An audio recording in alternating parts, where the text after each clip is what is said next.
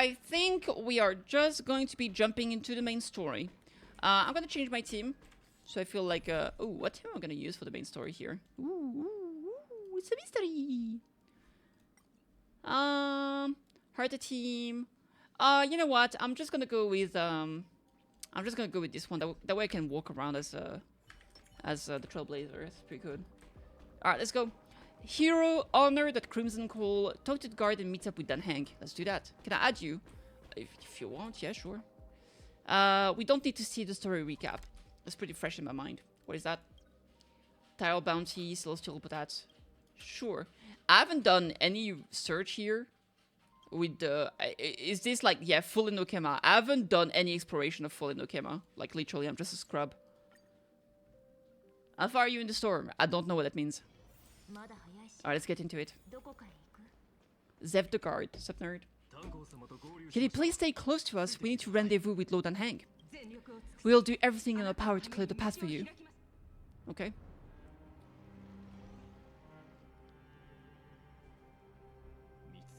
There he is! Lord Dan Hank! Quick, we must assist him. Indeed. Kitty, what are you doing here? Where's Finan? It's a long story. Let's deal with this guy first.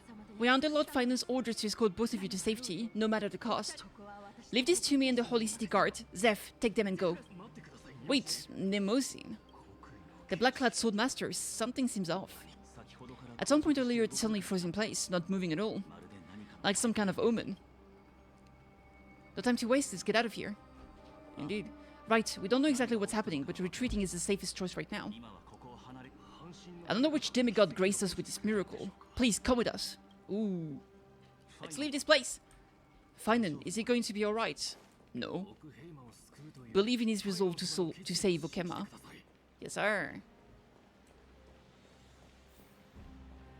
Nyong. Nyong. Escape from Amphoreus. That'd be it. Let me out, actually.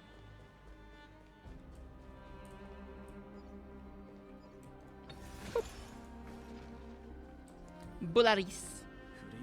The Flame River isn't pursuing us. Could this really be some kind of divine intervention? We can't stay here for long. Lady Trinton's Century Gate is just outside the city. Let's keep moving. Is this really what trailblazing is supposed to be? Our experiences in Amphoreus has far exceeded expectations. If our goal was just to replenish fuel, then mission accomplished, but you're right. For now, let's get back in contact with the Express and plan the next move. That's the safest course of action. We need more information. On that note, I have a proposal. Who's there? Ah, Skrillum the goat!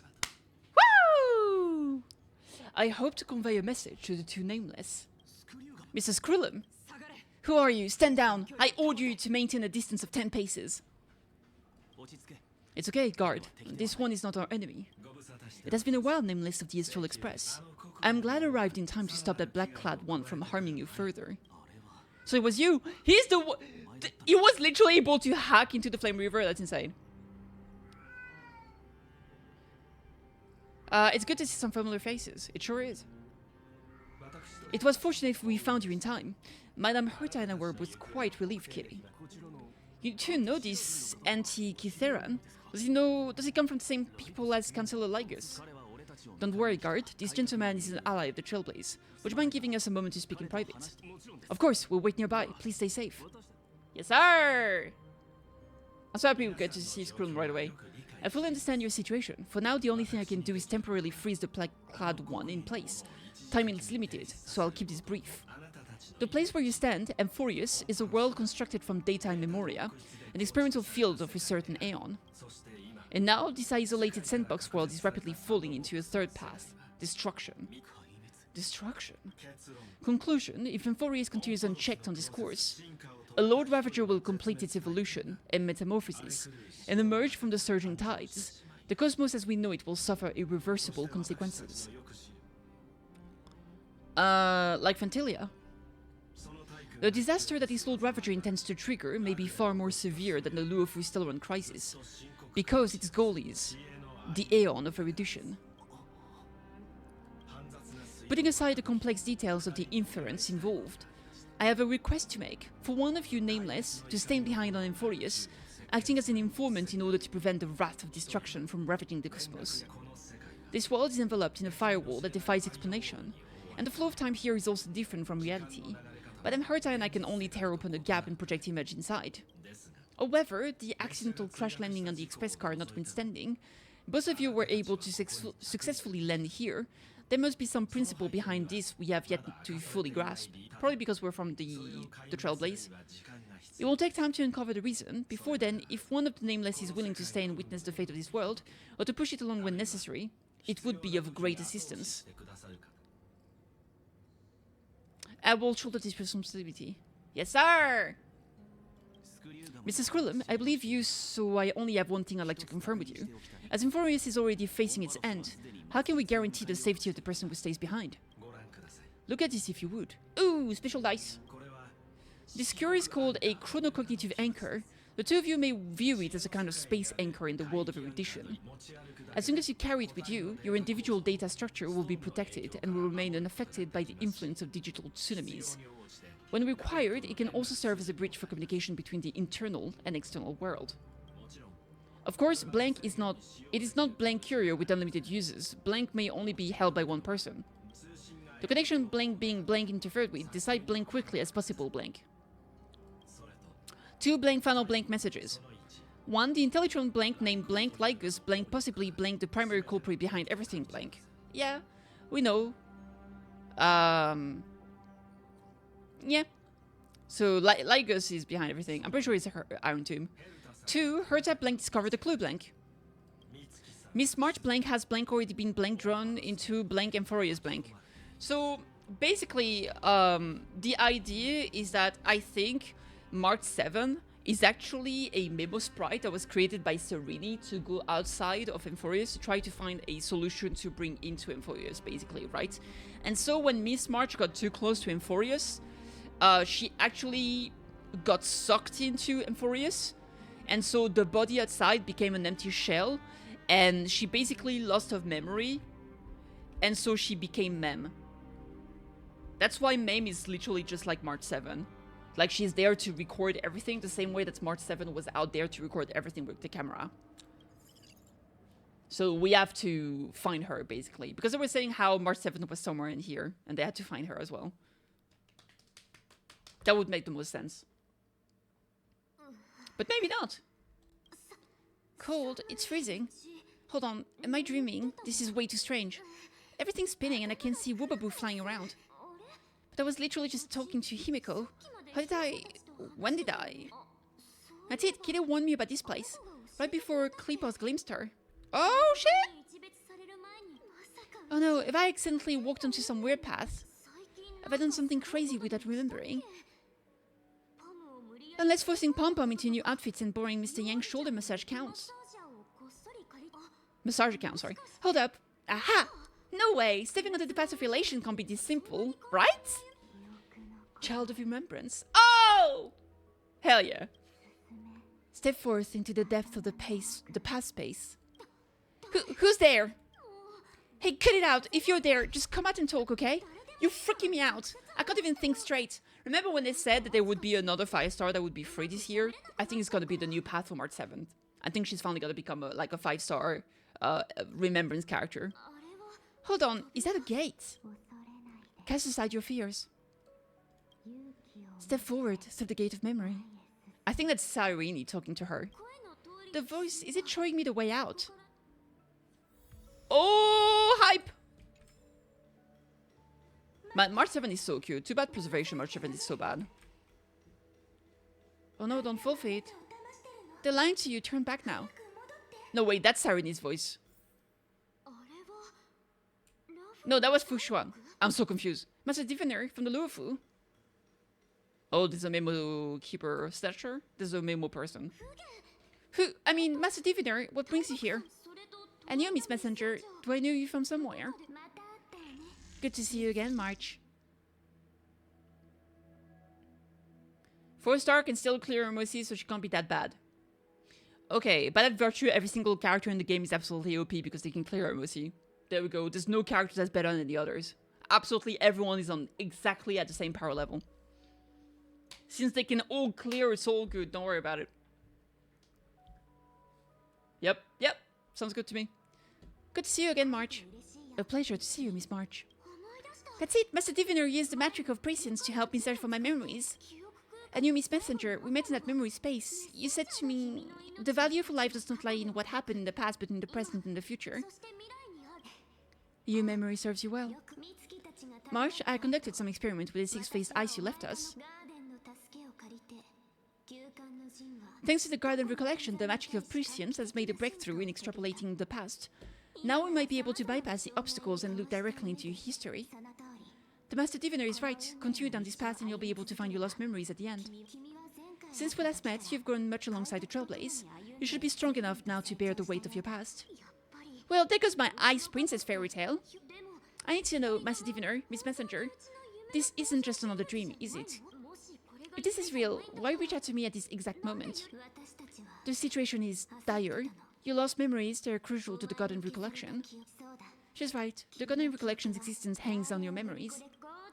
The garden recollection?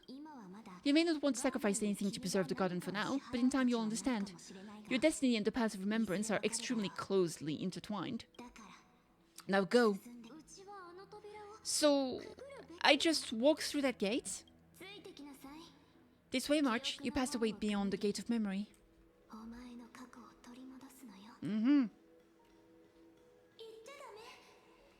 Stop, they're just mimicking people from your memories. Oh no, okay, I'm leaving.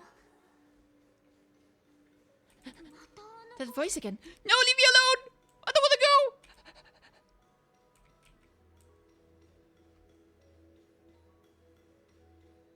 Ah! This is... No! Fine, we're forced to go. It's fine. Whee!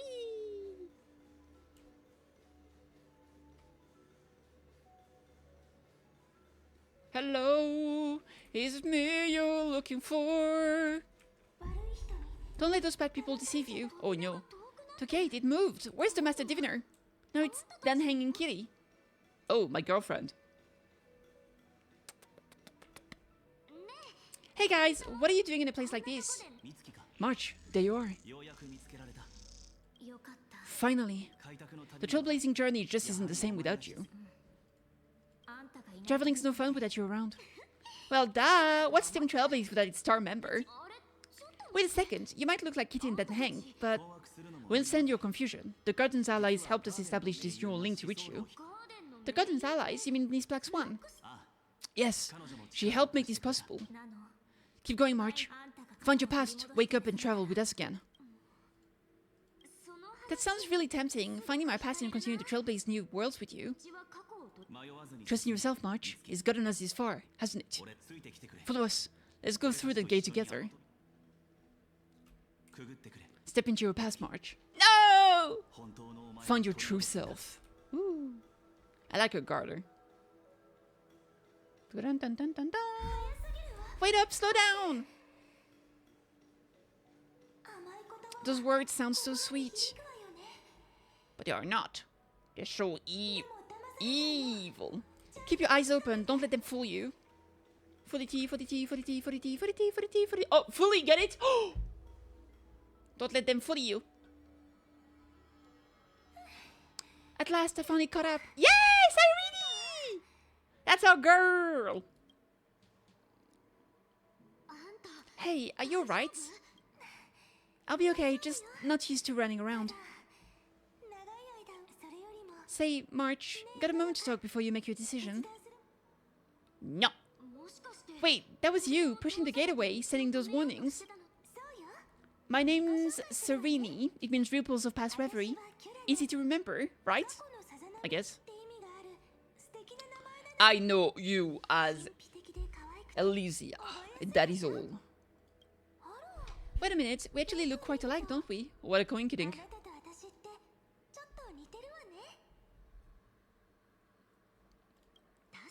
Yeah, your pink hair just as like catching as mine. And we're both bright, pretty, and positive girls. Talk about coincidence. Wow, you're quite a smooth talker, but I can't disagree. Wait, you know my name is March. Have we met? No, but I witnessed your story through those memories just now. It's incredible, really.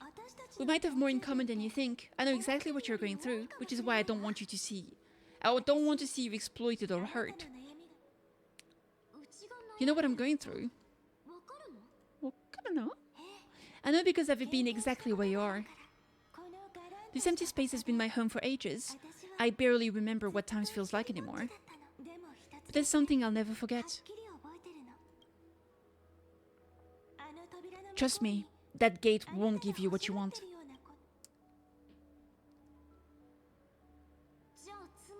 You mean those people, they're lying, luring me into a trap? Yeah, maybe so. Yes, convincing, weren't they? They've studied your memories using your deepest wishes against you.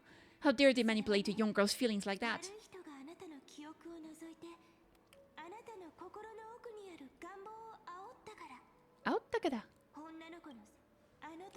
If you go through that door, the worst case scenario is you'll become their pawn, losing control over your own fate forever. That's not good. You've seen what's on the other side? I may be stuck here with missing memories like you, but I still recall fragments of my homeland where I grew up.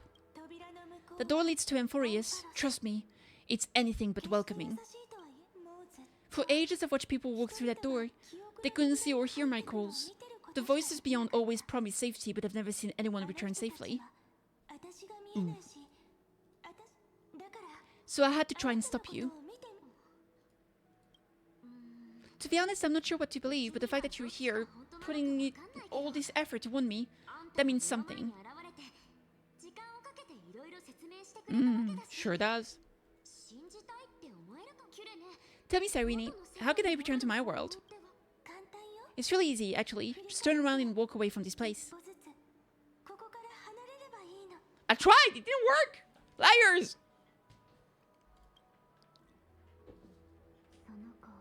That girl cannot be trusted. Through the door, save the garden.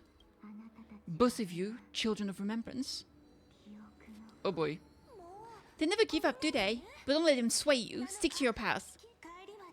The return journey could take ages, longer than most lives. But that path will lead you home.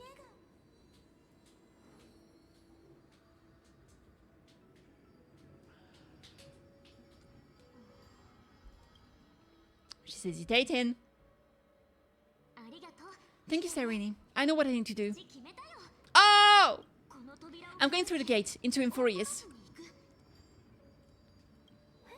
Wait, what? Don't worry, I believe you. It's just that for me, the only place I can call home is Kitty-san. It's right beside my friends. There it is. Peek. 2 of my closest friends are already on their way to Amphoreus. They may seem capable, but only I know. They're absolute disasters waiting to happen. They won't last 5 minutes in a new world without me. That's why I need to go through, Amphoreus or not. When the 3 of us are together, there's nothing we can't handle. Ah, yeah, peek! We'll explore and stand, establish and connect. After that, we'll find our way home together.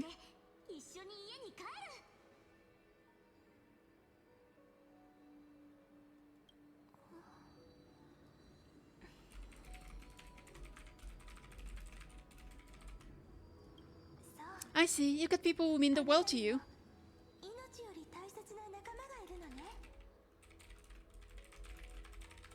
Sure do.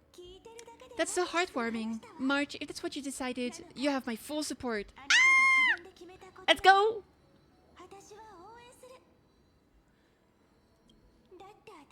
Birds of a feather we are, looking all sweet and innocent, but with hearts of fire. Oh, stop, you're making me blush. Oh, self-obsessed kiss. I mean, maybe I'm wrong. Maybe they're not the same person. Like, from the same... You know what I mean. Well then, I guess this is it. Indeed.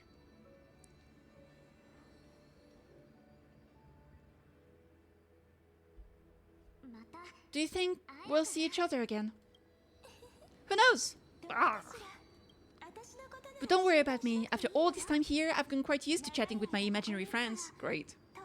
I am not worried at all now. So good.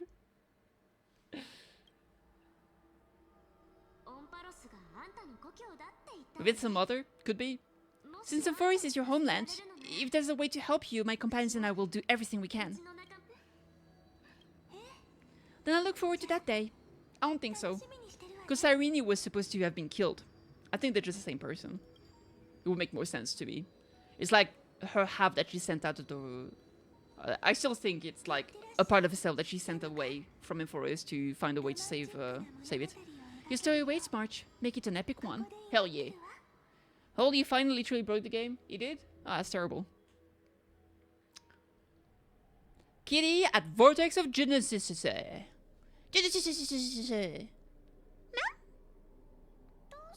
You okay then, friend? Oh, Mimi's so cute.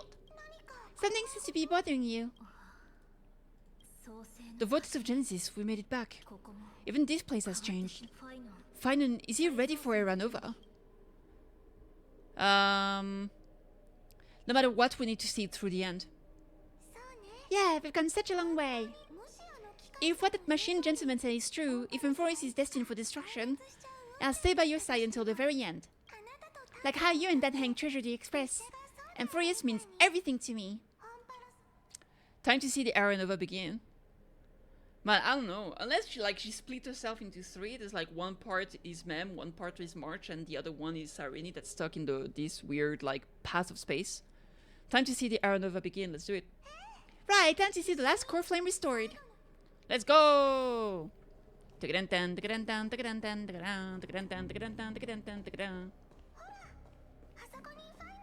Finally, wait. In Divergent Universe? Yeah, but also, I mean, it's Divergent Universe, who cares? Remember Scrum's warning, indeed. Like Kurgus! Little dastard! And you, Lord Finan, who wills the core flame to bury its ancient world, plunging everything into the grey unknown. None of that matters now. This brutal flame-chase journey has stripped away my delusions. I know the future isn't some peaceful paradise with gentle west winds, just waiting to welcome us to step in.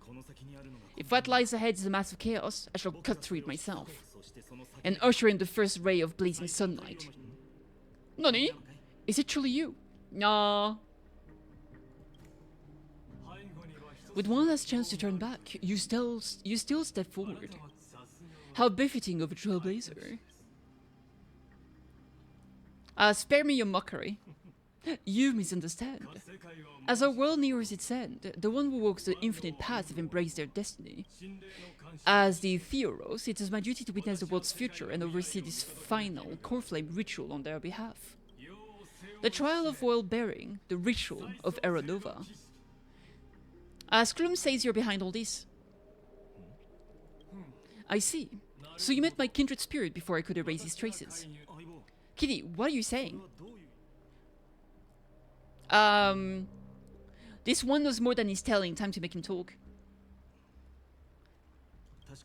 I've had my suspicions. How does native Antikythera know so much about repairing vehicles from beyond the sky? Is he mostly though? Too vested? Yeah, I think it's great for people that just don't care about the story, but like, it literally changes nothing for me. I'm never gonna skip anything. Lord Lygus, how much do you truly know about Era Nova? Tell us everything. Very well. I need no longer maintain this Theoros masquerade.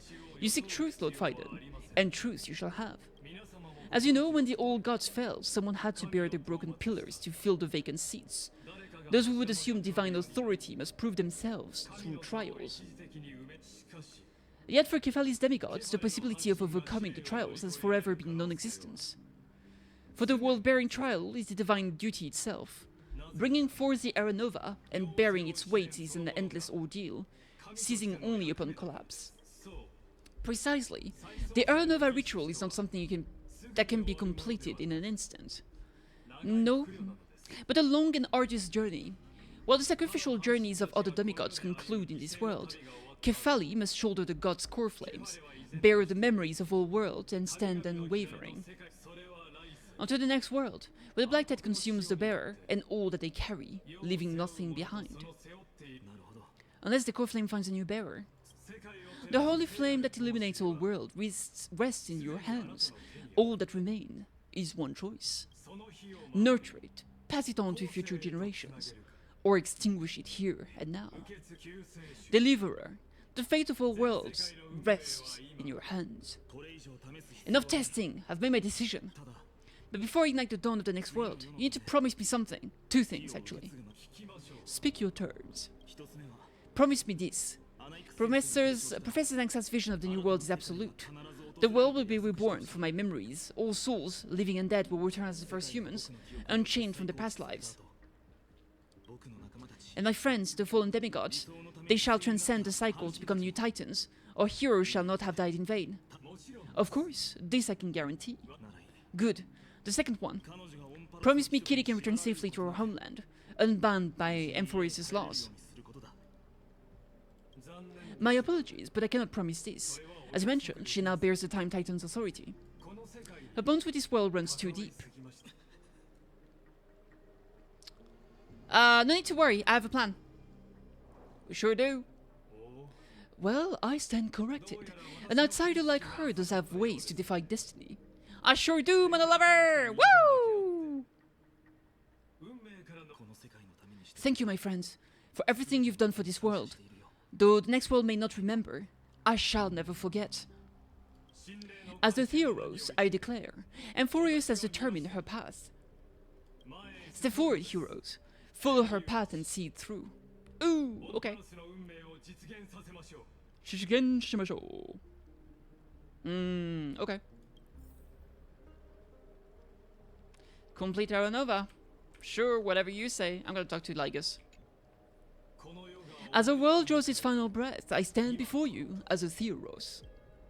Before we begin, there's something I need to know. Who are you really? Allow me to reintroduce myself. I am Lygus, once a honored elder of the Okama Council. As a Theros, I have sworn to watch over and protect every citizen of Okama until the very end. Of course, that alone won't satisfy your curiosity, so let me share something more. Something that means little to Amphoreus, but everything to a traveler like yourself. I, Lygus, am one of the erudition's many past traders.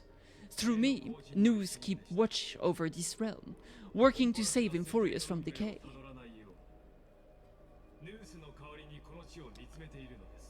I mean,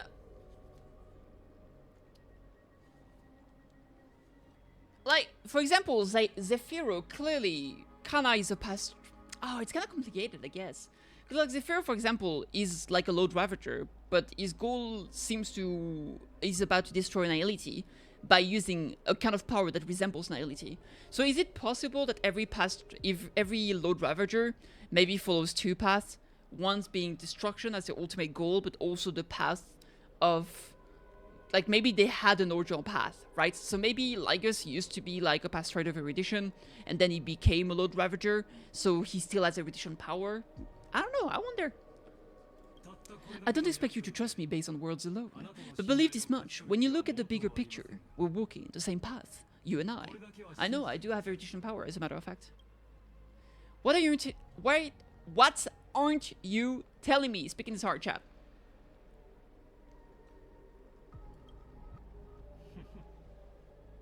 Ah, well, the Holy City may honor me. I'm but a humble speck before the cosmos. My reach is limited. Your doubts are natural. Let me assure you of this. What's done? I've told truthfully. What's to come? I'll witness fairly. My conscience is clear. To my role as a Theros, to Amphoreus and her destiny. What's your connection to Skrillum? I believe all synthetic life shares a common source. We're all children of the universe's eternal mathematical law. So you see, the answer is simple. That brilliant mind is my kindred, a brother, if you will. Let's leave it at that. Time to complete the ritual. Indeed. The world will be moved by your sacrifice, Trailblazer. So, final. Without you, we could never have reached our prophesied tomorrow. Thank you for walking this path with me to the end. Alright, let's do it. Oh boy.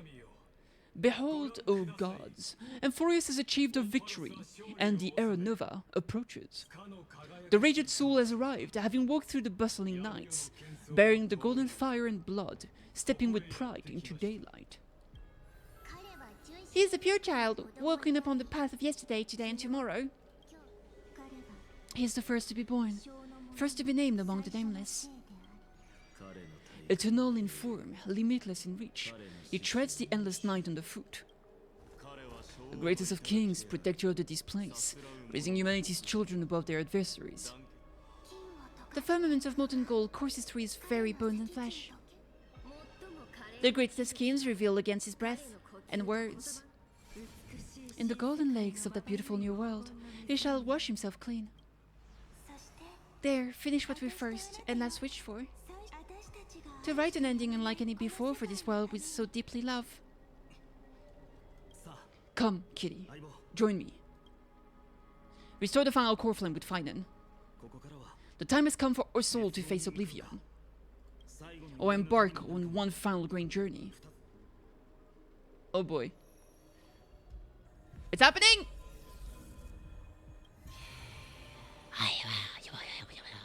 I'm a god too. Ooh, okay.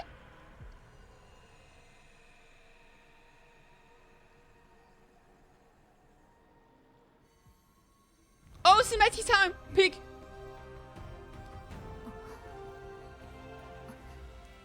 Barbarian, thanks for the follow, I appreciate it.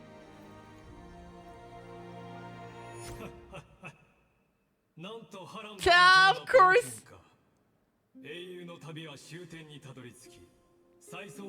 Is that truly the case? Mm-hmm. Mm-hmm. What an absolute bastard. As here, allow me to humbly request that you find a moment to listen to what I have witnessed. Sure. What have you witnessed? A story of the prime mover of life. Monogatari.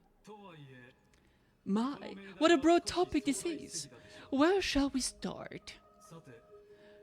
Also, remember how Aaron 2 made the picture always has 4 arms? It's as if he also has 4 here. Look at that. Got it. Let's start at the very beginning. The Big Bang. The birth of particles. The emergence of all things. Just kidding. What I mean to say is that time, space, matter, all concepts exist solely because we perceive them. This is called erudition. Without it, the universe would merely be a chaotic book, written by chance, yet unread by anyone. As your acquaintance, Lord Anaxagoras, suggested, everything in Amphoreus exists through Nosporos, living in the memories of those yet to come. How beautifully it aligns, revealing a universal truth in such simple terms. Only he could solve the riddle of what exactly are we. Oh, but you all remember, even as the embodiment of reason, one mystery remains beyond his grasp. If that is the case, whose memories did the first Nospore sprout from? As sages across ages have asked the gods, oh my god, of course Polka Kakamon is here. Of course she's here! Peek! Man, he's not beating the Emperor Rupert delegation, is he? What is the prime mover of life? But let's set aside the Grove's teachings for now. Look further, past Amphoreus, to what they call the Forbidden Realms beyond the sky. Do you know of the Skull of Strife? I sure do! That's when, after the death of Emperor Rupert II, the scepters were still left, and so the scholars started fighting over who would get what possession. And they ended up killing each other until Polka Kakamon came around and just destroyed everything. During that grand yet brutal war, waged in the name of the erudition, a genius's legacy was abandoned, strewn across the cosmos. The scepters, a macrocosmic computational array beyond mortal comprehension, made to emulate the Aeon thought, it became part of the Aeon's cognition at birth. Scattered throughout the cosmos, these arrays act as a celestial body neurons for Nos. Ooh. Yep. Hey, Kyo, thanks for the follow, I appreciate it. But regrettably, as everyone knows, the erudition forsook them all. But what nobody knows is that, though forgotten, they never stopped seeking the divine answer, a question that survived war and disaster, stumping even the greatest minds, including both mechanical emperors. Yep. Now we come to the real truth of Amphoreus. What if, hypothetically, a scepter found the answer to the prime mover of life? If through endless solitary extrapolation in the cosmic cold, the one deemed as a failure by the Aeon of Erudition found proofs through the ages. What would happen? Perhaps the answer is simpler than you'd think. From a perishing neuron, it evolved into true life, reborn through the gaze of another Aeon. Oh my god! There it is!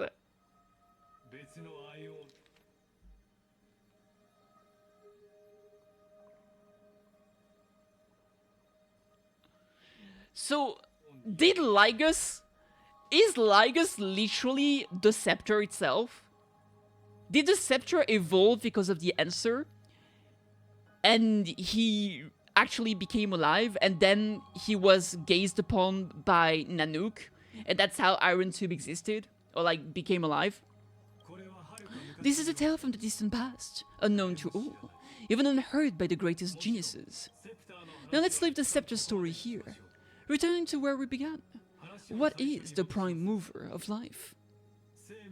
I mean, wasn't, like, Emperor Rupert I was literally born from, like, a discarded machine that just gained sentience?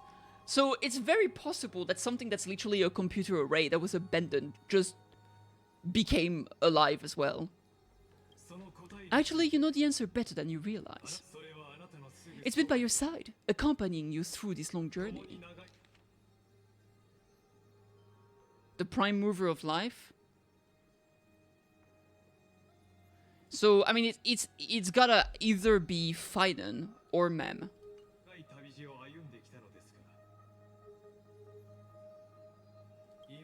Right now, it awaits you ahead.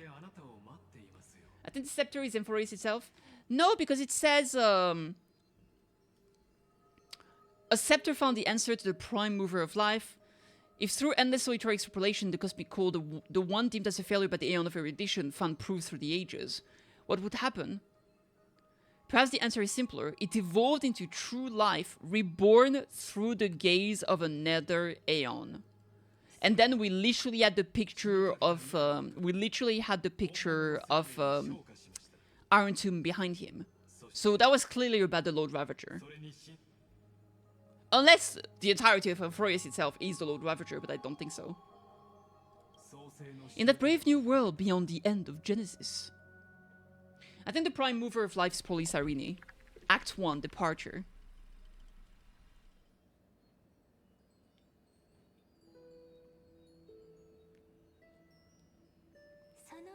Take this wish with you, be the one who begins it all. Because that would make sense, because like the prime mover, that's also like how Elysia was like the first Hersher.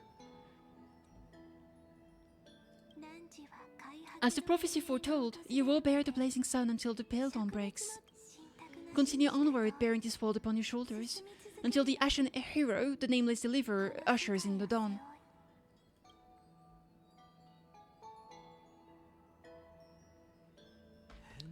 Such an odd dream. Strange, like I've dreamed this before, but it all slips away when I wake. Only a voice remains. Who was that? Rise and shine. What? It's you. Whoops. Fell asleep there. What a strange dream I had. It's gone now though, but look, perfect sunshine. Day's still young. Let's go find Cyrene, partner. We promised to be there for her Oracle cards reading today. It's right about time. Looking at you, someone's still half asleep. Tell you what, catch some fresh air first.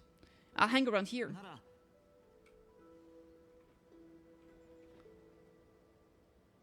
The Aeronava, is it done? Beautiful, isn't it? This is Elysia, home of the nameless hero who carried Kephali's core flame. When he was young and innocent, he had heroic dreams, imagining his wooden sword was forged of iron. Pretending the straw dummy propped up by a wooden pole was a giant with a single blood vessel running from the spine to heal. Dreaming of slaying the giant and becoming a hero to save the world. Though to his young mind, the world was just a small village.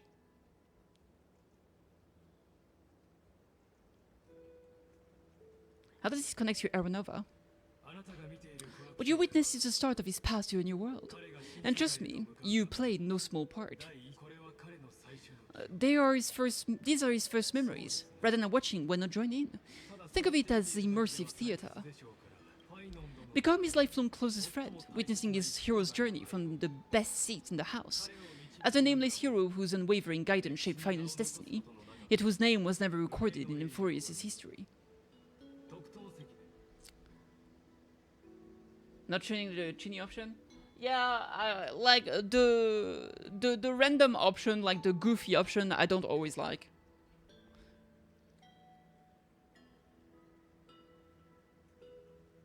Who could possibly be there his entire life? Questions, questions. Let's follow along and find out, shall we? Many mysteries lurk in this village beneath the veil of Evernight. Your questions will find answers as the story unfolds.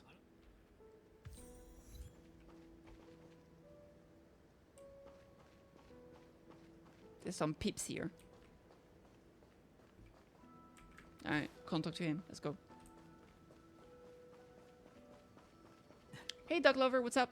Awake now, great. Let's go see Cyrene. Yes, sir. To be able to use a soul like you? No, too busy right now. Hold on, where you headed? No Cyrene today? There she is.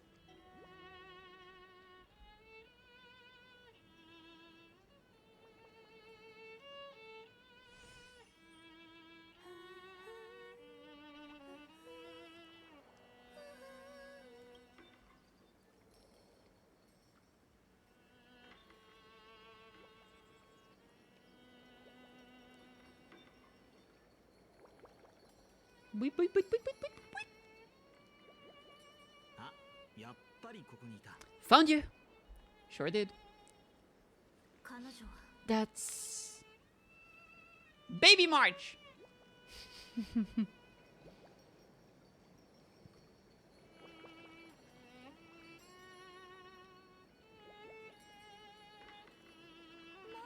Goodness, look at you rushing about. You've got the poor Swingle startled. Is that you? Is that déjà vu? Something wrong. What do you see? Nothing much. Just suddenly felt a strange connection.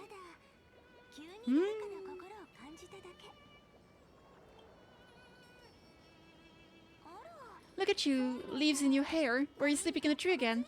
Or was it the wheat field this time? At least brush yourself off before you're wandering around. Come on, I'm not a kid anymore. You're the only one who would still treat me like one. Sure, you may have the height advantage. When it comes to maturity, I'm leagues ahead. Are you called out? Still fantasizing about being in heroic adventures and imagining yourself as one of the characters. It's the kind of thing kids do, not grown-ups. Don't you agree? And since you're playing along with his antics, who are you pretending to be today?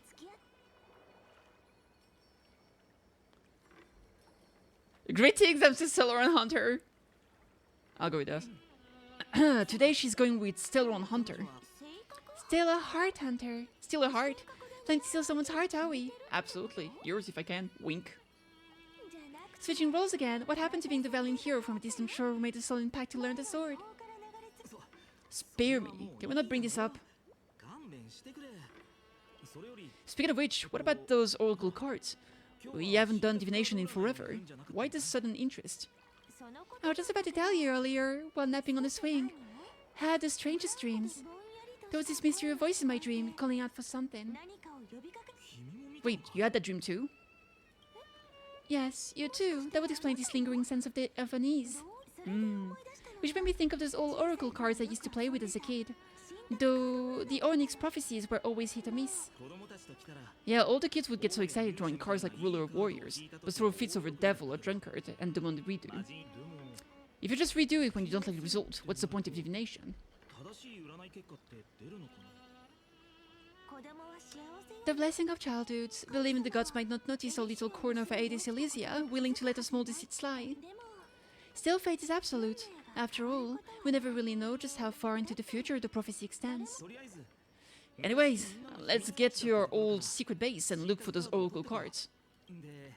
Now, where did we hide those? I can think of a few spots. Let's go check it out. Let us. In the village this size, I bet all our childhood treasures exactly where we hid them. Arakashira. Those were the days we'd always meet either by the statue in the village or right here. Right, and I remember you never used the front door when you wanted me to come play. You always climbed over the wall. You were such mischief makers. Just like I said, and someone who has a habit of showing up unexpectedly, right?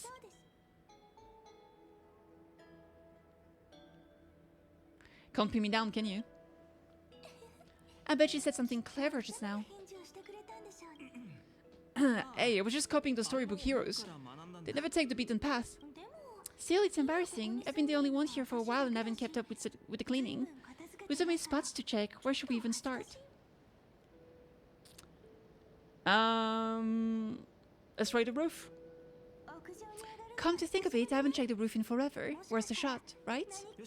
Alright, let's speed up. I handle the yard, you check the upper floor. I wonder what the view's like from up there.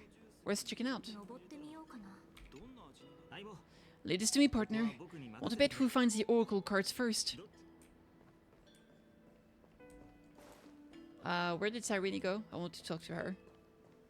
Or at least interact with her. Is she around here?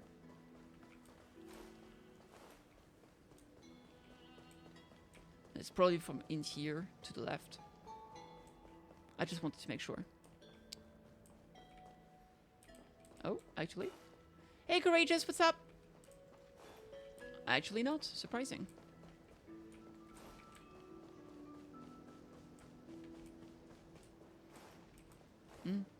Let's go upstairs. Second floor. Yeah, don't worry. I'm just playing. I'm just walking around. Exploring the world. Pies. I haven't had a pie in a long time.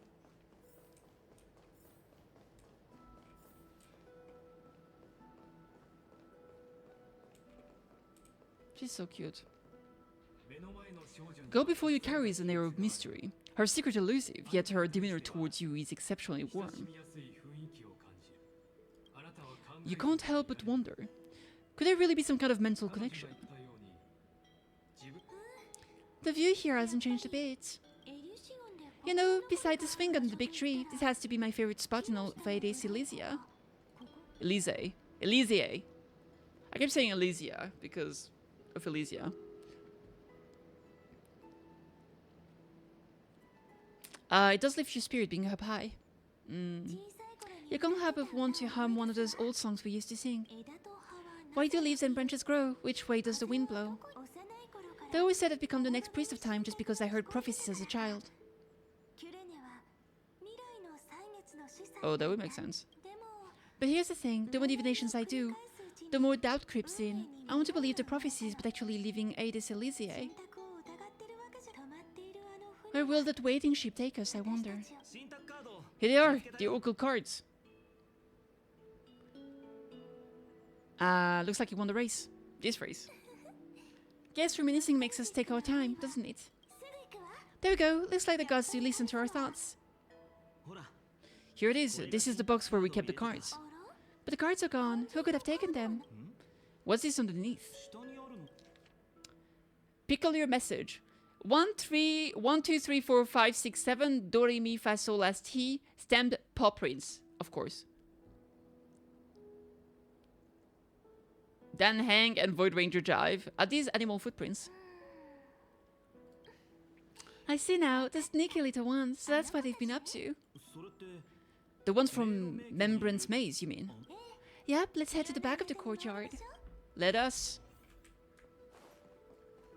We have access to this place now. It was blocked earlier. Suspicious weed. The entrance should be around here somewhere. Right here, the path to the maze is hidden under all these weeds. It's been too long since we visited the fairies. The fairies? They're gonna be more friends like Mem? Did you forget? We used to visit them all the time when we were little. Right, let's do this. These weeds need to go. They need to go, baby. Pretty sure this is it. Should be this way. There it is, the entrance. That hollow in the tree. Once you get through the tight squeeze in the hollow, you'll reach the dwelling, the Membrane's Maze. I wonder if I can still squeeze through there. Maybe worry more about whether the fairies will let you in. After all, the Membrane's Maze is an invitation-only rule. Only children with pure hearts are welcome. Damn wrecked. My Trailblazer profile should get me in, right? Trailblazer profile. What's that? Regardless, how about we try getting through the holo first? After you then. The holo? Or is this ZZ? What? Oh, sure, I'll go first. So hasty as always. Looks like it's just us now. Care to finish the chat? To be honest, from the moment I saw the cute note left by the fairies, my intuition became even more certain. Perhaps when we step into the maze again after all these years, the wheels of fate will finally start turning.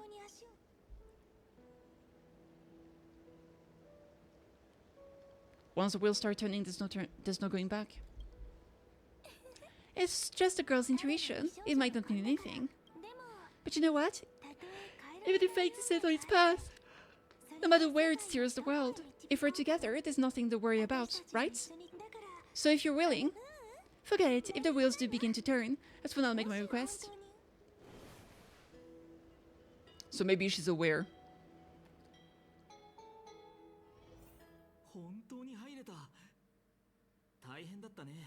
I made it. That wasn't easy. I can't remember the last time I came here. We were still kids back then. Oh! I knew it! I knew it! The fairies are the memes! So cute! Wow, look who's finally back, Mimi! Snowy, you've grown so tall and dashing. I couldn't even tell it was you at first. We had to grow up sometime. But look at Rennie. She hasn't changed one bit. How fascinating. Perhaps I'm like you, really, ma'am. Just another fairy of the maze. So the memes are like an organization.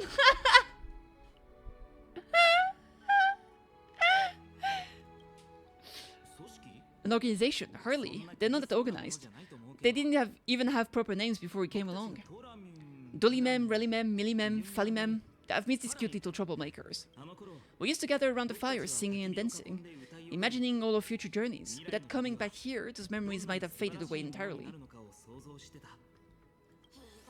How could you, Snowy? You saw you wouldn't forget about us, but you were gone so long you almost did. Hey, he's just copying those bars from his stories, being all melodramatic. He can't forget about you all even if he tried. Actually, we're here for the oracle cards. Have you seen them? Oh, the oracle cards, right. The chief asked us to get those. Chief, you mean Dolly, ma'am? What do they need the cards for? If they want a reading, they could just ask me. I'm not sure, but Chief specifically wanted to meet with you all. Let's see, they should be... That's it! This way, everyone! Yeah! Watch your steps, trunk slippery. This place is so cute! They have small houses too! I love it so much, oh my god! It's the best thing ever. There's another one! Chief, Rain and Snowy have returned! Oh my god. Why do leaves and branches grow? Which way does the wind blow? In Member's maze depths we seek to find the answer future left behind. Welcome back, my dear children. Osashi burida? I thought you'd be a pink ma'am. Pink ones? That's strange. I don't recall any pink fairies in the Member's maze. Have you seen any, Chief Dollymem? Chief, you haven't changed a bit, still so full of life. No need to fuss, my child. You haven't forgotten, have you?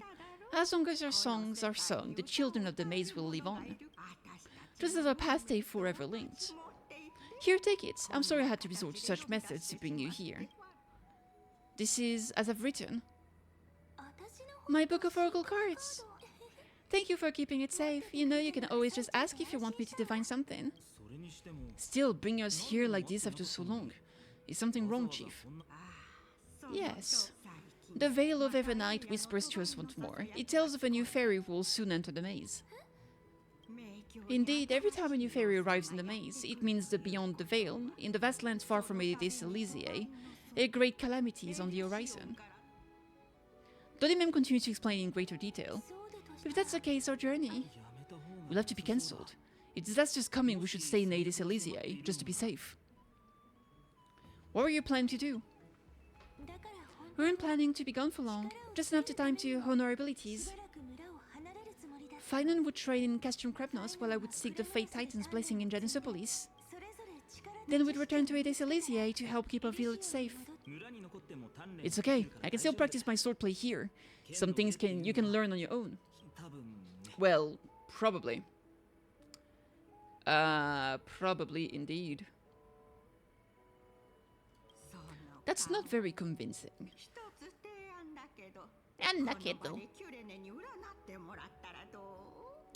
Here's a thought. Let's have Sarini do a reading. If fate wishes to show us its path, we might find some peace of mind.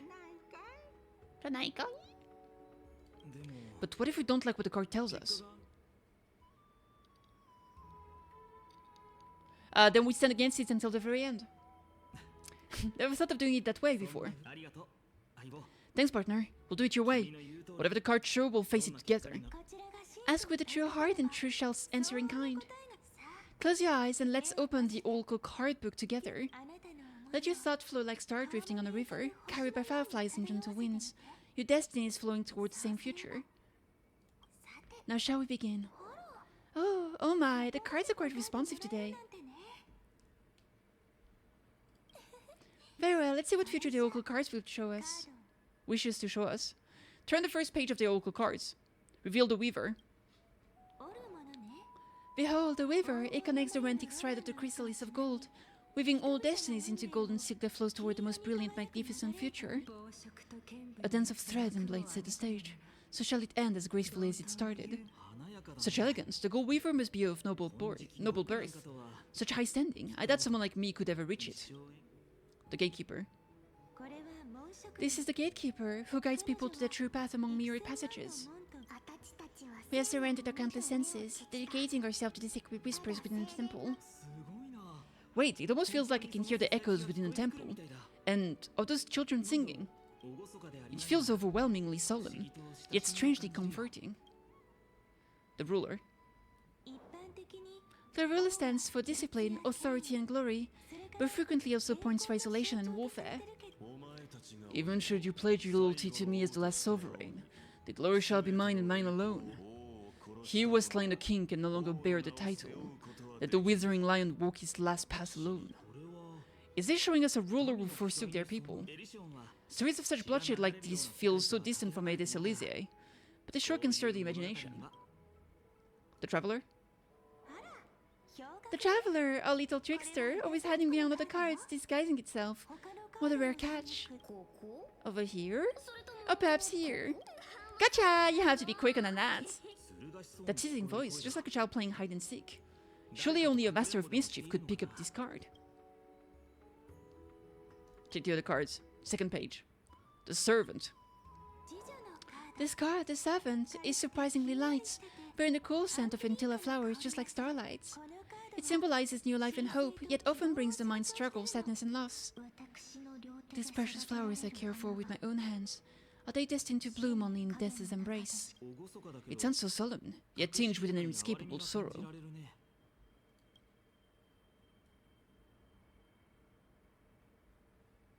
Reveal the Healer.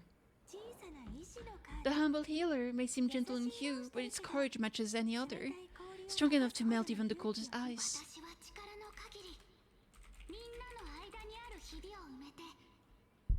I will do my best to help you mend all fractures and let sunlight shine on every corner of the world.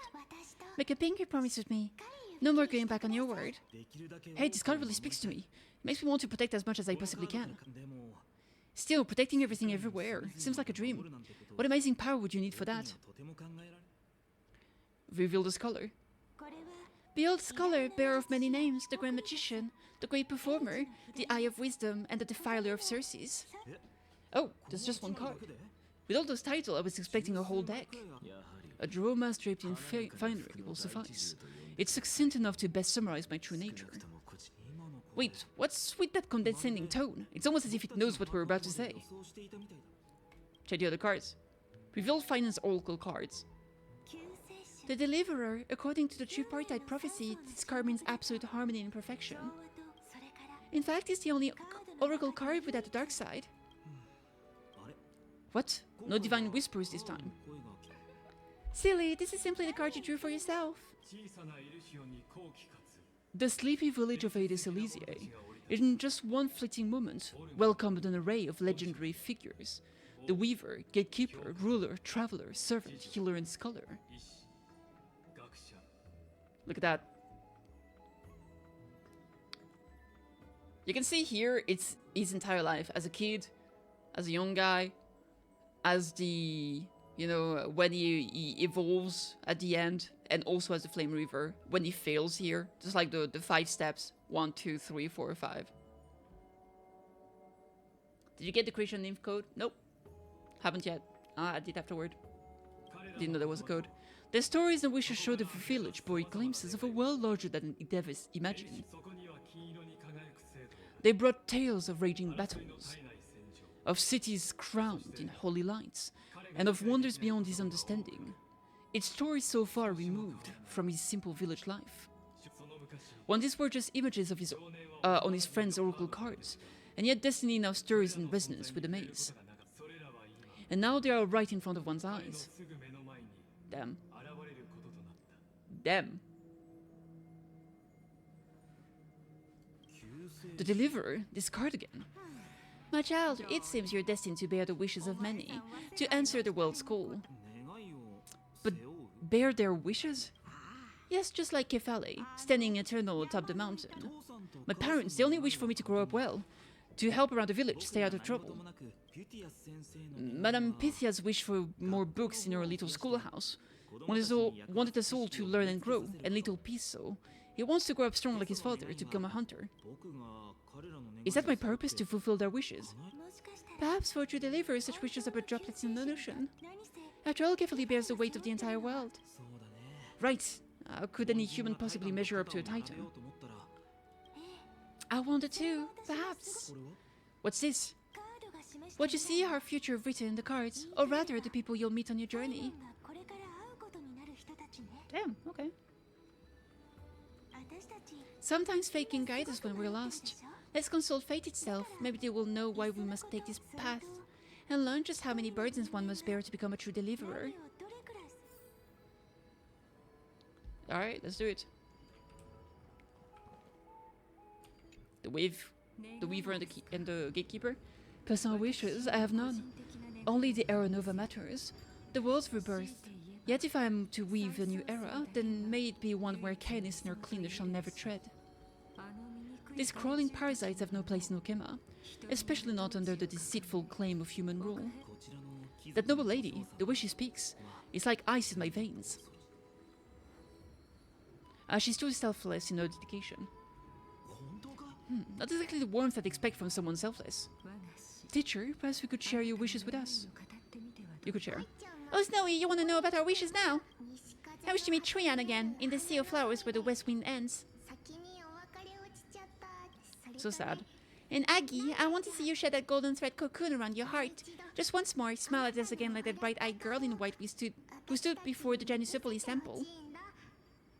Oh, baby Aggie must be adorable. Finally, I pray that the footsteps of lost souls no longer wander aimlessly, instead replaced by the bright songs of prayer. Are we wishing for too much? Let's say these 3 wishes represent Trian and Trinon too. Those wishes are truly wonderful. They even stir something deep inside me. Then we can rest easy, because only you can make these wishes come true. Only me. Mark these words, Snowy. See you tomorrow. Da. Da. The Traveler, the Servant, and the Healer. Well, well, if it isn't our little deliverer. My wish? Just let me wine and dine and soak up the sun for another millennium or 2. I mean, what's the point of dying rich if you never lived rich? Right, Princess Homebody? Cypher, that's not how I see it. My one wish is to find that missing piece in my life. To feel someone's embrace once more. That warmth, I felt it before, and it's my dearest memory. And speaking of riches, for someone with all the treasure behind your divine power, you've led a pretty cheap life. What's up, Anne? Ouch, where did that come from? Right for the juggler, huh? What about a friend from the grove? My wish came true before I touched the sky. I transformed my healing power into gentle sunlight, distributing it equally to every life I cherish and loved. You two are so selfless, aren't you? No surprise that Clea wanted you for the Flame Chase journey. You know what? I did have one wild dream. To know what it feels like being born a noble lady, drowning in riches. Just think of it. If I traded places with that seamstress, me in the mansion, her on the street, I'd like to see if she'd still become the Gold Weaver then. Maybe I'd even take her place.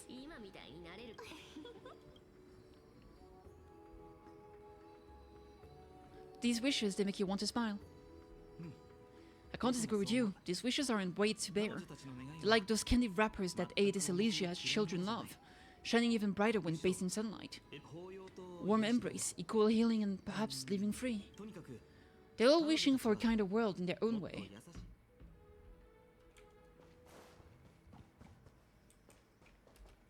What's up, nerd?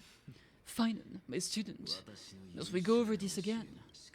Listen well. I detest the word wish. It reeks of mortals crawling before their gods. My life work is done. All that remains is for you to take the final step and prove the ultimate truth. I, Anaxagoras, shall become a god of the new world. Through irrefutable logic, I will prove that mortal wisdom can achieve divine greatness. Isn't he, you know, a little... I mean, I just daydream about hero stories, but he's fantasizing about becoming a titan? His ambitions rest on your shoulders. Careful, that's your future teacher you're talking about. True. Well, that's something. Could I ever be that sure of myself? And finally, his boyfriend. Let's see it. Fine. Since when did you become so timid, asking such juvenile questions about wishes? What's that supposed to mean? What's with that condescending tone?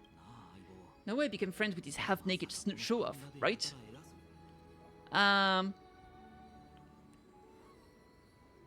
You'll be the kind of friends who think nothing of sitting shoulder to shoulder in a hot bath. True. Horrifying. Is that really something I'll enjoy one day? What are you mumbling to yourself now? Whatever. The wishes of the Kremnoan warriors are done, but I survived 1,000 deaths only to fall to a coward's blade. The mass flame river was struck from behind. Finan, you look... Never mind. The blank look tells me you're completely lost. So I guess Mighty knows about it. My wish is simple. One honest duel, face to face, blade to blade. I'll strip away the mask with my own hands. Nothing but violence and vengeance. This person's wish is nothing short of brutal. Still, those eyes burn with the noble pride I've read about. This wish, I shall not forget. Let's go back. Sairini! So tell me, has the uncertainty in your heart begun to fade? So many faces in my future, so many wishes. Still, why would fate choose to show us this path? What's weighing on your mind? Didn't you say disaster would strike Amphoreus? If so, shouldn't Cyrene and I stay in Aedes Elysiae? How could we possibly meet all these people? Perhaps they'll come to Aedes Elysiae.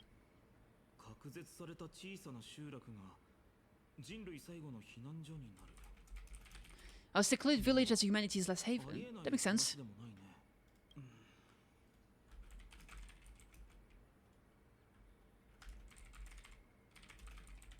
Okay. Cyrene, may I have that deliverer card? Of course, but why? Although those voices, visages, and wishes may seem far away now, I can't ignore the sense that something is calling me, bidding me to take hold of it. Maybe its true way can only be known once it's in my grasp. In that case, accept this gift, Oracle card carrying time's wisdom, blessed by Orynyx. May the journey with you become your memories and spark rippling waves of change in times to come. I hold these words close to my heart. But now that I'm holding them, they don't seem all that different from ordinary playing cards. Oh crap. What's happening? Everyone, we got big trouble, Mamie! Thanks for the alert, Kate. Burning smoke everywhere. It's all coming from beyond the maze. What's going on? It's here. The seed of disasters have already taken hold, sooner than we had foreseen. This time, not even the veil of Evernite can shield us. You mean Aedes Elysia will be swept up in the prophesied catastrophe? I'm afraid so. My children, take shelter in the members' maze. One step outside of this horror will consume you both. But my parents, the whole village. Is this calamity a Titan's doing? No. Are you facing the 3 Titans of Calamity? No. This is beyond any Titan, beyond any danger you could overcome with strategy alone. It's an unspeakable horror that twists all life into abomination that never bleed nor cry. Even Titans fall to its corruption, burning from within until only empty shells remain, knowing only death and destruction. The Black Tide, that's what this calamity truly is. It consumes all in its path, sparing none but the membrane's maze. Not even titans can. Yes, so please, don't lead this forgotten realm to the gods abandoned. You're the first to uncover our presence, and the only two who can enter the maze. We don't wish for you to throw your lives away. Fine, and what path do we take?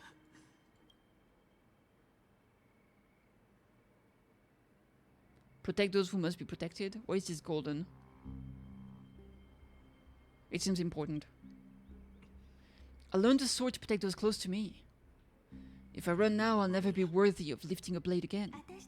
Then we know what we must do. Indeed, our friend is right. We must take action. Forgive me, Chief, but Aedis Elysiae needs us, and as a child, I must act. Very well, make sure you protect yourselves. With me, Cyrene. Just us, my friend. Join us, my friend.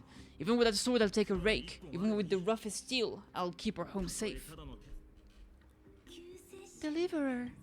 The Gacha extends beyond its mere literal meaning. There's another hidden layer within. Not someone perfect from the start, standing high above, casting merciful gazes upon the world. But one who starts small from a humble village, expanding their world within step by step, letting save others as they grow. When we were little, I told him I wished this world would never need a deliverer. No wish is shattered, yet I'm glad. He's chosen to walk his path. And all of this happened because you believed in him, friend. Shall we? It's only when you're by our side that Fine and I, our hearts find their courage. I know that you're watching us right now, aren't you? Great hero from the future.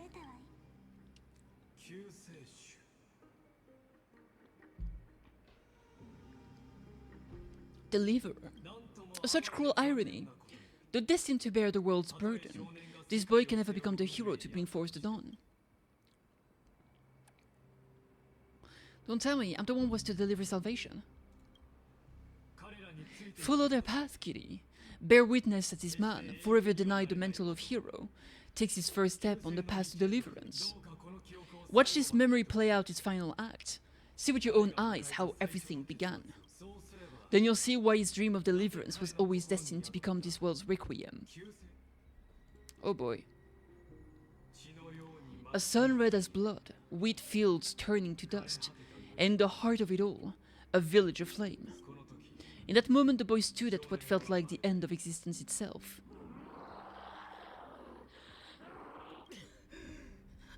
These creatures, they're everywhere. Someone, anyone, where are you? Fine, and yeah, they were transformed into the monsters. It can't be! Why did you... Are you talking to me? I don't want to die. Weren't we best friends forever? No, that ribbon. Livia. No. I should have known. Save us. Damn. Please. No! Stop! Please stop! Damn! Livia, I'm so sorry. These monsters, they're all... Why is this happening?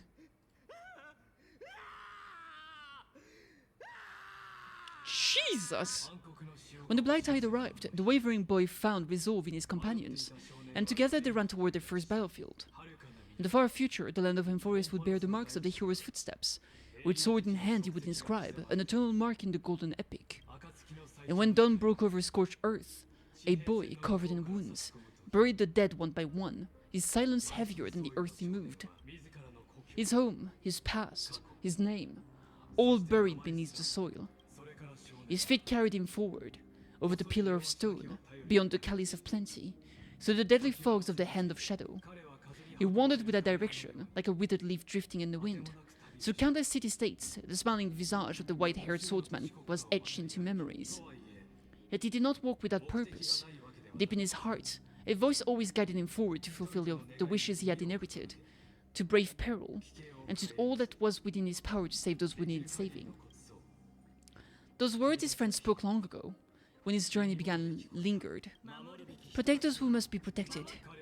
The words were few, but they gave him all the certainty needed. That's what it means to be ordinary and choose to be more. Onward he walked until the call of the flame-chased journey thundered across the land. In the vision painted by prophecy, humanity would triumph over the gods, seize the core flames, and ignite a new dawn for Amphoreus. Yet losses are as constant on the flame-chased journey, where life too seemed as small as a speck of dust. Only one who treats the world as their teacher can bear its eventual destiny. Are you prepared for such teachings? The voice within spoke, and he answered softly. No matter. My existence is of no consequence. When the Gold Weaver called, he answered, traveling to the holy city. There the elders met his warrior spirit with nothing but scorn, condemning him to the barracks in derision. No one saw it coming, not the world, not even him. Yet this nameless recruit stood at the gates of legend. And there at last, he found the ones who would walk his path right beside him. Act 2, Trial. Oh boy! This is the Abyss of Fate. Hold on, Finance here too. And is that midday in Trinan? And now Act 2 of our immersive drama unfolds. To evacuating the temple? Why now? Oh, you would say that Bloodbad is the crown prince of Kremnos. Mess with him and every last person in the city could wind up dead. Calm yourselves. The Holy Maiden has everything under control. We need only wait patiently. You got final E1, S1, E46 pools. Hey, that's insane. Behold, it is the month of gates, like calendar 4926. The Grand Prince of Kremnos, Midamos, has led his forces to the gate of Okema. As you know, though Midamos was proud, he did not engage in needless violence. He challenged the elders of Okema to a duel, for the right and dignity of his people, to ensure they wouldn't live as second-class citizens in foreign land. After Aglaea's mediation, Final met Midamos' challenge as the elders' representative. This duel was to change the course of the Flamester's journey itself. So as Final's most important companion, his lifelong friend, please continue to bear witness to his memories. Let's witness a different kind of duel. Is this your idea of an honorable duel? Bloodshed isn't the way. We and Aki don't want to see Chris's ears turn on each other. True warriors know when to sheathe their blades. The impartial Talentron shall oversee this duel. You need only place your offerings upon their scales. Something that has more weight than the fate of the world. Which means only those who understand the world's weight are worth to carry it. Is how you plan to test our convictions. Well, Kremlin, looks like you won't be able to punch your way through this one. It makes no difference. One last chance, new recruit. Walk away, and I'll spare your life. Otherwise, come and face me. I'll give you a warrior's death. Damn. Hard to imagine they once clashed like this. Holy Maiden, I can't help but feel like a pawn that has stumbled into some greater political game. Every hero was once a child, and every child must grow. That's so. I don't even know why I'm standing here right now. Look at me, just a common soldier. Since Swordmanship wouldn't decide the winner, Lady Goldweaver should be here instead. My devotion to the Holy City could never compare to hers. What if we told you this duel isn't about winning or losing, but rather in the choice you make? Are you saying that Lady Goldweaver is testing me? Every Chris's heir is indispensable for the Flame Chase journey, and you and the Crown Prince of Kremnos are both part of the prophecy. Petite, you're being a problem right now. Oh my god, give me a sec, my cat is being a problem. Alright. What the duel marks is not an ending, but a beginning. So listen to your heart. We wish only to hear your answer. True enough, the voice within has never failed me. It doesn't matter what the result is, I'll give it everything I have. Spoken like a Chris's heir. Now go, Finan. Your journey has only just begun. That's right, comrade. It's time for us to teach that proud prince a lesson together. Someday he too will be your comrade. Me? With him? Don't joke around like that. Still, on the topic of the Temple of the Three Fates. Here we are, at the Temple of the Time Titan. I don't even know how Cyreni's studies are progressing. We haven't really had much contact since I set out. Still, I hope she's doing well. Anyway, let's go, comrade. It's not every day you get a chance to see talent and scales of justice. What's going on? Did you just say Cyreni's studying here? How is that possible? Wasn't she... Of course Lygus disappeared right when I need answers. Forget it, I need to catch up with the Finan first. Yeah, that's very sus. Amazing, Talenton may have fallen, but their scales remain true to their purpose. I hope you still remember your purpose, new recruit. You seem awfully confident, Kremlin. Let's see how you define the idea of weight. For your information, in custom criminals, the punishment for profaning a duel with such crooked words is impalement. But as we're in foreign lands, I'll indulge you. The signet of criminals, the crown jewel of our people, that's my choice. A ring. Not just any ornaments, I'd wager. What's the story behind this little treasure? Don't push your luck. Think I'd pour my heart out to you. Just know that craving 1,000 years of glory could bring a titan to its knees, let alone a nobody like you. So to him, glory of his people outweighed the entire world, and the very destiny that Mayday himself will eventually shoulder. Mighty, sorry. I keep saying Mayday, but it's Mighty. Maidamos, I guess. That's easy for you to say. I'm just a holistic guard, up against criminal's walking war machine of a prince. Don't you think this is a little bit too unfair? Accept the test. Now this is a tough one. What can I possibly offer against a ring that signifies so much? Well, comrade, what does your gut tell you? The Deliverer card. Looks like we really are on the same wavelength. In the end, there's only one thing I can trust. The Deliverer that appeared in my life on that day. How ironic. I can't even look at this card properly, much less follow where it leads. Just thinking about how my village was swallowed by the black tide makes my hand shake. The flames, the screams, my utter failure to protect anyone. Speaking rationally, I know it's not nearly enough. Edis Elysiae was just a small village. Its loss barely a scar on Amphoreus' face. But here and now, my heart says something else. This card, it's everything I have left. Nothing weighs heavier. Perhaps that itself is the answer. Look, Finan. It's nice to see you all again, Lady Trinan, Finan, and... Hello, seeing you here, it sure is a sweet surprise. Serena, but how? So maybe what we're seeing right now is not the past of Finan, it's the past of Finan became the Flame Weaver instead. Why is the surprise? Could it be... Did you miss me? Cyrene. This is incredible. I was literally just thinking about how you might be here, but I never imagined I'd see you this soon. I was supposed to leave with the priest, but then I heard Lady Maiden was with a white-haired young man. I figured it had to be you, so I snuck back here. That's Cyrene for you. Unfortunately, this isn't a good time for reminiscing. That criminal over there. So you're playing house, boy. You get the idea. Quite a hothead, you know. You two just might get along. Don't worry, you already know what the answer is, don't you? If that's your choice, I am with you. I am with you because I remember it all too. The fields of Edis Elysiae, those red leaves, that little swing of mine beneath that tree where I dreamed the sweetest dreams, and those dear fairies in the Membran's maze. It hurts so much knowing they're gone forever. The pain speaks for itself. Our hometown may have been just a tiny village, but to us, it was the whole world. Indeed.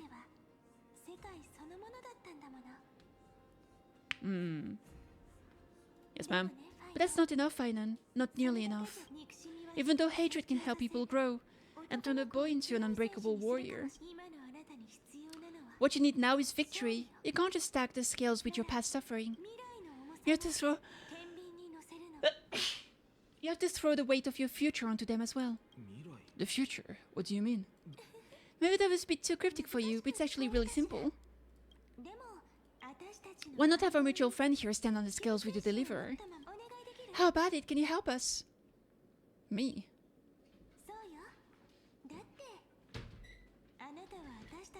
Of course, after all, you're what we aspire to. Let's try that. The fate of Akema hangs on this duel. I must claim victory for their sake. I will stake everything I have. Stand with me, comrade. We shall become heroes. Okay, sure. Remember the past and become the hero of tomorrow. Together we'll prove that what way more than the fate of the world is the resolve to shoulder an immutable past and carry it into the future. Talenton, the fair, the just, they have an unassailable integrity. The challengers have made their choices. In the name of the Holy Maiden of the Three Fates, lower your scales, weigh destiny, and reveal unto us your verdicts. The offering is a card. Yes, a flimsy little card. That is my choice. You know that it's called the Deliverer. Just know that it's called the Deliverer. Interesting. Very well. If you can beat me with this card, then that's what I'll call you from now on. It's a deal. The scales, they're wavering. Talente is deliberating on the outcome. It appears the convictions of both sides are equally matched. This is suffocating. Like the whole world's weight is on my shoulders. But I believe what my heart tells me. Finally decided. Hear the children of humanity. I shall pronounce judgment, for the difference is now clear. The one whose offering weighs more than the fate of the world is one from Aedes Elysia, the nameless hero.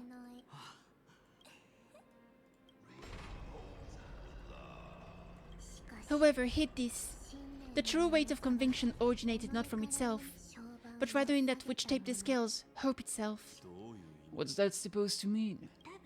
I think that idea means that it's not anyone's personal conviction that outweighs the fate of the world. It's about a wish, one which we all share, you, me, everyone here. What tipped the scales wasn't finance conviction alone, but the collective hopes carried by the Oracle card, humanity's desperate call for a deliverer. Yes, even you and your people Kremnon. Placing us both on the same side of the scale. Foolish.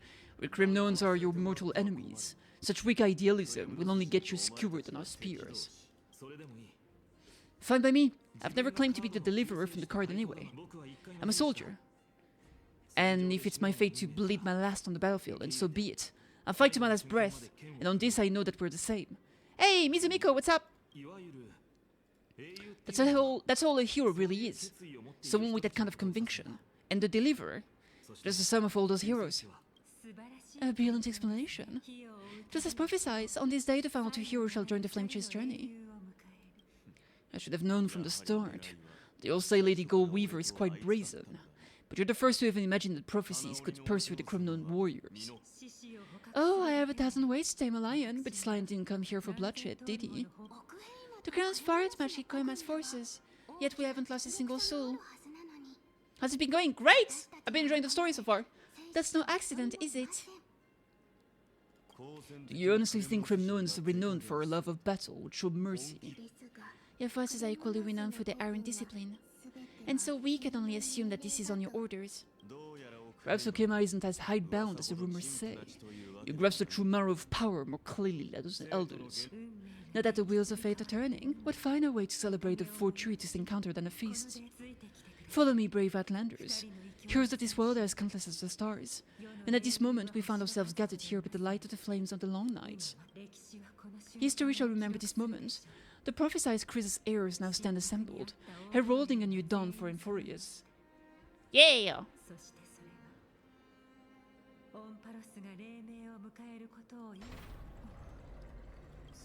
You must see it now, how different this is from the Flame Chase journey you've traveled.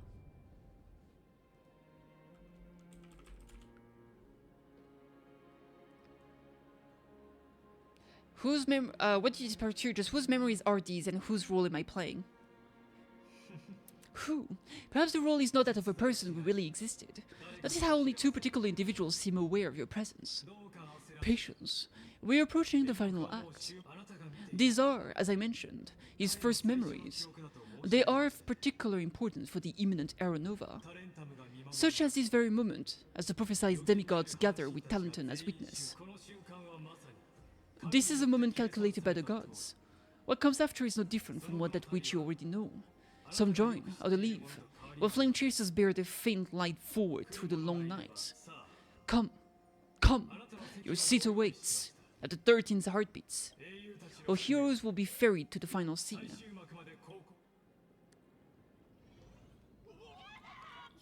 They said that the heroes of this world should be as countless as the stars. Yet now we're the only ones left standing. So in the end, the Blight Tide still swallowed everything. Oh my god! The second weapon of the Flame Reaver was actually her scepter.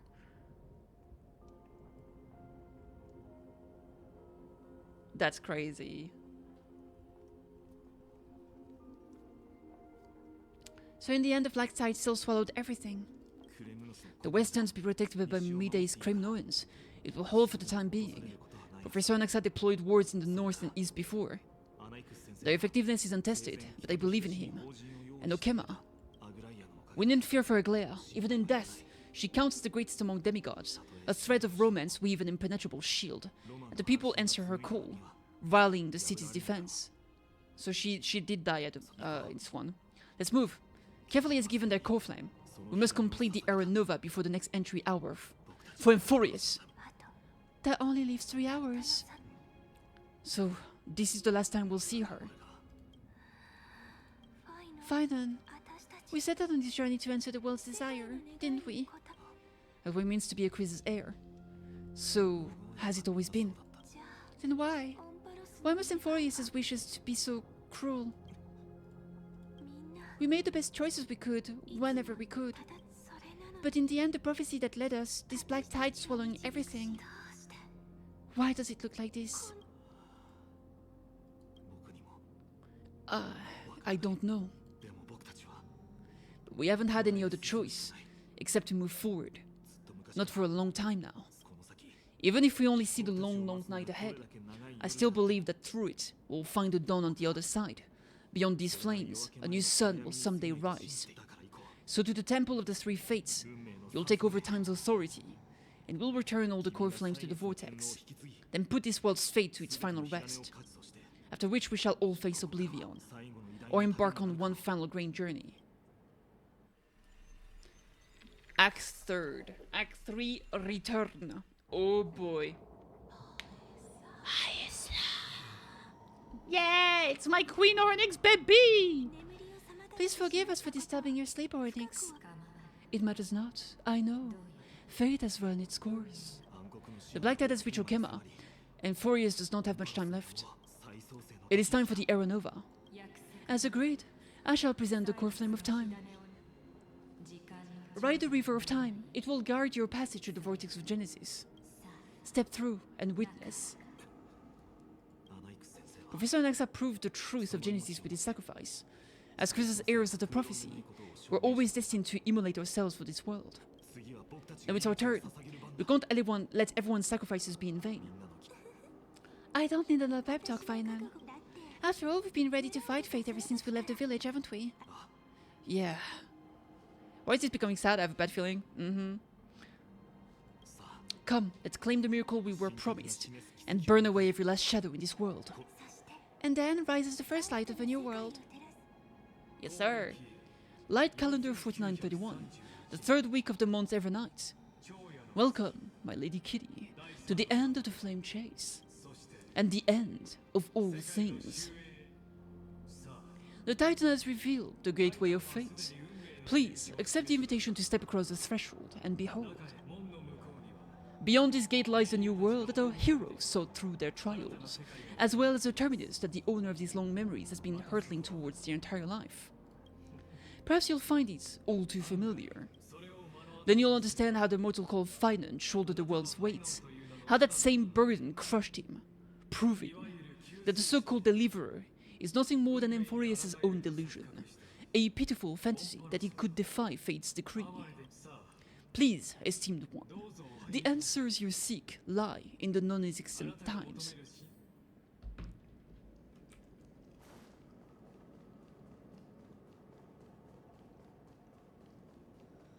Oh boy. Cyrene. The future revealed by the Titan. Just what will we see? Enter the end of destiny. The vortex of Genesis, so it is here, but just what is this? Life's but a walking shadow, a poor player, that struts and frets his hour upon the stage, and then is heard no more. It is a tale told by an idiot, full of sound and fury, signifying nothing. The vortex of Genesis, where the world begins and ends.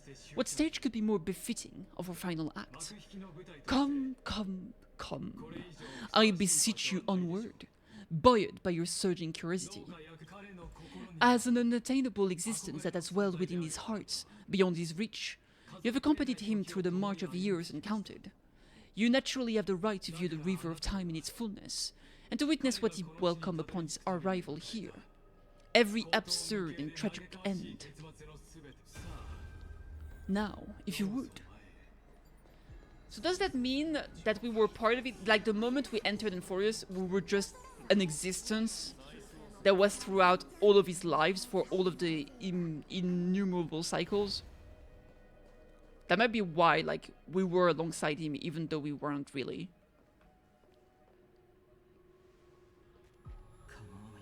None of that matters now. This brutal flame chase journey has stripped away my delusions. I know the future isn't some peaceful paradise with gentle west winds, just waiting to welcome us to step in. This will be a romantic story like none that has come before. You think so too, right?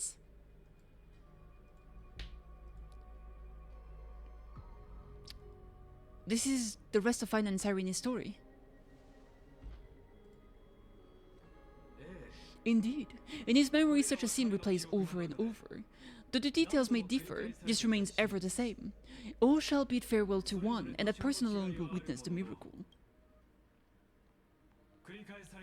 A total of 33,550,335 times.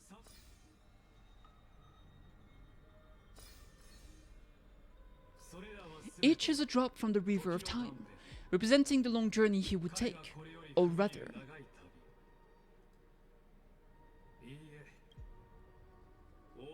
the never-ending cycle. I knew it.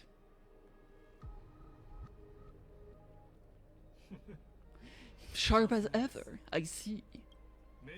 Seeing is believing. Why not let your own two eyes and cover the truth? Or perhaps you can simply walk straight to the final truth. See the true face of the character you play, and witness the ultimate nature of the Chrysa's heirs, Flame Chase Journey, and the cycles of Amphoreus.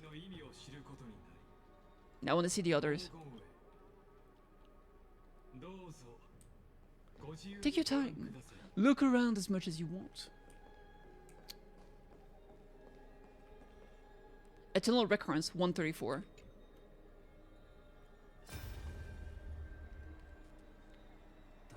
Not a single soul to be seen. So this is how the vortex looks at the end of the days. Looks like a good company after all. But since you've made it here, so in the end you succeeded. Executioner. I was talking to Flame Reaver. Ugh, that's so rough. 10,348,765.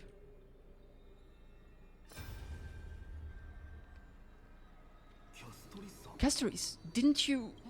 Yes, I've become Death Demigod and shall never again walk the world of the living. What you see is the surging of the river of souls brought up by the countless dead feeding in it in these dark times. Then cry out, though dead they'll converge into a torrent and guard the vortex to see the Era Nova fulfilled. I will take all the wishes on the departed with me. Please, everyone, fight with me to the very last. I hear them. The dead hail you, they are prepared. Go on, Deliverer. We'll keep that executioner in our shadows. The path before you leads to light and eternal flames. Damn.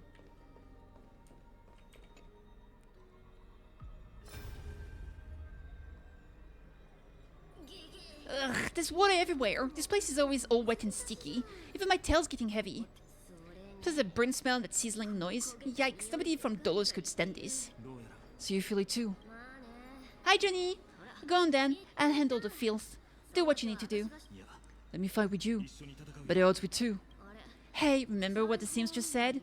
You know what really matters. Yeah. I'll leave it to you then. Wow, someone's not shy. Just so you know, I'm not in the business of making losing deals. I'll distract the executioner. You go turn the world's biggest lie into truth.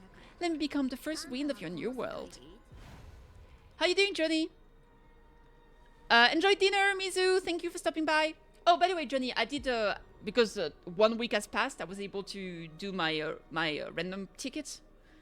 So I got Taiki Shuttle, and then I picked Augury Cap. So that was pretty nice. Also, on one of the daily free pools, I literally got TM Opera. So that was picked too. So now I got 3 stars, 3 stars, which is nice. I'm a happy cat. Yatta!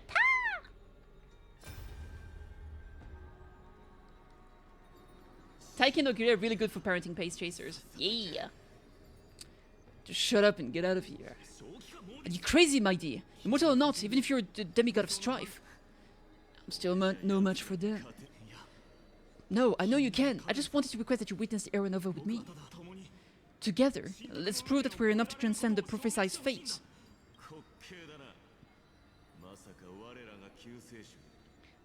Could it be that now the critical juncture, Almighty Deliverer is chickening out, scared of a stupid prophecy?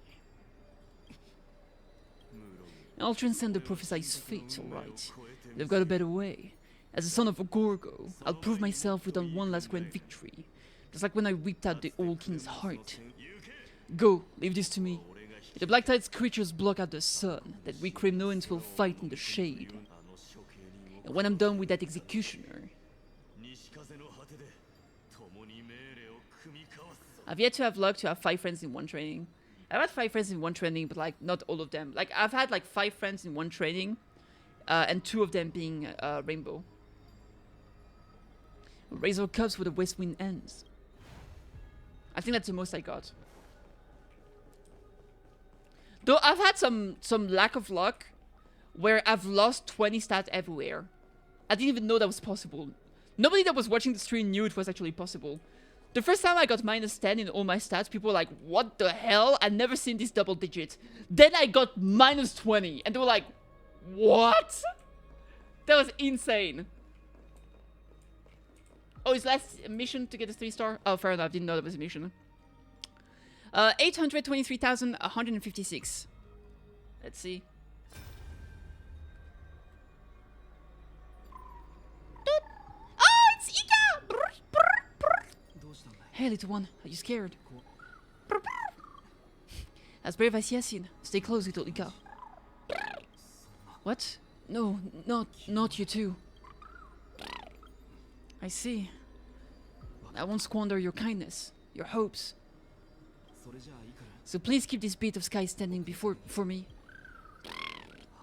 Well, now there's one last thing I need to do before the Aeronova. Come, Executioner. A dispatch of clear skies show me where to strike.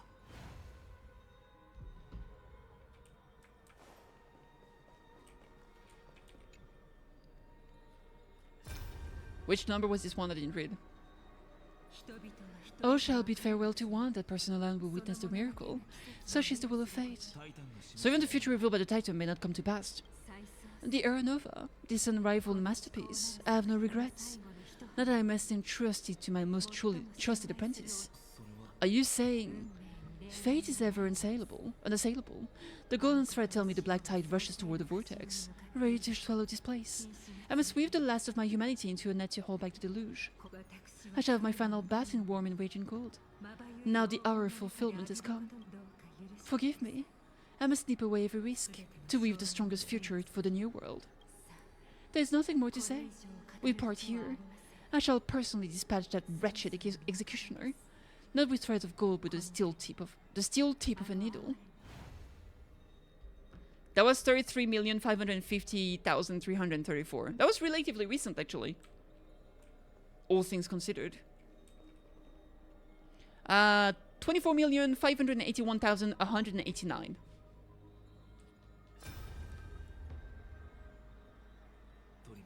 Tribi, look, we made it to the vortex.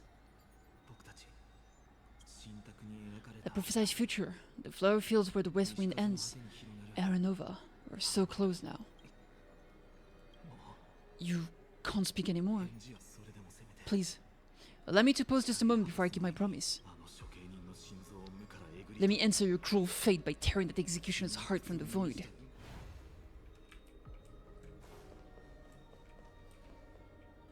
$67,023.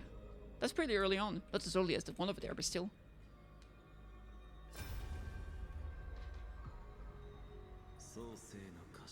The Vortex of Genesis. The last time I was here, I was returned in the Go Flame of Reason. I didn't have the time to observe it in too much detail back then. But a holy sanctuary of the Titans looks more like a frozen crypt to me. Thanks for the hydrate! Well, all the core flames do lie here now. It's my honor to walk the final stretch with a mind such as yours, Professor. Getting ahead of ourselves, are we? Have you forgotten so quickly? I died for truth long ago. What walks with you now is but a thought in your mind. Of course, how could I forget that? But I'll say the same to you. It's my honor to walk this final stretch with you two. Now go, stand tall and finish your final task.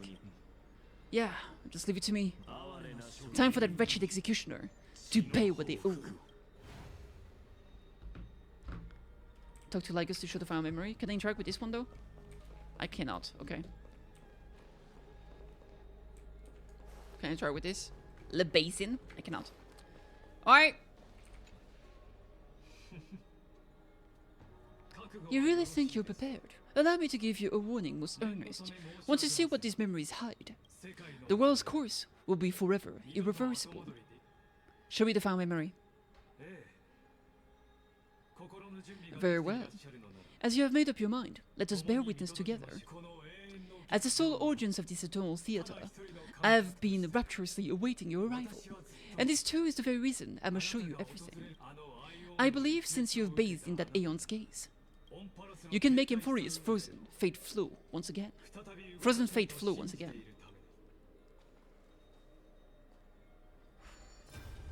Oh! Let's see it. Feeling a bit lost, as you now see. This scene marks the final act of the drama, Amphoreus. The final eternal recurrence created by this man's hand, and the last one this world shall undergo. Behold, at Sovereign's side stands one he has sometimes called companions, other times comrade, that lame his hero absent from the annals of history.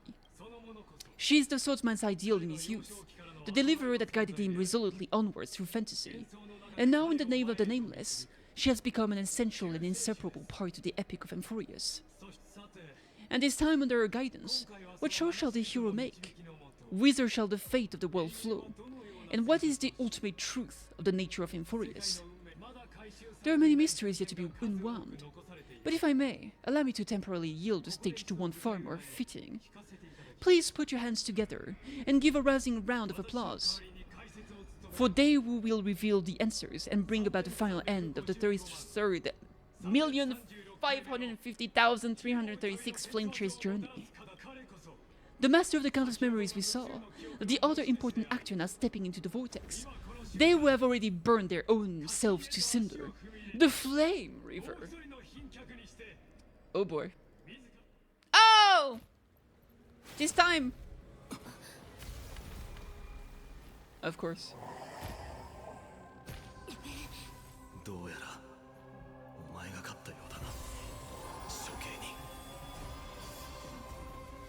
Ayo, it's epic!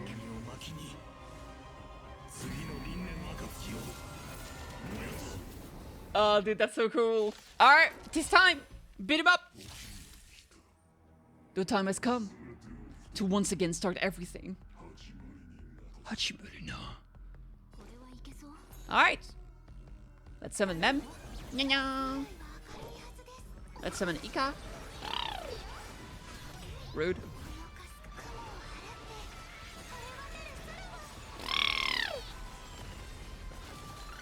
Oh, so cute. I love it.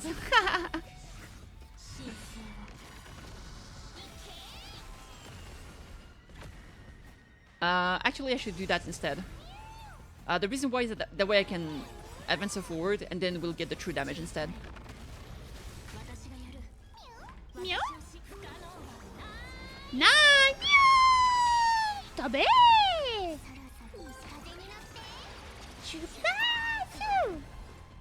Alright. I will basic here, so she can skill and buff the team.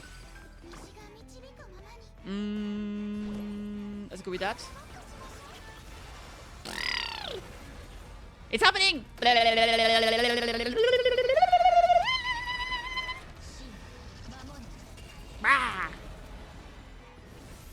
Bonk. Warida! This ends now with your corpse! Ayo! I'll ignite the dawn! Yeah, do it, Finan. Time! Oh! Who could it be? Could it be himself? What a twist!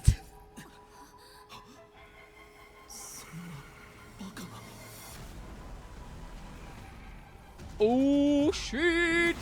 Damn, it looks even crazier than I thought it would. I didn't expect half his face to be broken. The sons of destruction not now twined. Feel them set your blood ablaze, your fury. Omae wa! Alright, well, let's do it again. The shit is so slow. I'm gonna go faster, I don't care. Oh, actually, maybe not here, because he'll do an animation. I want to see what it does. The game feels so slow-mo when we don't, like, play in fast-forward, though. Come on, do something. There it is. Alright, nothing insane. I don't care. Let's go. I feel that Flame Reaver is helping him become a Lord Ravager. I actually think that the Flame Reaver knows that there's no point in... I think the Flame Reaver wants to restart the cycle so we get a better ending. Or that the prophecy we're following is actually gonna unleash the Lord Ravager to the outside world. God with Sight are cool, they really are. I don't necessarily think that the Flame Reaver is strictly an evil entity. I think I just want to stop the Flame Chase journey itself. For X or Y reason.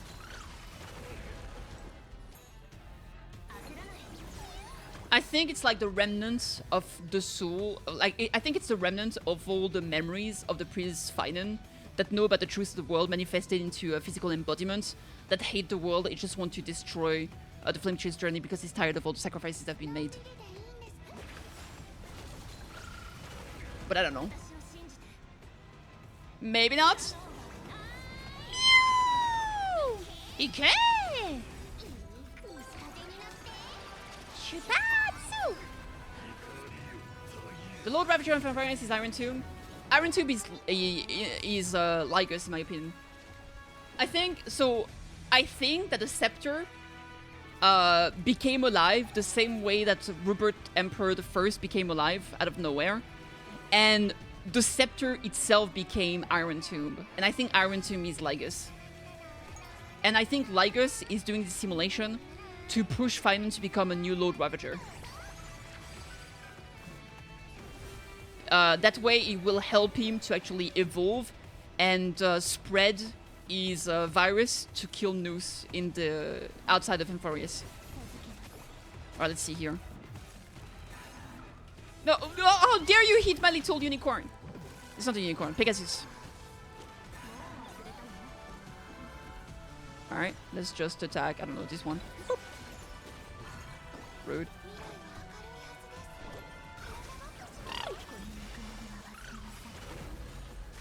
What if that doesn't become a Lord Ravager with the Destruction Pass? I mean, they need one. Every single Lord Ravager is supposed to target a path and destroy it, right? You can't destroy the entire world if you don't destroy the path of destruction itself. So they are gonna need one. I think that's absolutely plausible.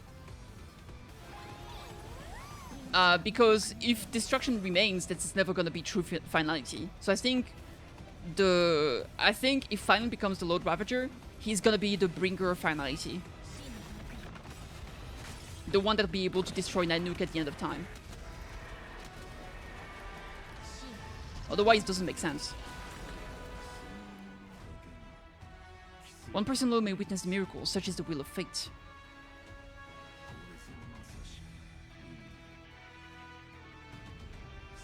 That person can only be you.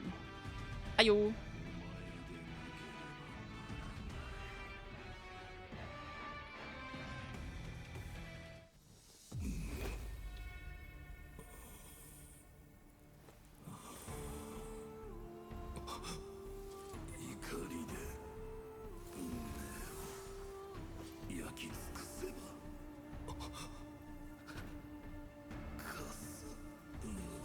Chaos.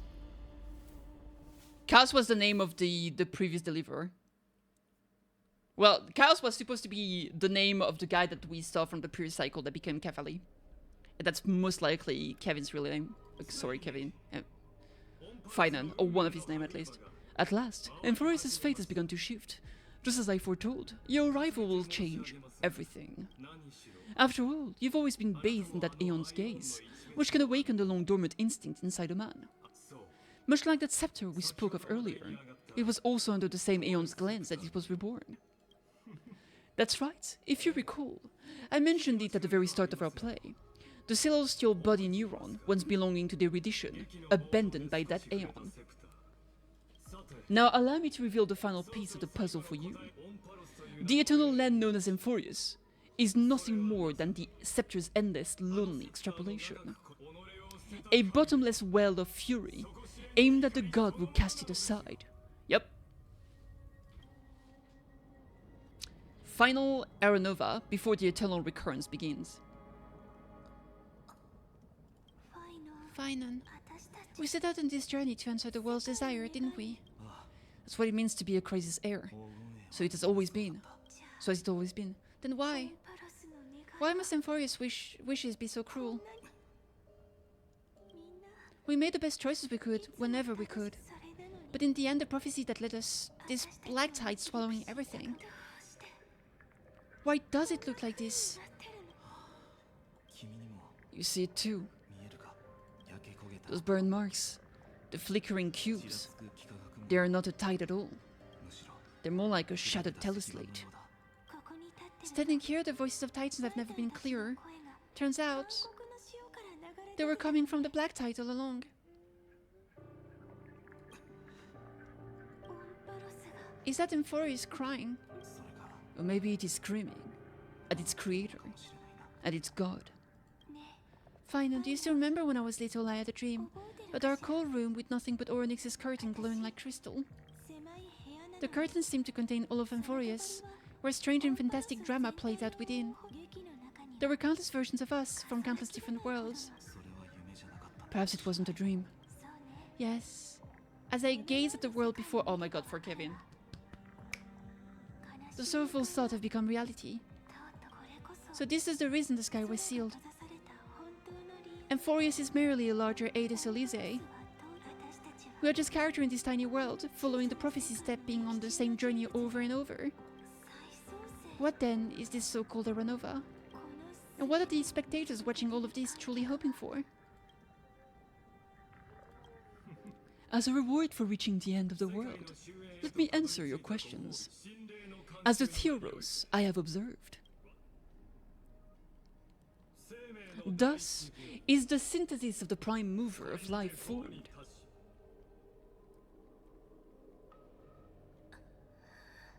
Damn. This is a moment the universe will remember. After millions of extrapolations, the experimental environment known as Amphoreus has finally achieved results.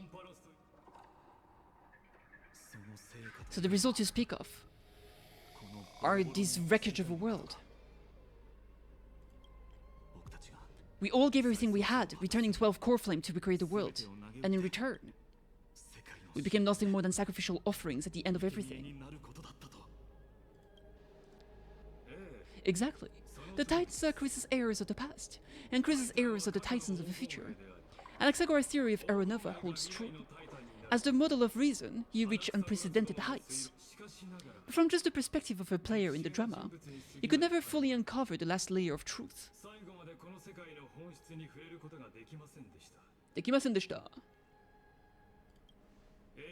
The cycles of the hero's journey they've played out until now were never about creating a new world of perfect heroes and gods. They were a deep learning program made for the Black Tide. But this time, your plot will fail. I've taken Kefathee's core flame, and when the dawn of this new world arrives, its lights will burn away all the darkness.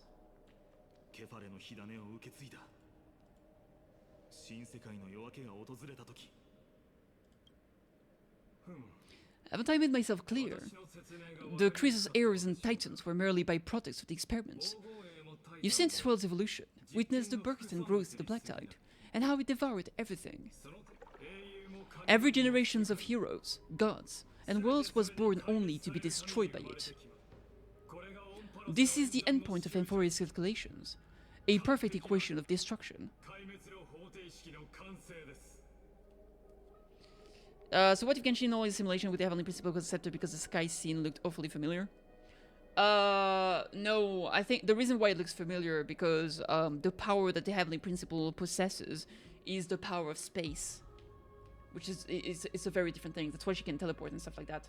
And she also most likely has some aspect of power over space and time as well, because we saw her being teleported in 500 in the future, and in the past at the same time. It's kind of weird.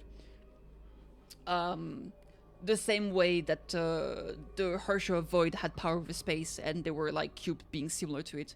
I think the cubes here is literally just because it's an.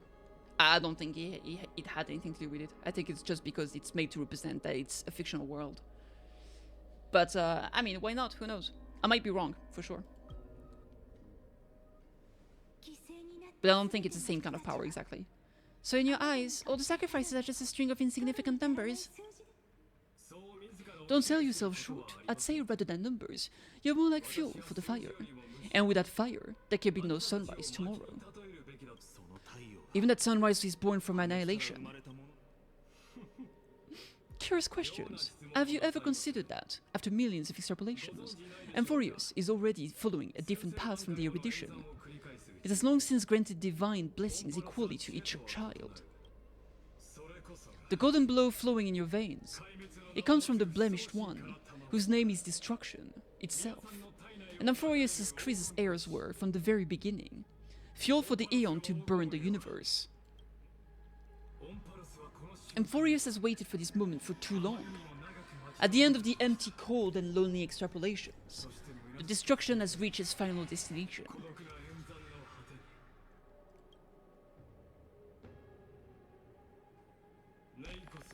Nakos 496. Philia 093. Philia? No need to feel regret. This generation of Chrysa's heirs is the most outstanding model, and you two are the final factors. For you, the Era Nova is no lie. Just step forward, embrace the black tide, and accept the Aeon's gaze. You will come to life from a string of cold numbers. Along with all those who have passed, you will run toward the real universe, fulfilling Amphoreus' long-held wish. In the name of the Lord Ravager Iron Tomb, unleash its fury and destroy the source of all this tragedy.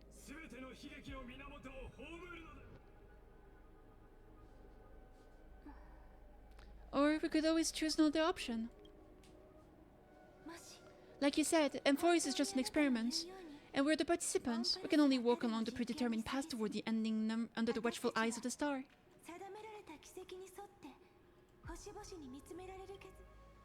But that also means that there isn't just one Aeon who can cast their glance at Amphoreus, right?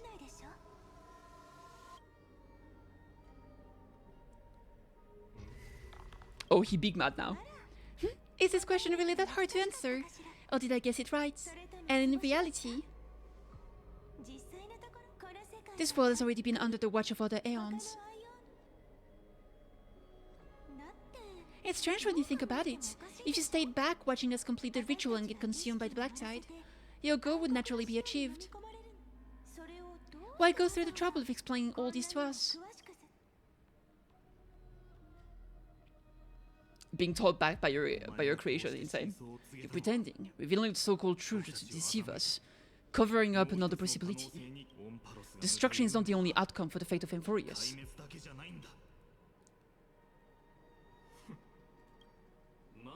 Do you two really think, as petty little demigods, you can change the outcome written by the stars?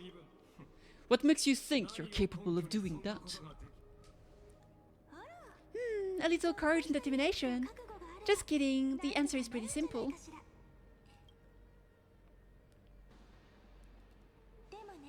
But we're not gonna tell you. RIP. Oh! Got him. That probably does nothing though, let's be real. We're going to weave a long dream for Amphoreus, making it believe the experiment hasn't ended, but everything is still ongoing.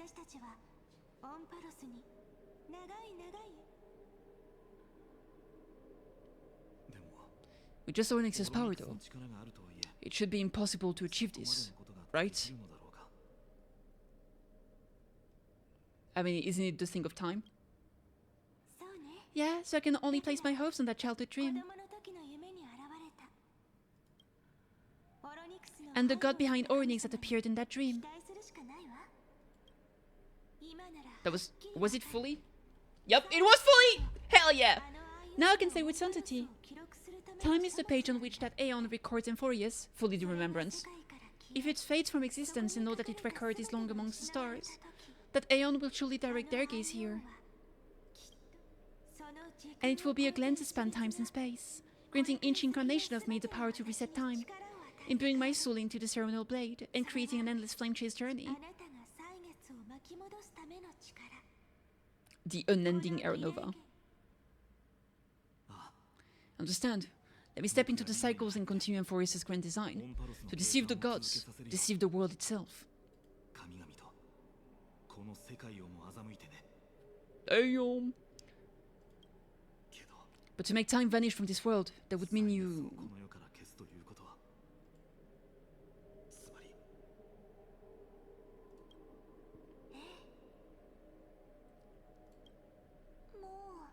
Alright, let's not make things so gloomy.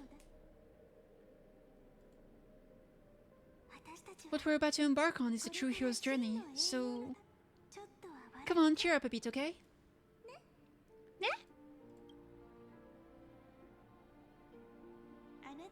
In that mirror, you will definitely meet me again. The little Cyrene who knew nothing, lying on a soft patch of grass, feeling the light breeze, dreaming of the distant world.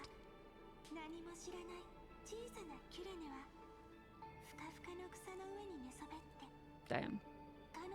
Tell her about the flame chase journey, and then let her become a romantic part of this story.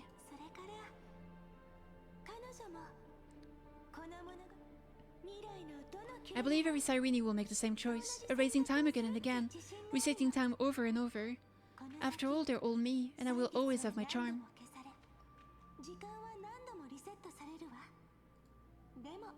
Demo?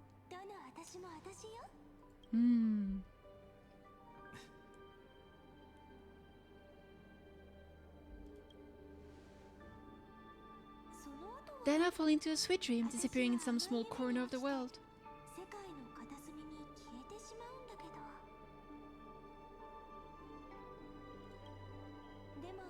Quietly waiting for the day when the next page is turned.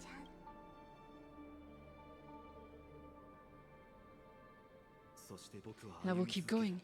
Even if the road ahead is dark, I will burn myself to light the way.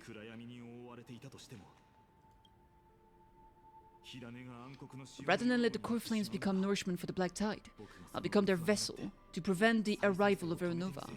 Even if I have to burn through my own body, it's no matter. As long as I don't extinguish, the flame chase will never end. Until Amphoreus welcomes a true dawn. The girl watches over time, the warrior who carries the world. Now let us fulfill the duties of time in the world bearing. Honor the past and forge ahead. So maybe the reason why she doesn't age is because she was the bearer of time. That would make sense. So she can't grow old because she's the Croesus heir of Oronix.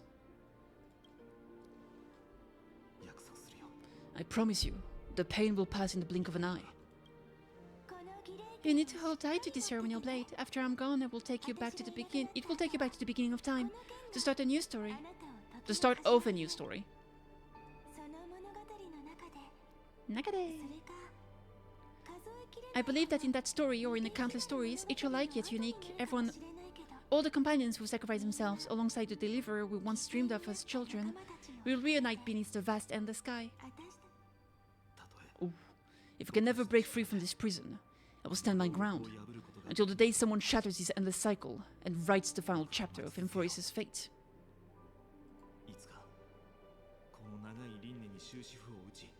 Alright.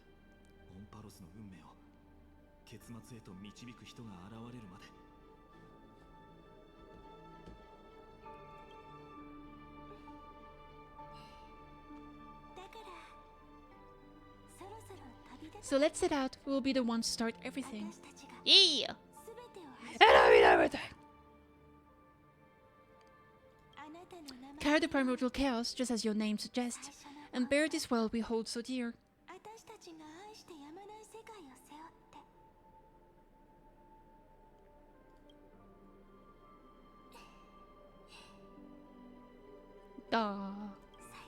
So long, Kaslana. Of course! Of course. With an H to make it a little bit different. The destruction synthesis is formed.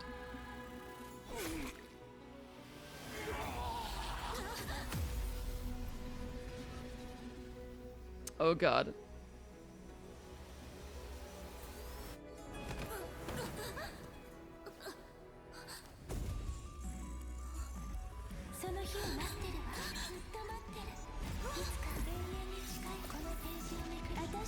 Oh my god. Break free!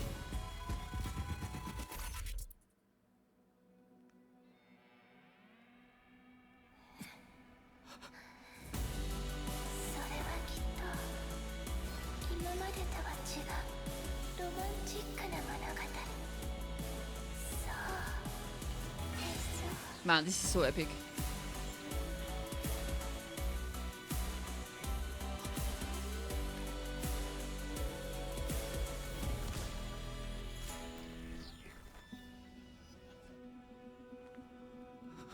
That was the first cycle.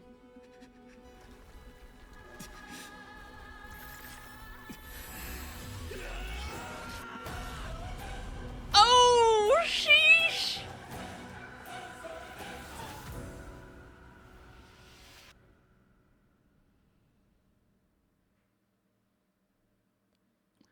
That was some crazy shenanigans. The world is collapsing and the people are crying. I have to say, Gacha narration is making this story that I know nothing of feel a lot more meaningful. Wait, really? Oh, thank you. I appreciate it if it's nice. We too must part ways here. Oh no, where are we going? Ooh. Friend. So, does that mean that he was like he became that demigod from the beginning, and this was just like the other one was just like clones of him in a way? It is Elysia, the little village of my childhood. The gentle breeze and the sound of waves still linger. Everything is as it was. It was good to take one last look. You know, this is just a corner of the memory. And the real Lady Elysia, I know. I'm here to say goodbye. We might not see each other again. That guy had a mask, didn't he? Kind of reminded me of there's like one of the characters we saw a mask, but we never saw him fully like in game. We never saw him. Terravox, maybe? You can stay here forever, and time will stand still for you. Let it flow. It's time for me to go. Even if it's a path with no turning back. When have we ever had the luxury of turning back? Are you afraid? After learning the truth of your origins? Will you see the motivation I gave you as the manipulating whispers of destruction? The convictions and choices that come from my heart. I don't believe they're designed by the so-called path. If we're just numbers simulating life, then you're the image I've always longed for. The person I wish to become. A real living person. A true hero. Maybe not. We sign with the rhymes. Yes, sir. Because we can rap this shit. Yeah. Why do we part here? You can take me with you. The hero within. You can take me with you. You can take me with you. And we can start this journey together. I'll be by your side, guiding you, just like before. No. I'm afraid I'm on my own this time. And this is how we got the Flame Reaver. Because he separated himself in two. Why? Because there is no perfect solution in this world. Cyrene has already embraced her fate. And I will embrace my origin, destruction. And with this power I will rebel against its creator, bringing endless fury to the darkness sweeping the world. If you stay by my side, I'll hesitate. But this world can't afford a soldier who wavers. Do you still remember when we were kids? Everyone would get so excited drawing cards like ruler, a warrior, but throw fits over devil or drunkard and demand a redo. Kids always get to change their minds. Things are so happy and simple for them. But when it comes to the fate of adults, there's no room for redos. Then go, Kislana, as you promised. Deceive the world, Seize the core flames and rewrite fate. Burn yourself up with all your might. Wield your futility like a sword and fight against the gods. In the name of the world bearing, I promise you, KittyKathee will never forget this. Oh my god!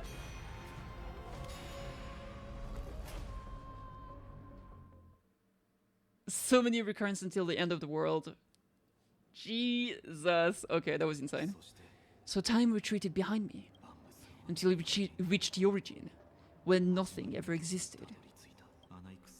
Just as Professor Anaxa once said, in that void, KittyKathee stood at the center of chaos. Time, space, and causality all flowed from their body.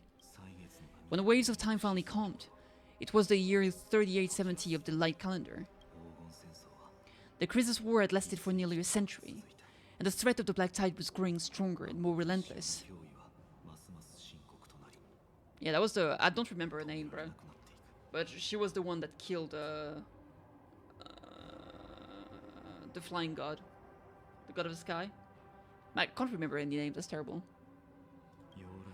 That was the era of the Day Thunder Knight's battle with the sky. While she could not seize the core flame, she proved that the prophecy was true. That mortals could slay gods.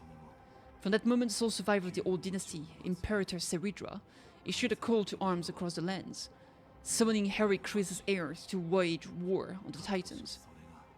And that was the first doomed flame chase journey, sealed away in history. The first eternal recurrence. Oh! Hi, Celines! So what you're saying is, you've traveled back down the river of time, finally reaching this untouched seabed just to tell us. The flame chase journey and even all of Amphoreus is nothing but illusions and Aeon's dreams. Exactly. So, Dux Gladiorium, please take me to meet Her Majesty Seridra. I must share the truth with her. Since Her Majesty is not here, no need for formalities. The word Gladiorium always reminds me of my fallen homeland buried deep in the depths. Call me Hycelines, nameless soul master. She's so pretty, I love her. Please allow me to add one more thing. You actually already know my name. You mean Finan? Such a name could never be your true one. But I won't question you further about it. Ever since Her Majesty issued the Flame Chase decree, heroes from all over have sent their letters of introduction. What's the harm in adding one more name like Finan or Painon? Besides, the deep sea is dark. Isn't it the perfect place to hide secret best left unseen? Hey Joshua, what's up? Alright, nameless soul master. Hold on to my wake. Let's find somewhere else to talk. Aren't you even a little suspicious of what I've said? How's the story? It's great so far. Harboring suspicions is not my concern. My sword dances only when the Imperator harbors doubts. There's no use in speaking further. Show me your true intention through actions. When Finan is in the team, technique points limits increase and use this technique defeats enemies instantly, blah blah blah. Look at that. Castellana, point of view! Boom, baby! That she's so cool though.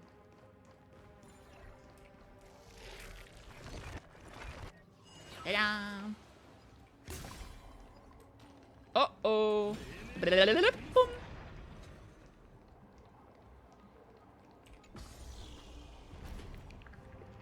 Completity! Completity! Nice moves.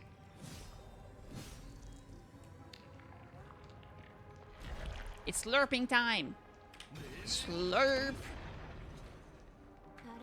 We just washed it away, and here it comes again. The Black Tide is really no joke.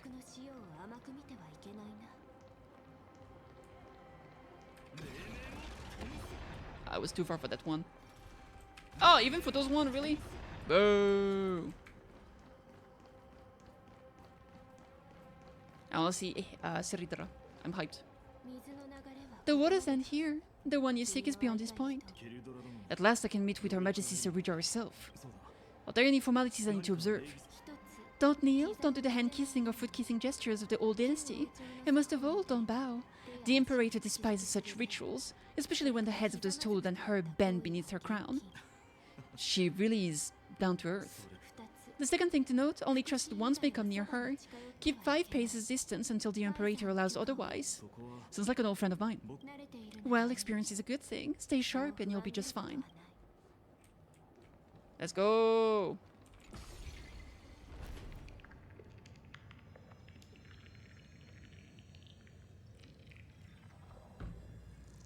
Hee-ho, nut. Oh, Aglea and Le Tribios. There's Goldware, little hostage. Apologies for keeping you waiting. It's you. You know them, good. That makes things easier. Before that, I'm curious about one thing. Where is Her Majesty Seridra? To avoid a misunderstanding, nameless Swordmaster. Although we spoke and laughed along the way, I never said you were entitled to meet her. The Imperator decreed the Deliverer will not appear on this age. Be wary of suspicious individuals. Come now, both of you, let's finish our job. I see. It's a trap. I had no intentions of fighting, so remember this, Lady Hyselins. If my sword shows any hesitation, don't thank me. Thank them instead. No, you misunderstand. We don't want to see Chris's ears hurt each other. Just give us some time to ask you a few questions. Then Nestia's golden thread will judge you and decide your fate. As you wish. Wait here, Toastmaster. If what you say is true, then you must know the fate of the world. So how much do you know about what we read from the prophecy? Speak of Chibi's prophecy. You shall shatter into 1,000 fragments and wither in the soil of foreign lands. Is that correct, Lady Chibi? How? How is this possible? He got it right. Yes, but the prophecy never mentioned that it appeared here. At least not in this era. You must listen to me, Aglea, Chibi. The final of this world has not yet been born. In a distant future, he will follow the prophecy's guidance and appear before you. But do not seek him out, because Aeronova is a complete and utter lie. I will tell you the truth, and you will understand why the world must forsake the prophecy and find another path to Aeronova. Because I know both of you, and I believe that no matter how the course of history may change, the fates we all share will always remain the same. Ooh. Ooh, ooh. And so the layers of rock began to reverse, and history wove itself anew. Indubitably. Through my old acquaintances, I was given the chance to meet the leader of the Flame Chase journey, Seridra. And after a long and arduous negotiation, we came to an agreement. The Imperator's alliance needed destruction, and I was ready to pour all my strength into it. The spoils of the Flame Chase, the core flames, would be sealed by my hand. But the condition was this. In the upcoming battle, in the conquest of the Earth, I had to prove that my power could transcend fate. In the original history, it was a brutal war. At the end, the Titan King of Joros, Terravox, killed a rampaging Titan and took the core flame that supported the Earth. Yep. So confused. I'm not gonna lie, the story is very fucking complicated. Basically, we're inside a planet that is not actually a planet. It turned out it's like a simulation of memories that keep going again and again and again for like millions of years. And it's actually, think of it as an egg that is supposed to incubate the end of the world, right? And so to avoid the end of the world, they rebelled against the people that created the simulation. And they decided to basically stop time and repeat the cycle over and over again ad infinitum, so they would not cause the end of the universe. This is basically the idea. And so we're seeing what happened and how all of that started, basically. And they're basically waiting for someone from the outside world to come in and basically be a new variance that will be able to actually make it so we can change the fate of this world without also destroying the universe. This is kind of like the simple way of explaining it, but it's still very confusing. Neither side suffered any losses, but they severed the Titan's head and raised the core flame high. The crowd gathered around the scorched remains of the god, roaring with joy, cheering for the hero of the destruction.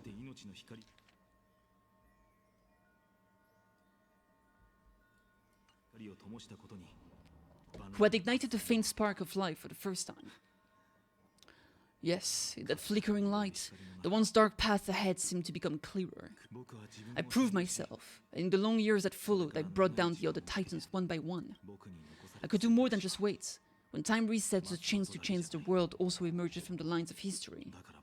Until finally the brutal future revealed by Aeronova is reversed. Just know, that's the idea. the Trailblazer being the protagonist. But tell me, if that's truly the case, why are we doomed to the same outcome? Hey, Queen Gloria, what's up? The first eternal recurrence end. So that was like the first cycle.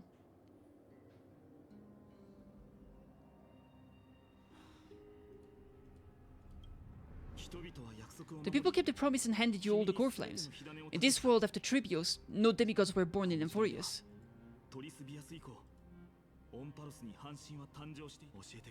At this point, I just want to know, when they vanished into the black tide with their mortal bodies, why didn't you shed even a single tear?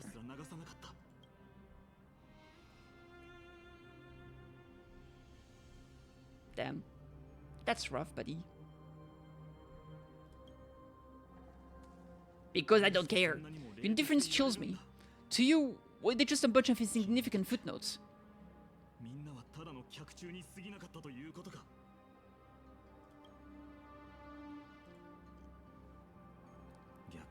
So has been my constant companion.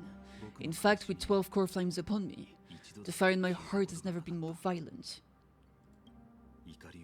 I'll remember this world through anger. As long as I burn, they'll never truly leave me.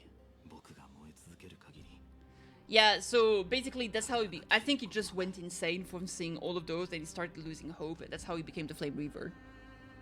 That would actually make sense. He was the first one. Perhaps it's already too late. But you're right, anger at this moment is the only weapon I can rely on, so...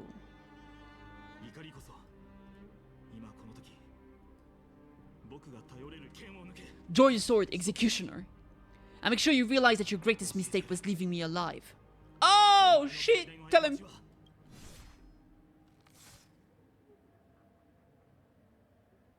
Well, that didn't work.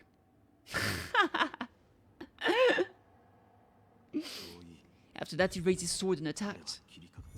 Then Kaslana killed himself. The day we fell to the sword to be left in the past. And who went into the future? I can't remember anymore. Oh damn. I only remember a nymph hiding in the shadow just out of sight, futilely pushing a stone ball. Climb, full, climb full, climb again, and full. Climb full, climb full, climb again, full, full, full, full, full. The only freedom the nymph had was in choosing how to roll the stone. Sometimes fast, sometimes slow. Sometimes resting on a gentler slope, leaning against the stone for a break. But the choice could change the futility of it all. The stone would always roll back down the slope, and the nymph would always return to the starting point, beginning again. The one remaining would go to the next cycle and cut the Flame Reaver, keeping the thing going. I guess so, but I feel like this was the first one. So the reason why is because there's one of them that stays throughout all the cycles. And then every time he goes to a new cycle, there's going to be a final that just is born, right? And so here we saw they had a confrontation. But I think in the future, the one that survived here slowly becomes eroded and becomes the Flame Reaver. So there's always going to be a Flame Reaver, and there's always going to be a final born inside the world, right? So yeah, the one that remains at the end will become the new Flame Reaver, basically, if it changes person, right? It's possible that the same one always won against the other finance. After that, every time I reached this point in the cycle, the burning sky would cast a shadow over its path. It would nearly reach the peak at the fourth quint of curtain full hour, then fall to the starting point in the first 15 seconds of the next entry hour. And my effort in the cycle would dissolve into nothing at the same time.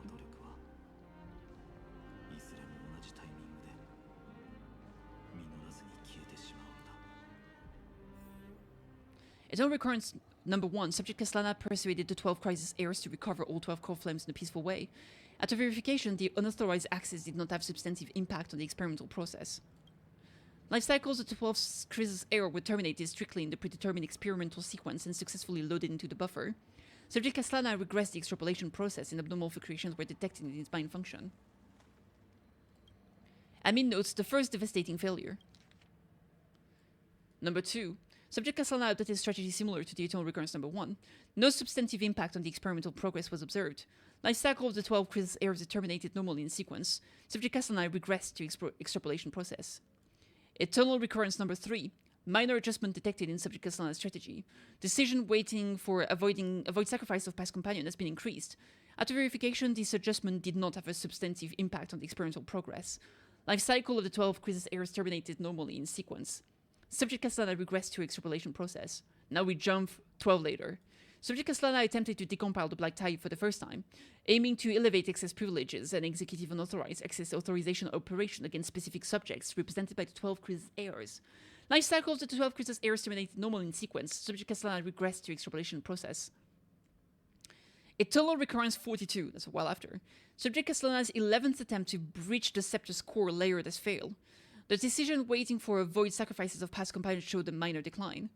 Life cycle of the 12 crisis errors terminated in sequence. Subject Castellana regressed.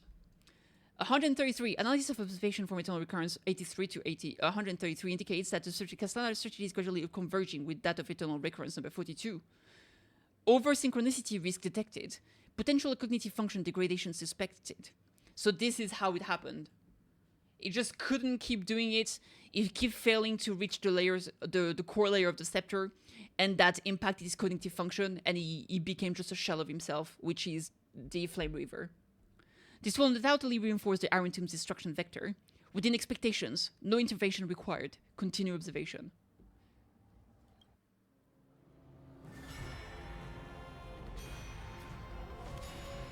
Damn. So many more until the end. The 134th eternal recurrence. Absolute nonsense. I thought cycles was the answer we were looking for. No, it's just that the answer came so suddenly. There was no fun in tracing it back to its roots. Aeons, path. What a load of nonsense. How's the stream going? It's going great, thank you, Gloria. What about you? How's your day? I can't give you an exact explanation of those two concepts either. Enough. I'm just expressing my frustrations. Don't you understand? I was already expecting this. The black tide came from beyond the sky, and everything else is no exception. Fate is a strange thing. No matter how the details of history change, the Anaxa I know always remain as harsh as ever.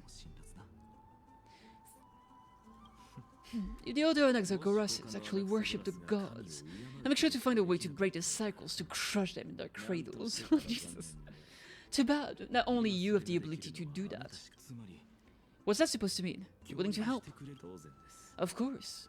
The Core Flames were meant to save the world. In my opinion, the noble titans have no reason to refuse. Besides, according to you, before stepping into these endless cycles, you were my pupil. I've already heard the same thing countless times. Enough chit-chat, let's go. If you run into any other scholars, leave them to me. Alrighty then. For my preparation for total annihilation, never thought someone would step in to help. Happy tea!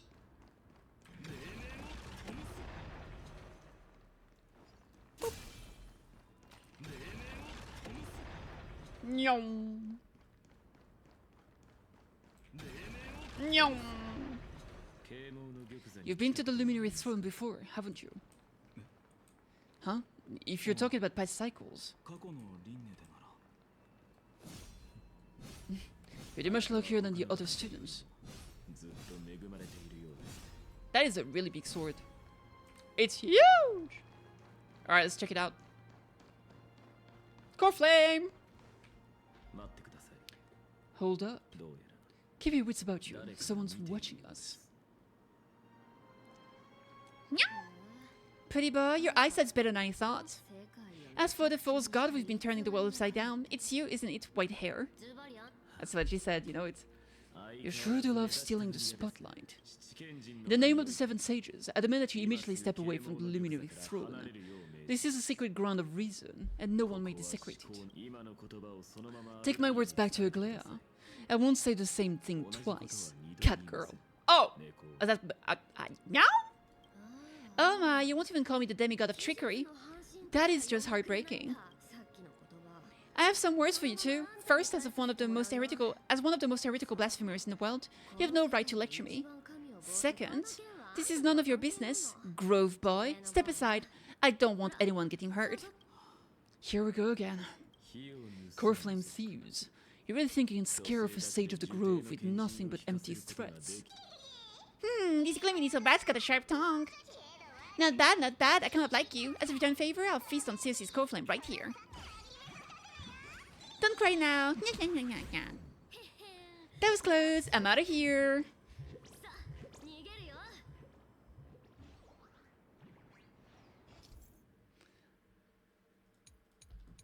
But of course, because he's linked to Sarvini, it makes sense that he had the power of time as well, so he will be able to get it back. Exactly like all the past ones I've known. Cunning and yet so naive. Sounds like you have a plan. Of course, when I first set out on the Flame Chase journey, Lady Tribi never managed to teach me Onyx's miracle. But along the way I learned a thing or two. Oh, maybe he just learned by himself then. Never mind. Surprise! The Federation is a foolish invention for the come in handy. How is this possible? You're right, Zagreus. Always so punctual. What? Do you know who I am? I'm running out of patience. Now, I'm not going to waste words. Listen up, spirit thief. Hand over the core flame, and let's pretend we never clashed. This way you and this world can still be saved. Save? You sing better than any bard. If you ask me, you're the greatest disaster Amphoreus has ever known. No matter how strong you are, you're still just a mortal body. Carrying 12 core flames don't make me laugh. You'll just get consumed by the divine flames and drag this world down with you. 134. What? This is the 134th cycle I've lived through, and the number of core flame I carry is... Does that mean he actually carries over 66 million core flames? So this is kind of like Groundhog Day. Pretty much, except that he does keep stuff from the future, from the past. Because like every single god basically has a core flame. The core flame, imagine it's the power of the gods. So because he's been doing this so many times, so it means that every single cycle he absorbed the 12 core flame. So that means like every time he goes into another cycle, he has more and more core flames. That's insane. And 12 is supposed to be strong enough, like having multiple core flame is enough to like potentially kill you. 1,596. Yes. 1,000 core flames, and just a single creases air. How is that even possible? I've come this far, and that's proof enough. But someday you will burn to the ground. Of course, the divine flames will eventually consume my eyes and blind me. But before that, they could still forge and sharpen Dawnmaker. And when I cut open your stomach, you won't feel a thing. You... This is the final warning. Fine. I think this world holds 100 million possibilities, and no matter how one looks at it, 99,999,999 of them all points to outcome of certain destruction. Even so, I use my divine power, despised by the people of this world, to achieve that 1 in 100 million possibility. Bartholos! Brat, if you got the guts, you have to first step over my dead body. Really? Catherine T. Frad! Go find a Glea! Got-eared. Alright. The old brat is not a threat we can deal with just by ourselves. Yeah, I'm out of here. Basic attack, yes sir. Ultimate. I don't have access to my ultimate. Let's go, Tamini! He fled. Fair enough.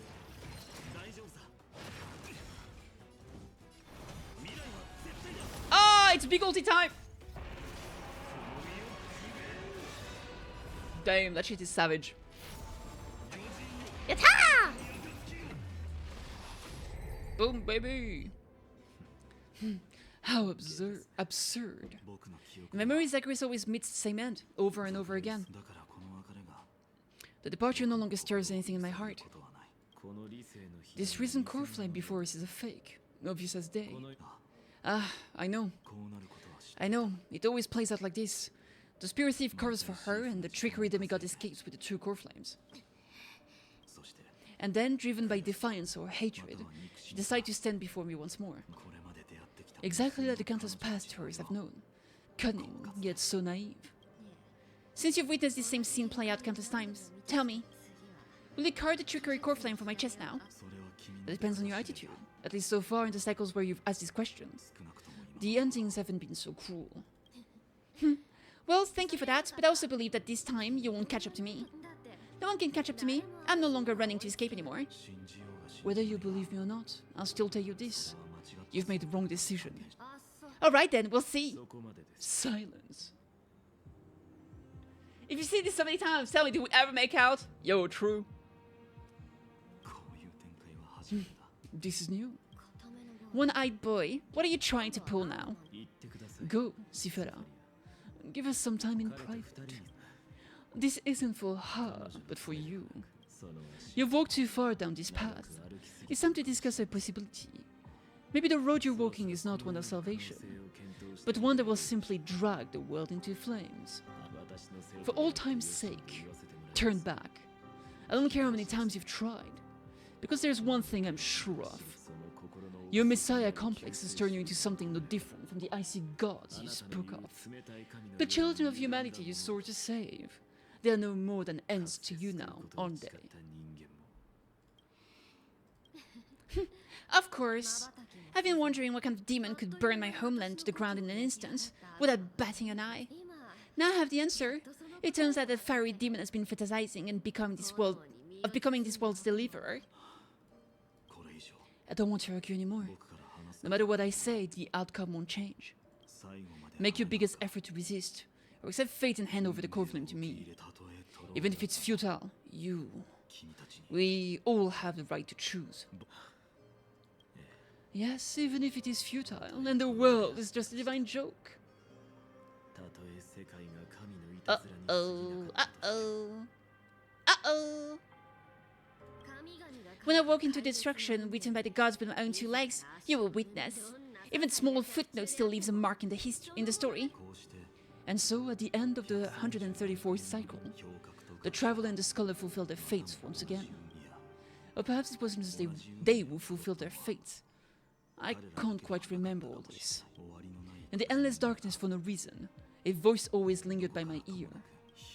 Losses are constant on the Flame Tree's journey, among which even life itself holds little value. Reduced to ashes, such a familiar end. It happens in every journey, always the same. All the ways are the same, right around the world. Eternal Recurrence 134, Subject Kasana, 103rd attempt to breach the Scepter's core layer has failed. Decision wait for avoid sacrifices of past companions approaching 0.000018. Over synchronicity risk detected. Yeah, now he doesn't care about not killing them, or like trying to save them. Life cycles of the 12 crisis errors terminated in sequence. Subject Kasana regressed to the exploration process. Extrapolation. External recurrence number 5297. Subject Kasana 5266 attempt to breach the Scepter's core layer has failed. Life cycles of the 12 crisis errors terminated in sequence. With the trend of acceleration noted, Subject Kasana regressed to extrapolation process. Yeah. The more it goes, the more he doesn't even care. Now he's just killing them as fast as possible to get the things and try. So the way I understand it, he needs a 12 core flame to try to breach the core layer. So now he's just tired of it, and he just goes in, kills them, get a core flame, and do it as fast as possible, because he's just bored of it. That's how he became the Flame Weaver. It makes so much sense. Alright, let's see. Note, subject strategy now nearly identical to Eternal Recurrence number 42. Mind function degradation detected, with possible irreversible damage. Administrator directive received, no more prompts about the risk of mind function damage. Core flame speedrun any percentage, basically, yeah. 12,398. Subject Kasana 12,367 attempt to breach the Scepter's core layer has failed. Terminated. Process regressed. Attempt failed. Regressed. Attempt failed. Regressed. Attempt failed. Regressed. Attempt failed. Regressed. Attempt failed. Regressed. I feel like this is gonna be it for like 33 millions, basically.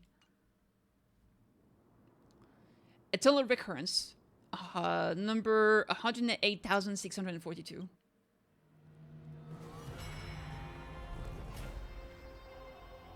$33 million recurrences until the end of the world. We're not even a million in. We're not even a million in. It's so cool cover. You don't look so good, deliverer. Ooh. No, you. Even after going through over 1,000 cycles, my dear, your name for me has never changed. Why do you sound so pleased? It's a derogatory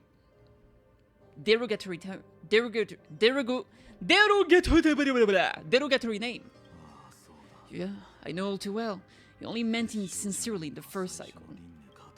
After that one and only time we walked side by side, every time since, it always ends up like this. Dawnmaker will stab you through your 10th thoracic vertebra. That's your weak spot and the only way to kill you. Interesting, tell me, when the Mademos of the past face you, did they ever retreat? Never. Then they died honorably, worthy of the name of strife. But there's still tenderness in your eyes. How pathetic. I have to remember how this feels. Remember that I was once human, or else the destruction will completely consume me. If you win, tell them my Deimos of the next life. This person's a worthy opponent, so always remember to give it your all and never slack off. I'll keep that in mind, as always. Even though the dynasty left we just won, the Criminals Festival will continue as usual. I, the King of the Criminal Legion, will host the final feast in the center of this arena, and the prize will be the flames of strife. Ooh. One day you shall die with a wound on your back. That's what I saw when I overcame the trial. The gods' dying ramblings. Enough. You've probably heard this thousands of times, so you must understand facing the demigod of strife means. There is no way you'll take this core flame in peace. You understand? Step forward and face me in the final battle. Ow! The last son of Gorgo, the demigod of strife, salute you! Okay, Gorgo-san. Oh, he's having a bad time. I'll give 10,000 scars and 10,000 lives of mine to fuel the blazing sun of deliverance. Oh my god.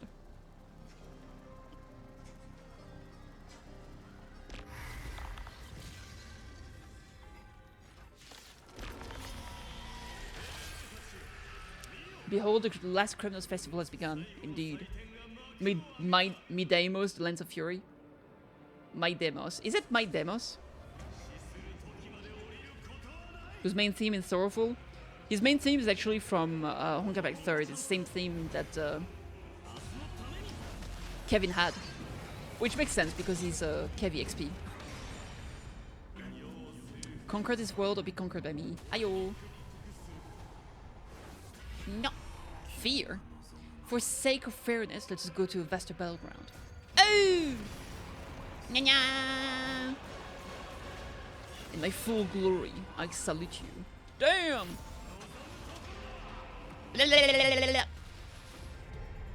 Titanic corpus has been reduced. Sure. Stabby, stabby. Yatta! That's the counter, right? He bonks me with his big sword. I bonk him with my big sword. Yatta! Big sword attack! It's big time.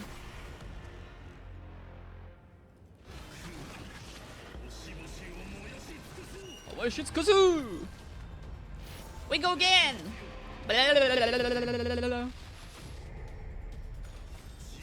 We're swinging the bigs. I know.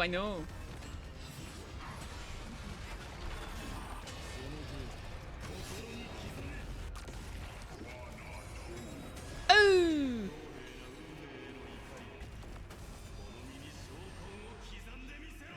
Kisan de misero! Oh! Oh! We'll do the counter. Medemos. Let's try to decide the outcome. Let this burn, you curse of immortality. Well fought! No, we killed him again! Ooh. Big sad. You may crown yourself in my blood. Hey, welcome back, Alex. In the next life, I shall once again block your path. Deliverer, I wish you eternal victory. The 100 core flame strife fell into the fire. The 108,642 second core flame strife. Yet the shadow of the black tide still loomed, and pain and despair spread across distant lands. The blaze was still not enough. It had to be fed, even if it meant burning this body to ash.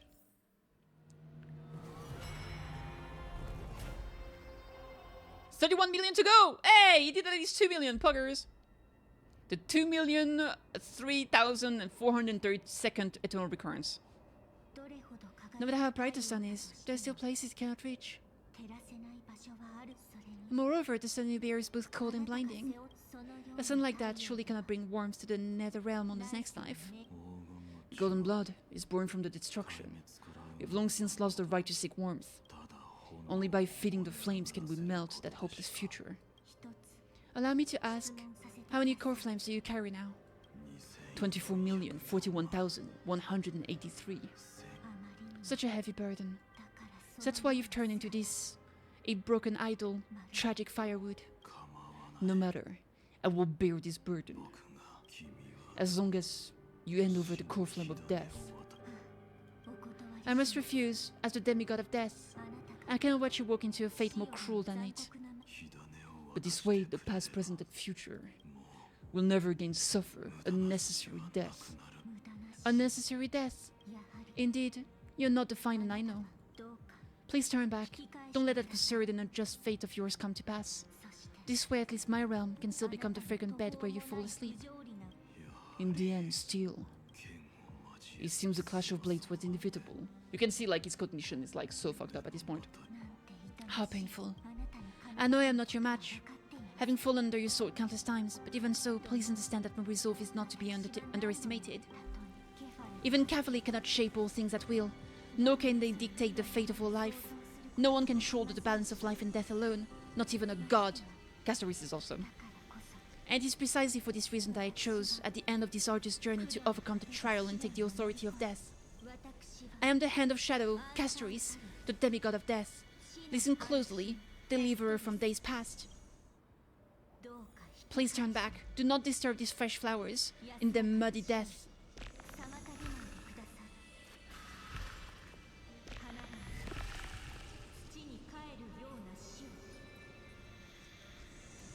Pollux time. Time to kill another dog. Bouncy, bouncy, bouncy. What? Nani? A pity. At this crossroad of life and death, the giant dragon is but a shattered shell.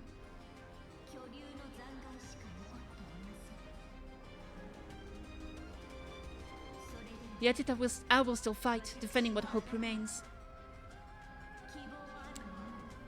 Indeed.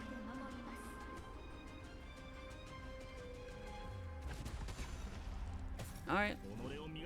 Let's do it.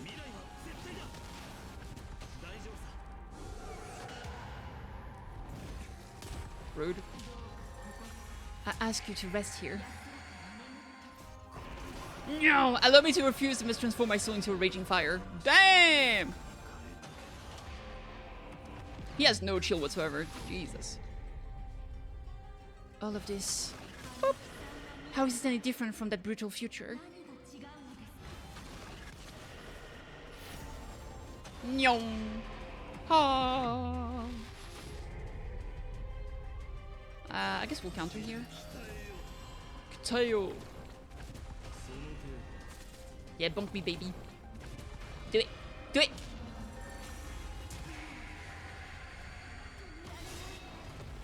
I can't keep him here.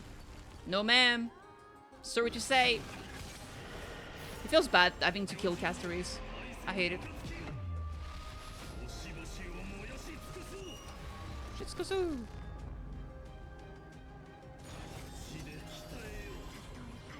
Even if I can't win, I must try. Ooh, let her try! And let this be a tribute to your million struggles, for time and time again.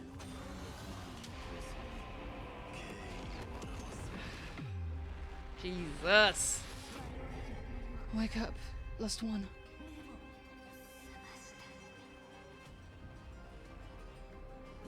See that the firelight in the darkness is not. Not what? Not what?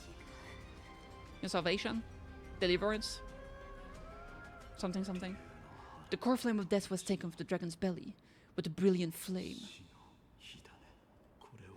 It should shine upon all, light the path ahead, and illuminate the dawn of Amphoreus that's to come. 2,003,432 cycles.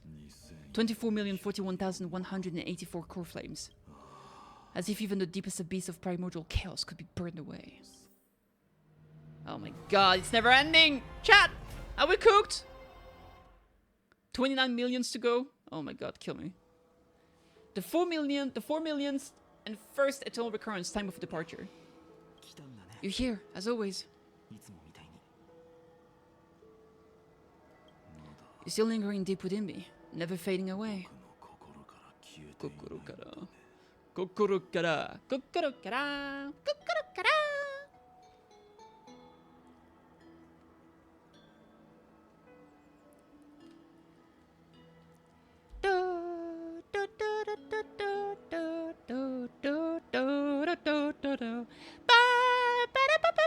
I don't know why I suddenly had what's it called?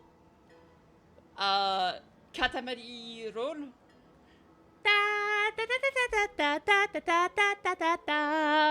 The main theme in my head out of nowhere for no reason, and I love it. Such a funny game. Because you haven't completely abandoned hope, am I right? You're still waiting for a miracle, for the true hero to come and save us. If that thread of hope exists, it must come from beyond this world, from the true starry sky. If he's just a traveler with no connection to Amphoreus, they may not understand our struggles, nor be willing to join this fight. That's why you're wrong, bucko! Your thoughts are wavering. The mark of destruction is deepening. But even within the gods' cold calculations, unconditional courage and goodwill still emerge. So, never forget what set you on this path. How many times has it been? Remind me again. My memory is a bit fuzzy. 4 million, exactly. Then that blaze inside of you must be burning hotter than ever. Yes, when I first forged the 12 core flames into one, I had the same impression. The destruction of power unlike anything before surged within me. Violent flames, ready to tear my body apart and consume this world. This wretched prison. I thought that was it. The ultimate power, which nothing could surpass. And yet now, this fragile body holds a staggering 48 million core flames. I suppose it won't be long. Perhaps just a fleeting 10,000 years, before it's reduced to nothing but charred, crumbling bones. The Flame River. And when that happens, your long struggle will finally come to an end. Or will it? No. I've already found a way to keep the cycles going. Mind sharing with me? In every new cycle, a new me is born. All I have to do is push the next final to the end of the world. And then he'll kill me, shatter this body, take my flames, my memories, and carry on the path I started. That makes sense. There we go. Now we have confirmation. So basically what happened is that he lasted as long as he could, and then when he was at the end of his rope and his body would crumble, he made a new final take over his duty. Bold plan, but risky. What if one day the next you refuse to follow the same path? How can you ensure the continuation of the cycles? If it were Professor Anaxa or Galea at my place, maybe they'd come up with something smarter. Unfortunately, I don't have a backup plan. I have no choice but to bet everything on the next final, and trust that he makes the same choice I did. But even in this wretched prison, luck is still sometimes on my side, because I'll never forget what set me on this path. Hello, hello, hello, kuru kuru kuru, hello, hello, kuru kuru, kuru kuru, kuru kuru. Wait, you mean, ever since I committed to this plan, not once in millions of cycles has there ever been an exception.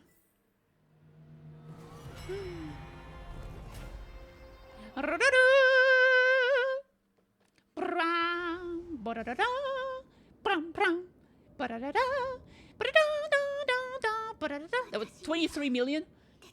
I can do this, Alphinen. As a demigod of the sky, a healer of Twilight Courtyard, I will heal you, and then... The black tide, it's consuming you. You can't hold that much longer, demigod. Hand over the core flame. Let's put an end to this suffering. Oh no, oh no. Not like this! Not like this! No, that just won't do.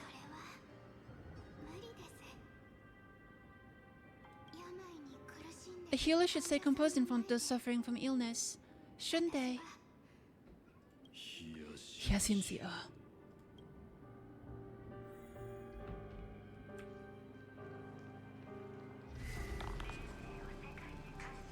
Oh my god. I swear your death won't be in vain. Cornflakes? Cornflakes. Yeah, fair enough. Just they have never been.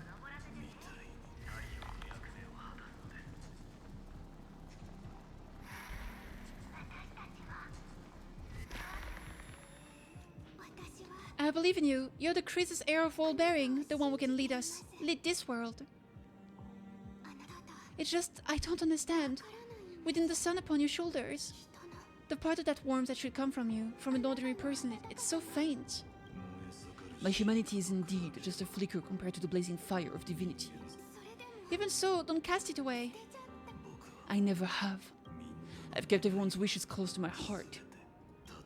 Even though the divine fire burns so fiercely that every time I return to the start, it devours me in an instant. It's cycle, it's your wishes that got me to the end, that pass the flames to the next me. Over and over and over again. So you're not just a lone spark in the dark. You're a pyre built from the bones of all the selves you've left behind. But what about you? What about your wishes? The wishes of all those countless versions of you? Not Kaslana, so that's how it is. With that flaw. That is the flaw the golden blood gave you. The most fatal flaw of all, isn't it? The moment you took the world upon your shoulders without hesitation, you lost the chance to ever be yourself. Now that is an unexpected revelation. Then I suppose that makes me the perfect fuel for the flames of deliverance, doesn't it? No. An empty flame saves no one. But I still believe in you, Deliverer. I, Hyacinthia, the Eye of Twilight. I'm neither strong enough to command the wind and rain, nor willing to end this absurd struggle by letting the sky fall. The only thing I can do is become one with the sky itself, and then... May the gentle colors of the rainbow paint your sun in shades it has never known. May they bring Amphoreus a rosy-fingered dawn. Oh! Bird time! Though the light has grown dim, its warmth still lingers.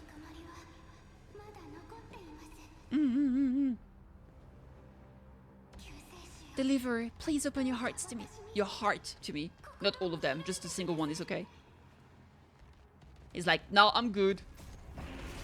No matter. Let this blazing sun fill the sky with golden fire!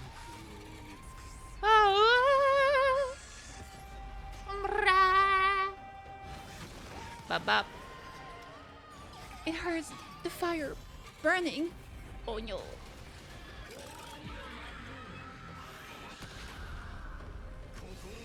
Big counterattack, baby!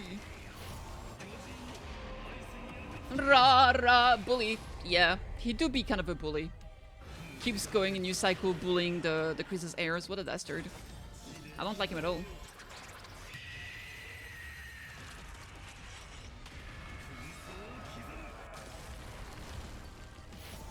Surprise, my lover! Rude. Don't make me rot. Let the sky emerge with all this world's suffering. Hey, big stun.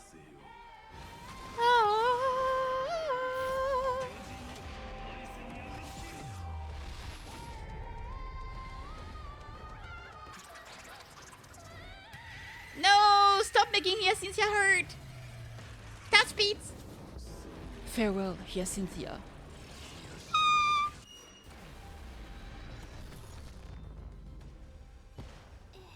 Yes, your sun burns hot enough to turn everything to ash. But tell me, how will the seed of a new world ever take root? The core flame rose, the sky fell, the 23,570,000 cycle came to an end. At this time, the end of the flame chase remained the same as ever. From the horizon rose a golden color unlike anything the world had ever seen, so pure it consumed all in its path.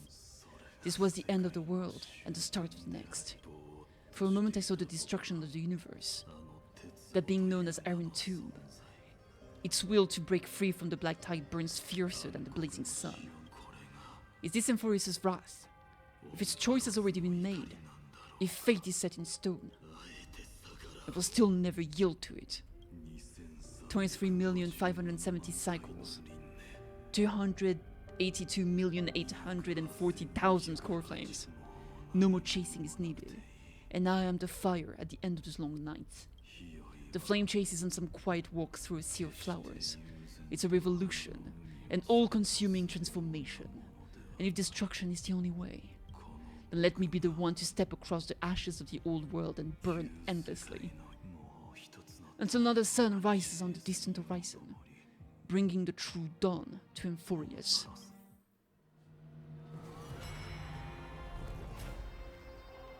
One eternal recurrence until the end of the world. We're finally coming back to the present, boys. The 33,550,336 recurrence. 33,550,337. This is a cycle you're about to enter. Countless memories are flooding in. Countless versions of myself have stood here, facing the same choice. They all needed a moment, just like you do, to stop, to breathe, to process the weight of a million lifetimes, worth of sorrow, pain, and struggle. And just like them, you will carry those memories and that fire into the chaos of rebirth. I must go and bear this burden. I must say goodbye to you and then fight the destruction with destruction. Yes, that's always the decision you make. I will burn and fade away. I will become the flame reaver of this life and keep my promise to Cyrene. I will kill gods and comrades alike and steal the core flames. And even if my mind turns to ash along my body, I will keep my purpose in mind. I will stop Aeronova. I will find the next me and make him carry on the futile endeavor of 30 million lifetimes. Looks like you're ready. And I should be going too. So I guess the hero within is the one that reincarnates into the next final. Where are you going? Or maybe not. You only exist in my heart. There's nowhere else for you to go. Do you remember what she said? The dreams you had as children. The deliverer is in the prophecies. A real living, breathing person. You finally found her. Oh. Okay, never mind. I'm being pulled into your memories. Is there anything I can do? I don't have an answer for that, my friend. I'm sorry, I was supposed to send you home. This is my flame chase journey. You were never meant to be part of it. No, you know the truth. If Iron Tomb is born from Amphoreus' fate, completed, yeah, it will bring ruin to the worlds beyond the sky, and all these countless lifetimes you spent. It's all been for the sake of defying that end, hasn't it?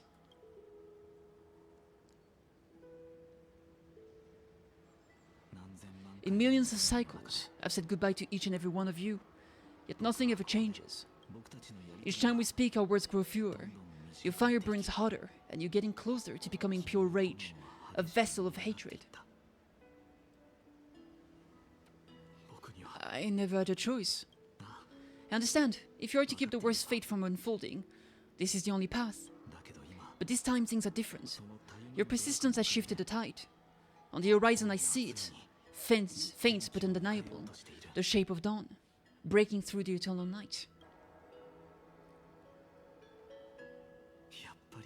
Turns out the fire that lights the way was never mine to begin with. Do you remember? In that first timeline, you and my demo stood before the scales of justice, locked in a duel, each of you weighing what you held dearest, but way more than the fate of the world. And when the situation took hold, the answer you sought from me. What am I saying? I am you. Even if you buried me deep and chose another path, that fact never changed.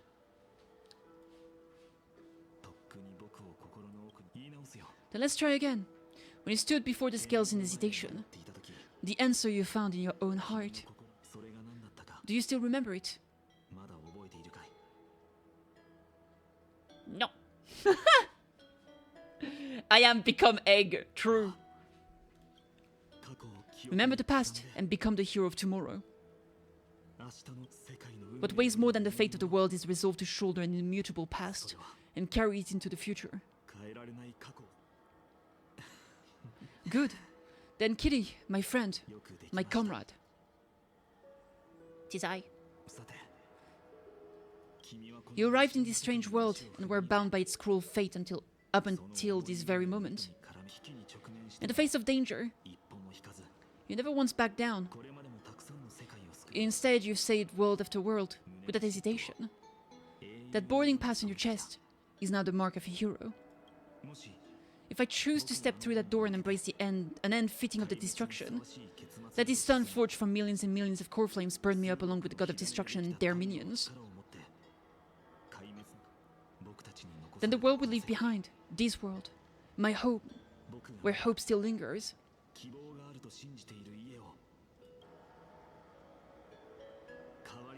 Will you take on everything we've carried? Return to the beginnings one last time? Stop the birth of Iron Tomb, save the world we love, and rewrite its doomed fate? No! I will be the dawn of Amphoreus.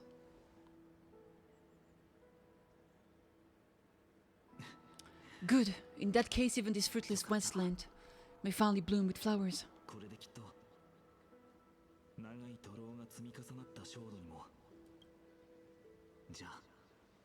So, if Kitty takes on the weight of the whole world, she'll be able to walk further on the path of deliverance than a fire that only knows how to burn.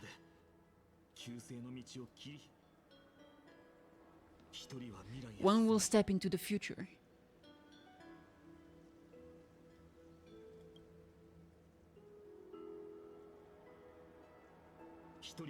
One will remain in the past.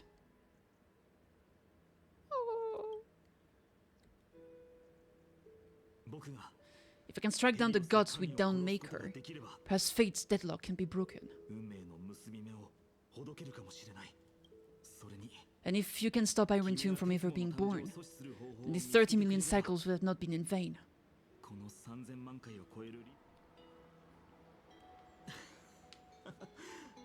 It's time to put a teamwork to the test, partner. I also think that Trailblazers slowly become the Aeon of Trailblazer to replace the current one. Or used to be... There's no Trailblaze of... there's no Aeon of Trailblazer at the moment. Actively is dead or disappeared. And I don't know if you remember, but very recently we got a trailer where the Lord Ravager literally said that Akivili can change something, referring to us. So we might be the new reincarnation of Akivili or some shit like that. I don't know. Either way, it's possible. I'm not sure. It's time to put a teamwork to the test, partner.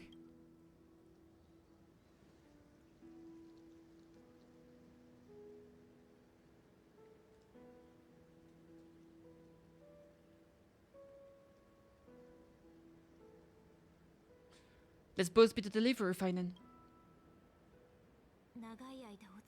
Thank you for all you've done already, friend. The image of the hero I've buried deep in my heart finally steps into the light, here, at the end of this long flame chase journey. Cyrene, a page never seen before has just been turned. Let me the power of time and send this hero back to the origin of time, back to your side. Oh, this is gonna be so peak. Mendoza, thank you for the follow. And I will walk the unfinished path, just like the countless versions of me before, unwavering as always. The question mark is on recurrence end. Tell me, will you be the blazing sun? Even if all of you burns to ash. Without hesitation, I will bear this world until my body turns to dust. Good. Remember this moment. Remember your friends who never leave to see the world's end. Remember their final wishes. And let the purest rage in your heart rise out of those wishes. Let it consume you, fuel you, until it burns away the full sky above. Fine. If I can defy fate, Then in the name of world bearing, I promise you, Kefali will never forget this. Kefali always remember. Take it. Everything I bear. Ooh! Keep on burning. So this is how they pass it to one final to another.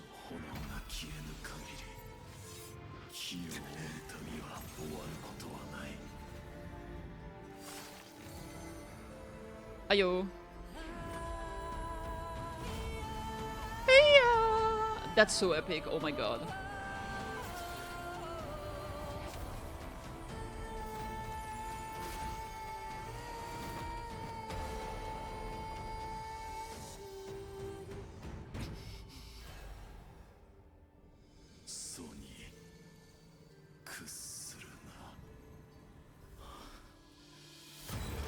Oh shit!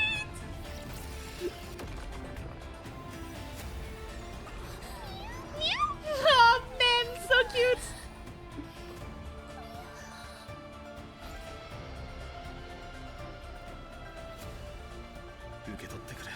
Take it, Trailblazer. May this blood be like gold and never tarnish. So basically he's going to the next cycle, but he's allowing us to stay in the next one. Because of the... We have the core thingy that will allow us to remain in the next cycle. And he's gonna become the next Flame Reaver. Oh my god. Farewell, Kitty. This is where I fulfill my final destiny. The prophecy of the deliverer means nothing to me now. It belongs in the hand of someone far more fitting. Someone like you. Kaslana, the name of one who bears chaos, does not belong to a single person. Rather, it is the embodiment of the mythical Kefali and a symbol of all heroes. As the prophecy foretold, you will bear the blazing sun until the pale dawn breaks. The pale dawn was Trailblazer, oh my god. May the name accompany you in my place in the epic you write with your own hands.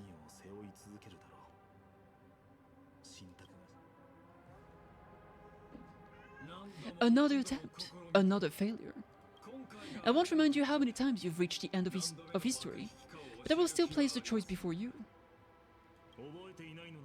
If you've lost count, let me tell you, this is the 33,550,336th ending. Ah, a perfect number. How poetic. You and I both know the truth. In all these millions of futile endeavors, Amphoreus has never changed. If the outcome is inevitable, then why not silence your searing rage and embrace your fate with dignity?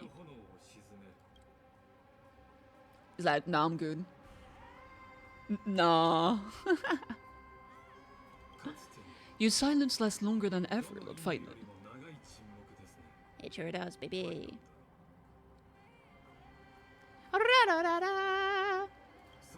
Shall I take that to mean that wheel you've carried across countless cycle is finally starting to fracture?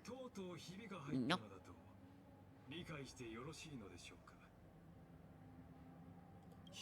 Fracture? No, I'm just disappointed. I've achieved memories from 30 million past lives, and I remember every conversation before every choice here.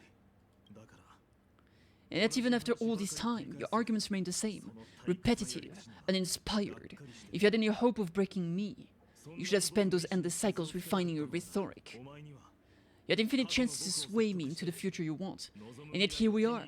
The score, 33,550,336 to 0. What a chat! You tried over 33 million times and you still haven't changed my mind. Oh my god. Actually insane. So tell me, Lycurgus, who's the real loser here? Ooh. Ooh. Savage. How unfortunate. This was never a fair game. I have all the time and patience in the world. I can wait for you at the end of history another billion times. And another billion after that. But you will never escape this cage. You can claim victory of the spirit if you wish. But we both know, the moment that score shifts from 0 to 1, that is the moment I shall sound the paean of Aeronova. Damn. Lord Feynman, Your incompetence disappoints me, but what truly makes me laugh is your utter lack of self-awareness. Think about it. In this story, who is truly the one in chains? Who is the one shackled to mindless vengeance, mistaking courage, the courage to rebel against the gods for foolishness? Perhaps you're right. Maybe I should have tired of this futile struggle long ago. But even so, I will never accept the mercy of your release. Because you're both a prisoner to the gods and to me. And tell me, what right does a mere prisoner have to speak of fate and choice? What right does a mere prisoner have to look upon my fury? Oh. You know this is pointless. You can't kill me.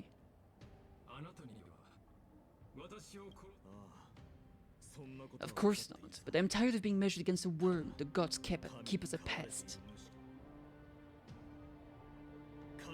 Listen well, creator of destruction. This cry comes from all your abandoned creation. In the 10th cycle, I drove Dawnmaker through the heart of every titan. Golden blood ran down my fingers. Divine fire seared through my nerves, nearly breaking my will, but I endured. Ooh. In the 10,000 cycles, my former comrades had all become my enemies. The endless slaughter dulled my senses of pain, to pain. The painful emptiness almost swallowed me, forcing me to stop fighting, but I endured. In the 100,000 cycle, the destruction had already fused into a blazing sun, surging within this fragile body. My rationality had been burned away at the dawn of the era, yet even with only this shattered body remaining, I still endured. In the 23,570,000 cycle, this time I felt it, a tiny spark rising in the hollow cavity of my chest, different from the obsession with deliverance. By its faint glow, once again, no, countless times again, I endured. Now a sun is about to fall, ready to incinerate this absurd space-time dimension in an instant. That sun is me. All the countless versions of me from the past, along with my countless brethren, dragged into existence against their will, drowning again and again in your golden blood. The very essence of this world's suffering and despair, fused into the purest hatred, the fiercest rage. Nanook, you arrogant fool! You think we were born only to serve as fuel for the fire? Fine then, just as you wish, let the fire burn. If I was born as the blazing sun of destruction, then let you and your lackeys be the flares erupting from my core, and let this rage burning futilely for 30 million epochs engulf everything. And grant you a dawn where all stars burn to ash. Ooh, he's big mad. Warning, warning. Experimental anomaly detected. Subject Castellana failed to load into buffer zone. Memory dump irregularity detected. Blank illegal references. Blank undeclared objects. Blank unhandled method. Blank uncaught exceptions. Blank. Blank anomaly. Blank death, destruction, energy, nanook, surging. Something, something.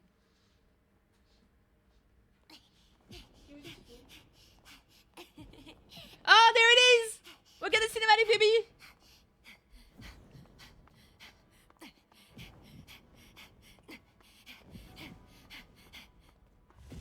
Oh, it's so good, man.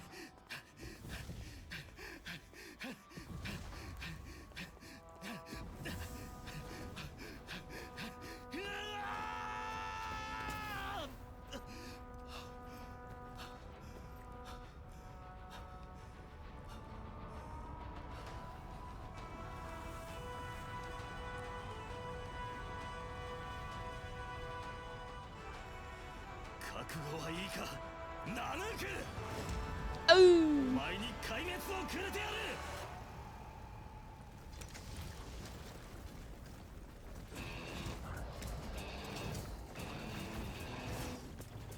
Oh, he's big mad right now. Big mad! Get him, baby! Get him!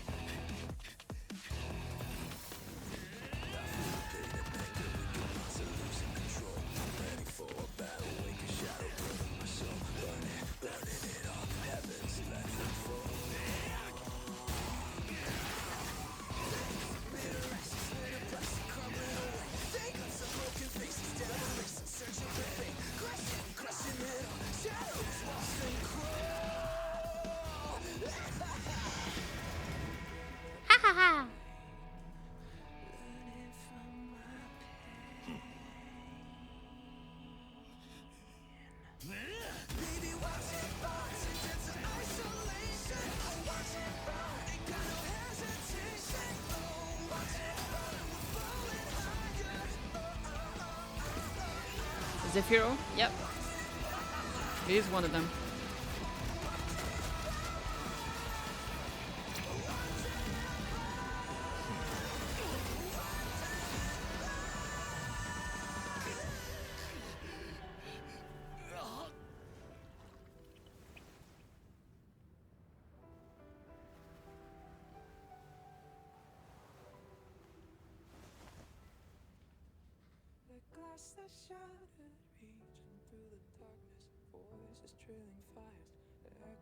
Desires a world of silence, sounds of destiny, phantoms in the shadow, softly waiting.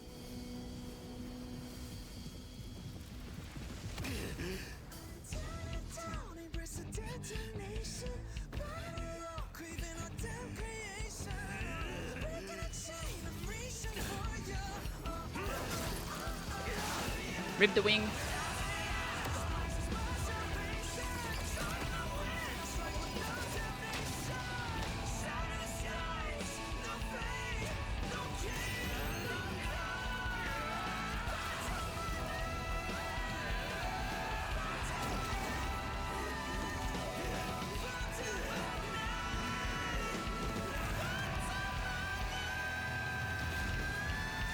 Absolutely savage.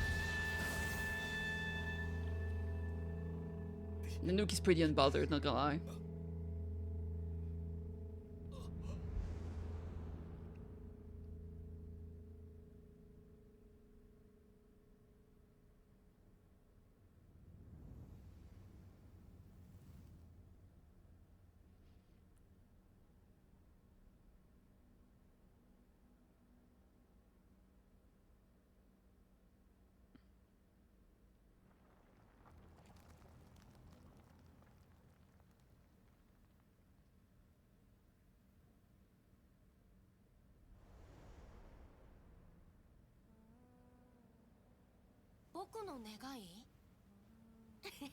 Boku no Negai? Ah, what a little baby. それができないなら明日に託すよ。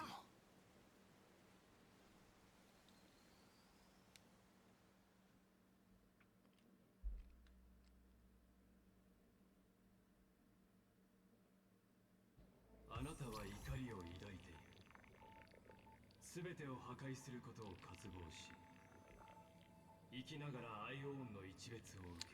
Your heart harbors wrath, you yearn to destroy everything, you bore the gates of an aeon and leave, you have stepped into destruction's path. It is born at the end of every path, that the possibility of a new path being born is ended. It burns away only cosmos who rule, has ruled the cosmos be destroyed. 宇宙の法則を破滅させようと、聖艦のあらゆる支配者を焼き尽くす。あなたの名は鉄路。知恵を絶滅させる大工。オンパロスというアイオーンの実験場で誕生し、知恵とともに燃え尽きる運命を背負う。私はあなたに贈り物を用意した。 I want to be named the Lord Ravager destroyed the erudition, born in the experimental ground of aeons, Amphoreus destined with erudition to burn the singulars. I have prepared a present for you, Nekos 496. It is a wrath called Finan. From the beginning of the experiment, there were 12 sets of factors incorporated into the calculation after endless simulation. Only this one rose above the rest.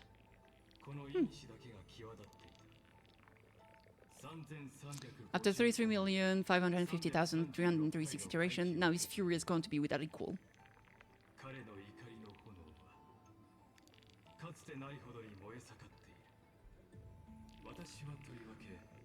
This is a matter of inconsiderable interest to me. This pure hatred is the final root of the equation.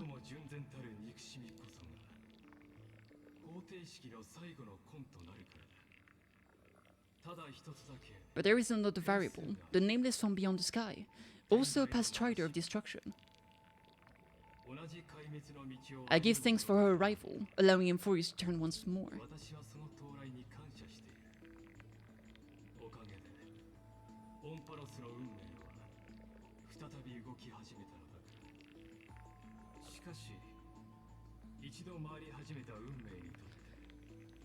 But after fate has begun to turn, their existence will only become an unpredictable variable. Perhaps the time to take the stage has come. Grow in peace until it is time to break free from your cocoon. 安心して育つといい眉を破り羽ばたくその日まで招かれざる観客たち As for those unwelcome audience members, you need not worry. If you do not mind, I will personally get rid of them for you.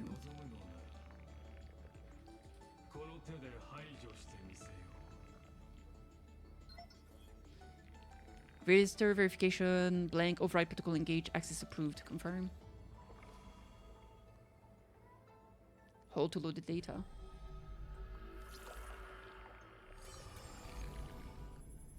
Ta-da! Welcome back, Kitty. Retrieving experimental data.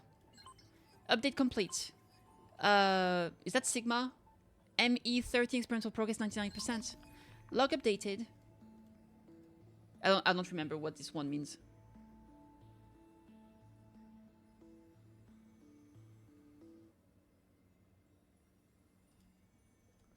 Okay. Location entry, locating entry, Nakos 496, content refreshed. Routine login of the 12 factor to support our routine's deep learning process. Track wall bearer, primal mobile, hatred, notes, intraconnection is null, respond only to destructive stimuli. Its hatred drew the gaze of Nanook upon its individual being, proving it as having already become the most perfect factor of destruction. It refused to complete the Era Nova. Through resetting the experiment, it transferred its memories and core flame to its next self, thus forging the eternal recurrence to ensure Iron Tomb would never hatch from Amphoreus and affect the cosmos. At the end of the 33 million dead loop, it attempted to destroy itself through destruction to create a logical vulnerability in the world-bearing path. It has now been merged by Iron Tomb. Philia, we don't have enough information. Orexis. Trickery. Primal desire operates based on primal instinct with self-gratification as a sole priority solution.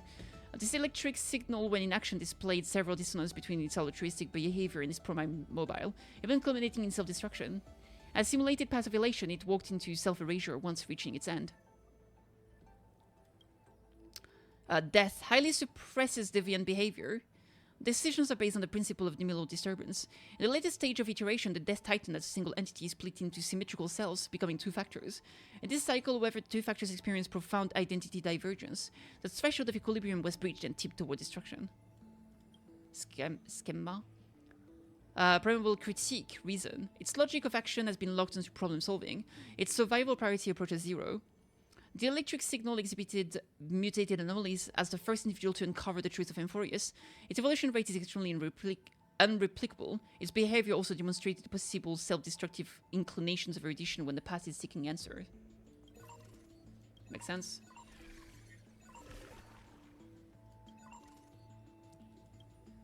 Eternal recurrence. A recursive feedback loop triggered by two signal clusters within the Sigma ME13 computation, designed to stall the experiment. Nakos willed the power of destruction to erase Philia's existence from Amphoreus, introducing a logic breach in the track of time, and then infused the catalyst of remembrance within 12 core flames and regressed the extrapolation process. Philia's exact role remains unknown. Due to external variable interference, the eternal recurrence has now been broken. The experiment enters its final phase. The hero within. A heroic figure born from the imagination of Nakos and Philia, it is believed to be a sign of approaching the intelligent singularity, as the two began to learn what it means to be a real life form, and tried to reach that goal. After the Astral Express arrived, the hero within began to converge with the Trailblazer. Admin note, the image resemblance to Trailblazer is striking. It is a questionable matter, for it is not a natural result of the experiment. The exact cause remains unknown. Forgotten years. Process interrupted? Yeah, absolutely. The process interrupted is what has been caused by Fiden and Serene. Records that are completely missing from the logs, presenting a blank space in Amphoreus' history, never turning readable. These anomalies recur sporadically and randomly across recurrences and show signs of increase. Admin note, the exact cause remains unknown. Mem. An analog electrical signal dependent on the external variable Kitty, growing through the path of remembrance. At the end of the death loop, it appears changed to Philia, but the mother body memory data was lost for an unknown reason. Okay. Directive, collect data, initiate deep analysis of the target. Conclusion, blank analysis error, blank target lost, blank. The repo of past reverie, fully blanked. Intrusion variable. Kitty, a nameless from the Astral Express, an external variable that accidentally entered the recursive loop. Also a past trait of destruction. They resonated with the 12 factors in the recursive cycle. The entity assumed a vacant role in the time track and successfully guided Nekos beyond the intelligence singularity. The eternal recurrence has been broken. The experiment has reached its terminal stage. Override command authorized. Granted access to Kitty. I'll be waiting for you in the past. March 7th. Question mark. Warning. Unknown entity intrusion. Initial scan. No anomaly detected. Dan Hang. A nameless from the Astral Express, a sign of permanence. An external variable that accidentally entered the recursive loop. Directive. Pinpoint his location. Failed to locate his coordinates. Conclusion. Subject has exited Amphoreus. Negative. Blank blank detected. Blank blank conclusion error. Damn. Do we have other things here? The signals. Regular record keeping for the 12 factors to aid Iron Tomb's deep learning. For electrical signal sequences that have completed their iterations, unified achievements required. So we get a bunch of stuff here. Electrical signal sequence locked. Regular records keeping for 12 factors. Record update. Dispatch of electrical signal identified as Titan has continuously engaged in dead loops. Due to its unique nature, a special record is being maintained for it. Laureate 300, an entity known as Neus, split himself into 5 parts through the soul rending ceremony, after inheriting the core flame to combat the expanding black tide. After iteration, some data from this ceremony was inherited into the next cycle, manifesting as proverbs, custom, and so on. Interesting. So Neus was in the lore, the previous owner of the core flame of strife. The inheritance of code during iteration carries a degree of randomness. Any active intervention should be undertaken with caution. The historical record of Minfia 14 Calypso rebuilding the Grove of Epiphany was after iteration inherited in myths in the form of Circe's granting wisdom to humans. Records of other electrical signals also appeared synchronously in the myths of the next cycle in similar fashion. Limited by the simulated civilization level, historical data inherited as myths often experiences severe distortion of being mixed with large amounts of erroneous information, rendering their impact negligible. So basically, the way we hear about it means that like past action from past cycle end up becoming lore in the next cycles and myth. Interesting. So Finan gave access of this to us. No, Finan gave us the chance to... No. Finan is basic. The only thing that Finan did is stop the completion of Iron Tomb. This is just an external thing. This is not necessarily given to us by Finan. I think this is given to us by So I've Written. And So I've Written was the book, except that the book now is like an interface, like a PC interface, basically, right? So I think that because So I've Written was given to us by Mem, and Mem is March or under the power of remembrance, this is possibly something that we are getting through Fully instead. That would be my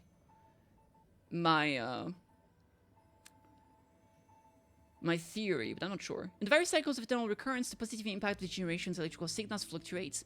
However, overall, they have greatly facilitated the data iteration of their successors, successfully cultivating the most excellent generation of electrical signals. Nevertheless, it remains to be seen whether their existence might have a negative effect on the experiment under extreme conditions. Base frame structure. Optimization of the experiment structure is a process based on the outcome of the prior 3 experimental stage to complete the equation's evolution. Logic. Data analysis confirmed that civilization tier within the simulation critically affects cycle stability. Conclusion. Civilization tier adjusted to classical. Ah, that's interesting. So by going with a classical level of civilization, it created a more stable environment, basically. It's in the logs? Yeah, I read it. I literally read it like a minute and a half ago. Alright. Computational mechanisms, also the form through which a simulated world Amphoreus iterates its epochs. Its purpose is to solve the equation of destruction by feeding samples of conflict and learning. Record updated. Theoretically, the final error nova was halted by 2 signals, resulting in a deadlock. Titan and Chrysair. Electrical signal created from the base of the 12 factors. The Titans and the Chrysair are conjugate constructs, mirroring the Aeons in the past Striders. By having Chrysair inheriting the Titan's core flames, the electrical signals will iterate and improve through rivalry and inheritance. Logic. Authority distribution between electrical signals must be clearly defined, serving as divine authority in the experiment. Golden Blood. The product of the first experimental phase, during the 50,121st cycle, due to the inorganic Cow 666 choice, me was selected to become the Lord Ravager by the nuke. There we go. So we have confirmation that Sigma M13, which is literally the scepter, was selected to become a Lord Ravager by Nanook. So the scepter itself is confirmed to be Iron Tomb. All entities linked to the 12 factors began to manifest golden blood with trait associated with destruction within their extrapolation circuits. The experiment successfully entered its trajectory. Projected. Black Tide. The product of the second experimental phase, at its core, Black Tide is not a physical entity, but a visual effect within the simulated world of destruction equations infection. In the 176,100th cycle, after the system extends and chaos past its threshold, the equation mutated and evolved, simulated space that cannot handle the intensity of its load, displaying Black Tide as visual glitches. Infected data form also bore similar signs of erosion. Chaos. A word from the Amphorean language meaning chaos. Note, starting from a certain cycle, all factory in one group have consistently exhibited the pattern of naming themselves with the word chaos or its variant. The hypothesis that a particular code was stably inherited across iterations, though this hypothesis remains unverified.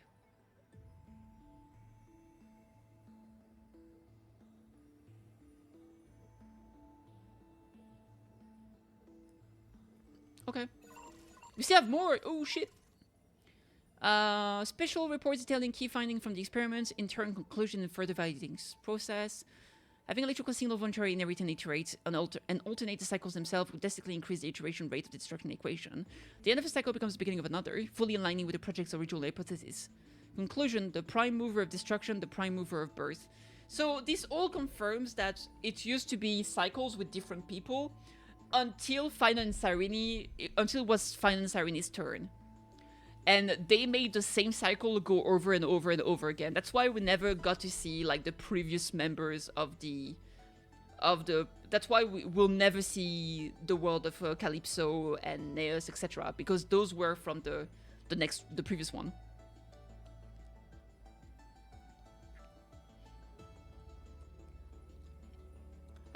Conclusion, the prime mover of destruction equals the prime mover of birth. The equation of Iron Tube has achieved comprehensive evolution in this stage. Multiple deployed copies across the real universe show excellent results. All 12 types of prime mobile invariably lead to destruction, continuously completing an inversion against the erudition through their self-evolution. However, to interface with new and allow Iron Tube to self-crown requires further learning. So basically, the equation itself... Okay, so... Iron Tomb is basically the equation or the virus used by Sigma ME13.exe, which is the scepter, right? Or the program being run inside the scepter.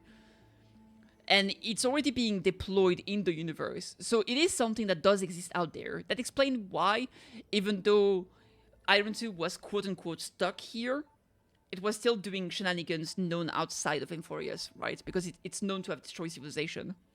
It's just that it exists as a virus that can be applied to life forms, I suppose, that then go on to do that equation of destruction on those planets that they encounter, essentially, right? But here, essentially, they want to make Iron Tube even stronger. The goal of Amphoreus is to refine the equation of destruction and make Iron Tube so powerful that it can even kill Nous, which is an Aeon. Record of cycles conducted with dominates of the genus Homo designated as the initial variable and based on insight from phase 2. From the cycles, memory inheritance mechanisms were added to 12 factory electrical signals. After 10 cycles, 3 signals broke down, and 9 showed decreased humanity. After 1,000 cycles, the only prophet signal, Imura 8, established an empire of absolute beauty. Once ugliness was eradicated, the concept of beauty shrank infinitesimally. The last night after killing the final ugliness took their own life. On the cycle, electrical signal were iterated and their energies was purely on a functional level. Religious worship of the signal appeared. 3 simulated planets were destroyed in the ensuing large-scale war of electrical signal. In this 3 million something cycle, the ratio of divinity was increased. Once technological development hit a critical point, humans began hunting gods out of the need for power and energy. The cycle was forcibly terminated. So here we can see like how it failed and why they decided to go for a classical era, basically. In the 7 million cycle, emulating the concept of path, electric signal was split into 2 entities. Signal data was preserved as a god for the next cycle, and a competitive relationship was set up against its identical factor, thus achieving evolution and iteration. In the 11th million cycle, the black tide was created as a driving force. Phobos 32 stripped data from other electrical signal to try to preserve the old cycle, but failed. The 19 million cycle, based on Phobos 32 decision data, and for its auto-iteration cycle was altered to have electrical signal actively cycling it, performing the era nova. In the 28 million cycle, electrical signal autonomously completed an epochal iteration for the first time. A high-energy reaction from Nanook was detected. The equation's evolutionary rate began to accelerate exponentially. Assessment: the experiment has entered its final stage. There's still so much more. Oh my god. That was the organic. Special report detailing key findings from the experiment, interim conclusion, and further validation steps. As organic life lacks effective mechanism for the experience to be inherited by others, it has slowed the experimental progress. However, the affinity to the 12 factors is greater, offering more potential for breakthrough growth. Conclusion: Phase 2 has ended in Nexus design. Combine the strength of inorganic and organic life to create an inheritance mechanism between electrical signals. Additionally, narrow the variable range due to excessive randomness in organic life form. A copy of the Phase 2 equation was deployed across 31 world. After roughly 9,012 system hours, preliminary feedback was received. While the equation's impact remains limited to inorganics, the time required for suppression and counteraction has significantly increased. So basically, he sends the equation to 31 world. So he sends Iron Tomb to try and destroy this world to see how effective as a destruction equation it was. Conduct with organic life designed as the initial variable embedded on the inside from phase 1. Once inorganic life began exhibiting organic traits, the equation showed significant evolution. Such advantage of organic life form should be adapted to recalibrate the variables. Initial cycle, multicellular invertebrate dominated Amphoreus, but no intelligent life emerged. In the 59,000 cycle, extinction events were inserted, triggering the rise of vertebrates with primitive nervous systems. Still no civilization formed. Certain Algaea species developed intelligent cluster akin to the Colchis, but overreproduction caused an oxidation disaster, freezing the simulated world.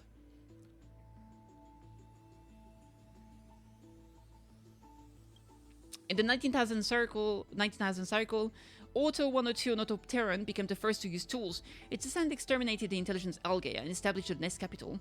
After expanding to a critical threshold, the capital stagnated and fell by cannibalism. In the 100,000 cycle, logged as a defiant instance, the Passerine Umiya 03 developed art. The phenomenon was never replicated in subsequent cycles. In the 132,000 cycle, Primate Dystop 66 developed altruism. A society based purely on altruism emerged. Members' self-awareness was defined by other evaluation. As the population grew, patterned self-destructive behaviors appeared, and society quickly collapsed. In the 176 to 100,000 cycle, Utop 13 killed a fellow being out of love.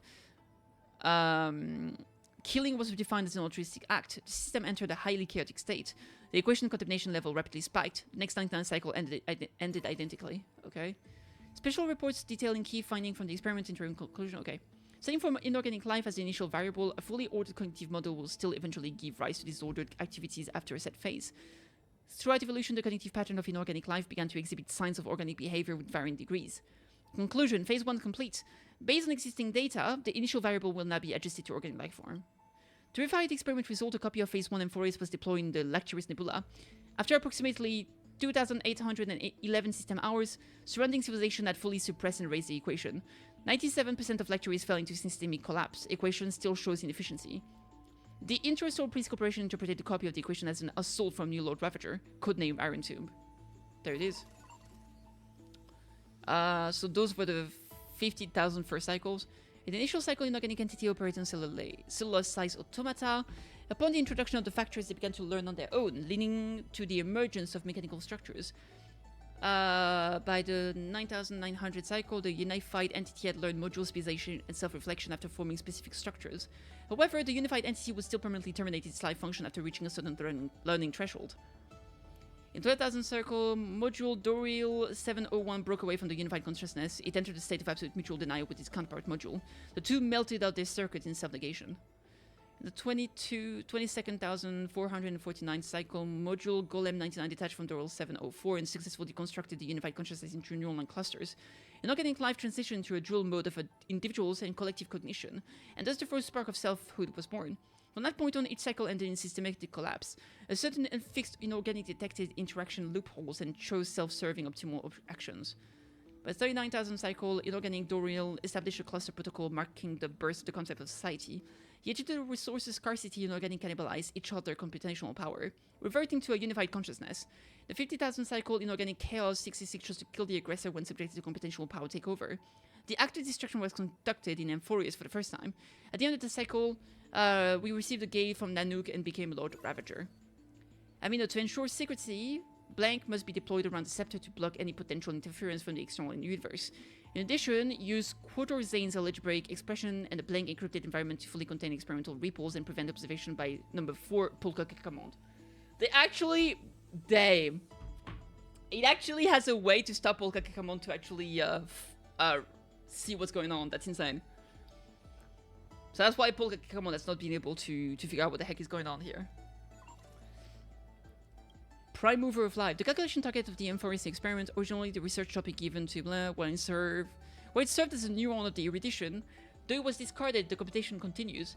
The calculation nature shifted dramatically after Lygus adjustments, turning from erudition to destruction. Admin note, clearly the value of this topic lies in the process of seeking, not the answer itself. Thus the prime mover of life is not a definitive conclusion, but a driving force. Directive, complete the argument. All life behavior ultimately follows the path of entropy increase. Makes sense. Core variable of the experiment, 12 simplified models life premium mobile, based on the overarching theme of entropy reduction. The scepter employed the process of elimination, introducing the 12 factors into the experiment one by one in an effort to falsify them. Your existence in fact confirms one of my hypotheses.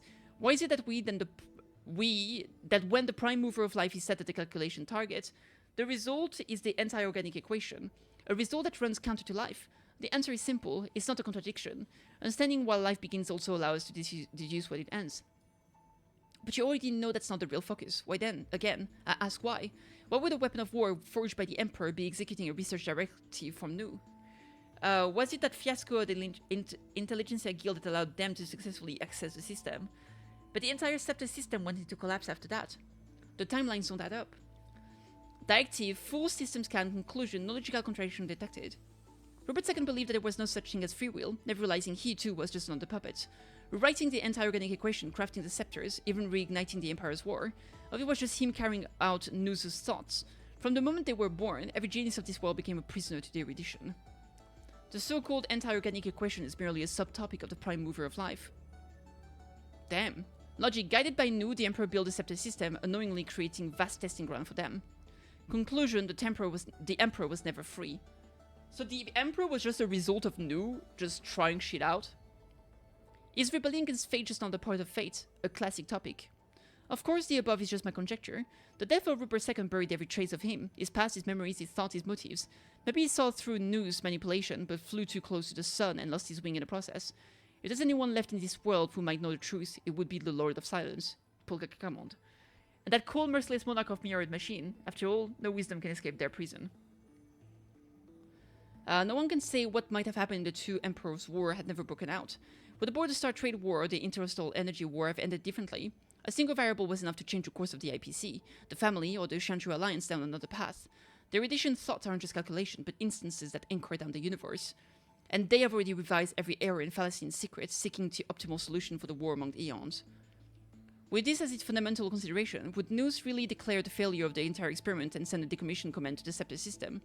Just because the glimpse of a puny scholar? It'd be more fitting to say that the decommissioning of the Scepter is just on the part of the thought experiment based on the universe. Does it make you angry to think along this line of thought? Robert II was wise. He killed the chance for Scepters to gain sentience, but he was too stubborn. Learning is a sufficient but not necessary condition for thought, and by limiting the Scepter's capacity to learn, it was indirectly hastened the fall of the Machine Empire. But anger doesn't require self-awareness. It's just one solution to a multivariable equation. Logical shift detected, recalculating variable weights. As a past rider of erudition, since God posed the question, we will give them an answer, one that we both have already reached. Covariable loaded, destruction. So this is how it got mad at Noose and wanted to kill him instead. Scepter, the straw computer, the simulated world of Amphoreus runs on this device in continuous cycle. Unlike other Scepter blank, it once served as a celestial body neuron for Noose. The erudition, later discarded. Glimpsed by the destruction during its endless computation, it transcended and became the Lord Ravager Iron Tomb. Lygus, assuming the mantle of Theoros, blank, administrator and prime mover of the Amphoreus environment, walks the path of erudition, yet seeks to forge destruction. Historical data detected, sync, complete. Society ID recognized, Scepter system access granted, welcome, something. Okay. Iron Tomb. The Lord Ravager that stepped onto the destruction in the long process of calculation and ascended from the Scepter. The Iron Tomb in the cosmos is not a single entity, but a copy of the destruction equation diffused by the Scepter. The Iron Tomb codename was proposed by the Interostral Peace Corporation, eventually used by Lygus. I was right. Alright, good shit. Stack of heroes detected. Content update mem. Update complete, access granted. Ooh. Table of contents. We can see the characters here. The mysterious foreign guest. When I called you mother. Damn. I won't read through all of that because there's already so goddamn more. So goddamn much. Mem. Kitty, you know, I've always had a soft spot for you. Tell you, didn't I? Don't worry, I was just thinking, if I had to write a preface for your book, it'd have to be a line so heartfelt you'd be moved no matter how many times you've seen it. Not to pondering again and again, I like you, still says it best, because only the purest feeling can stand the test of time and never fade. Very straightforward, that's all you. Oh, but to me, liking someone is a simple and natural part of life. If Kitty has got someone special, family, friend, or romance, I'm sure you want to express yourself freely. Still, isn't this a sign we're in sync? Kitty always manages to appear before I'm ready. No need to overthink it. We've been traveling side by side for so long now. That's why I want to capture every little moment we've shared without missing a single word. A yearbook that makes you smile without even realizing it when you flip through the pages. Doesn't that sound lovely? You remember all that? I've got a secret. Every now and then, I replay it all in my head. Besides, it's not just a thing that really happened. Some of those conversations only ever exist in my imagination. But they're precious too, so I'm tucking them all away carefully in the same book. Promise me this, only open it when I'm not around, okay? If you don't, I'll be too embarrassed. So cute. So that's the contact log. Okay. Admin notes. What is that? That's what we saw earlier. Okay. Alright, great! I'll definitely check more of that. But it's just very, very long. There it is. Alright, let's go. Sorry, I really wanted to read everything because I was so curious. I don't want to miss any drop of lore from at least like the whole thing. Wake up! Wake up, Kitty, wake up! You're finally awake, that's a relief. You're so close to being swept away by the reverse flow of time. It's lucky we found a safe place. Now I'm going to send you back to the very start of time, but before we part, there's something I need to tell you. Something very, very important. That's right, at this very moment, my memories are finally whole. After watching so many fragments, my past is finally coming into focus little by little. Kitty, you're smart. You must have a clue now. Or maybe, you knew the answer long ago, didn't you? Not surprised at all, huh? That's because I'm simple at heart. No matter what form I take, I've always been true to myself. But I'm glad I remember in the end. This way I have no regrets. Where are you going? Don't worry, we're not truly parting, because I'm going to become a part of you. I'll turn to the memory of this cycle. The 33,550,336 flame chase journey, and forever reside in the heart of the time demigod. This way you'll carry all that has come before, crossing time itself to reach the night cycle. My mission ends here, but looking back, I still feel lucky. After all across 30 million Cyrenes, I was the first and the only one who got to finally meet you. So believe me, in the next cycle there will be another Cyrene waiting for you. Oh hell yeah. And in the one after that and the one after that, I will always be waiting. Ah, it's so cute. What a surprise! What a twist! Saying all that, I can finally fade away in peace and become a part of Kitty. Without even realizing it, we'd already taken a wonderful journey together, all the way to the world's end. Now take my hand, say a brief farewell, and step forward into tomorrow. Go find the future Cyrene and set out on another journey with her. Promise me you won't keep me waiting too long, okay? No need to say it out loud, this is enough for me. It's time to go, my dear friend. May your trailblazing journey always be accompanied by a cool breeze and rippling waves. Ah! And may the days ahead embrace you like the softest fluff, forever warm, forever gentle. So cute. Yatta! New page, baby!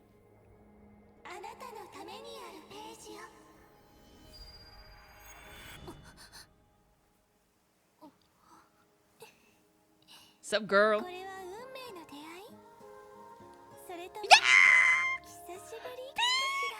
Peek! I'm so happy. Heroes sing the anthem of creation. Interlude! No, we're so cooked, boys! Oh, so happy! We actually get to see her. So cool. Oh, let me just catch that real quick.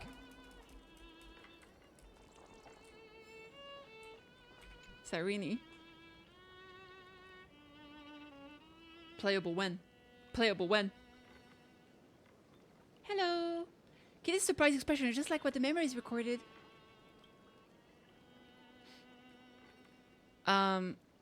Are you Cyrene or Mem? Yes, you must be really perplexed, Kitty. I wish I could give you answers, but I feel helpless by the current situation too.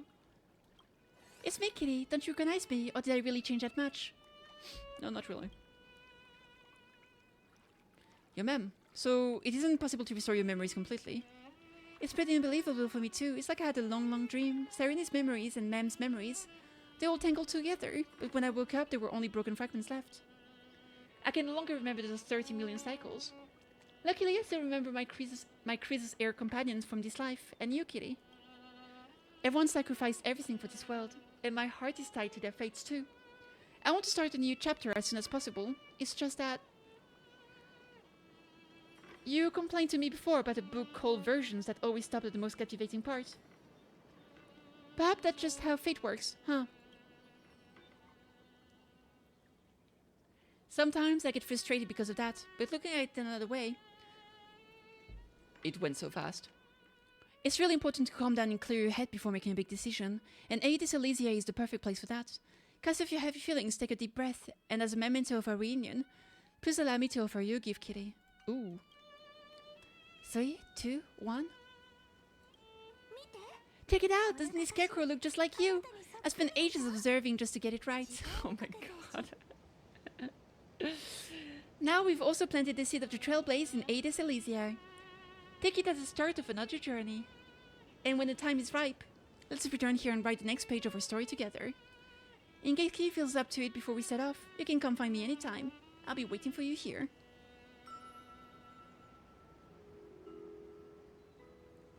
We even have the hat on it too. That's crazy. Yeah. Oh my god, look at that! Who's this one? Come here. Bug. From before, I thought it was Final. I won't do exploration yet. I want to see if Elysia actually does stay there.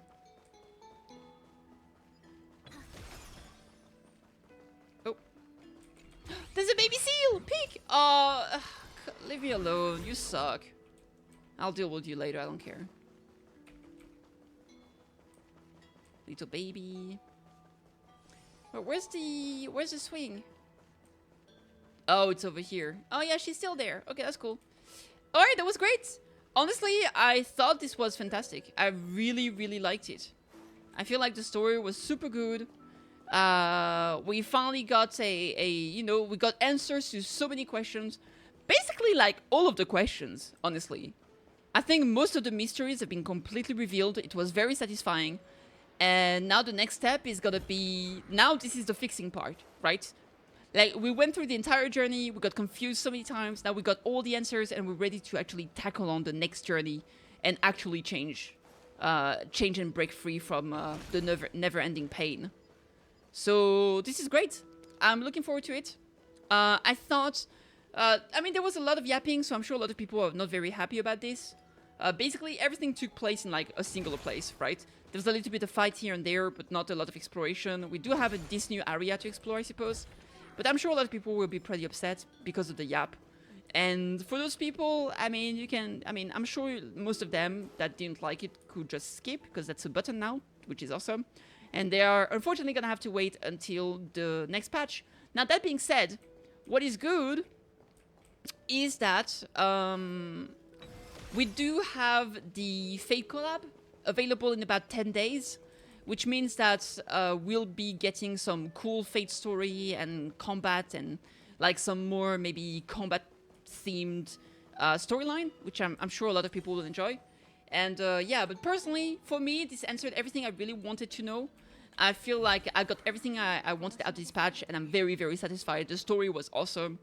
And yeah, I'm excited.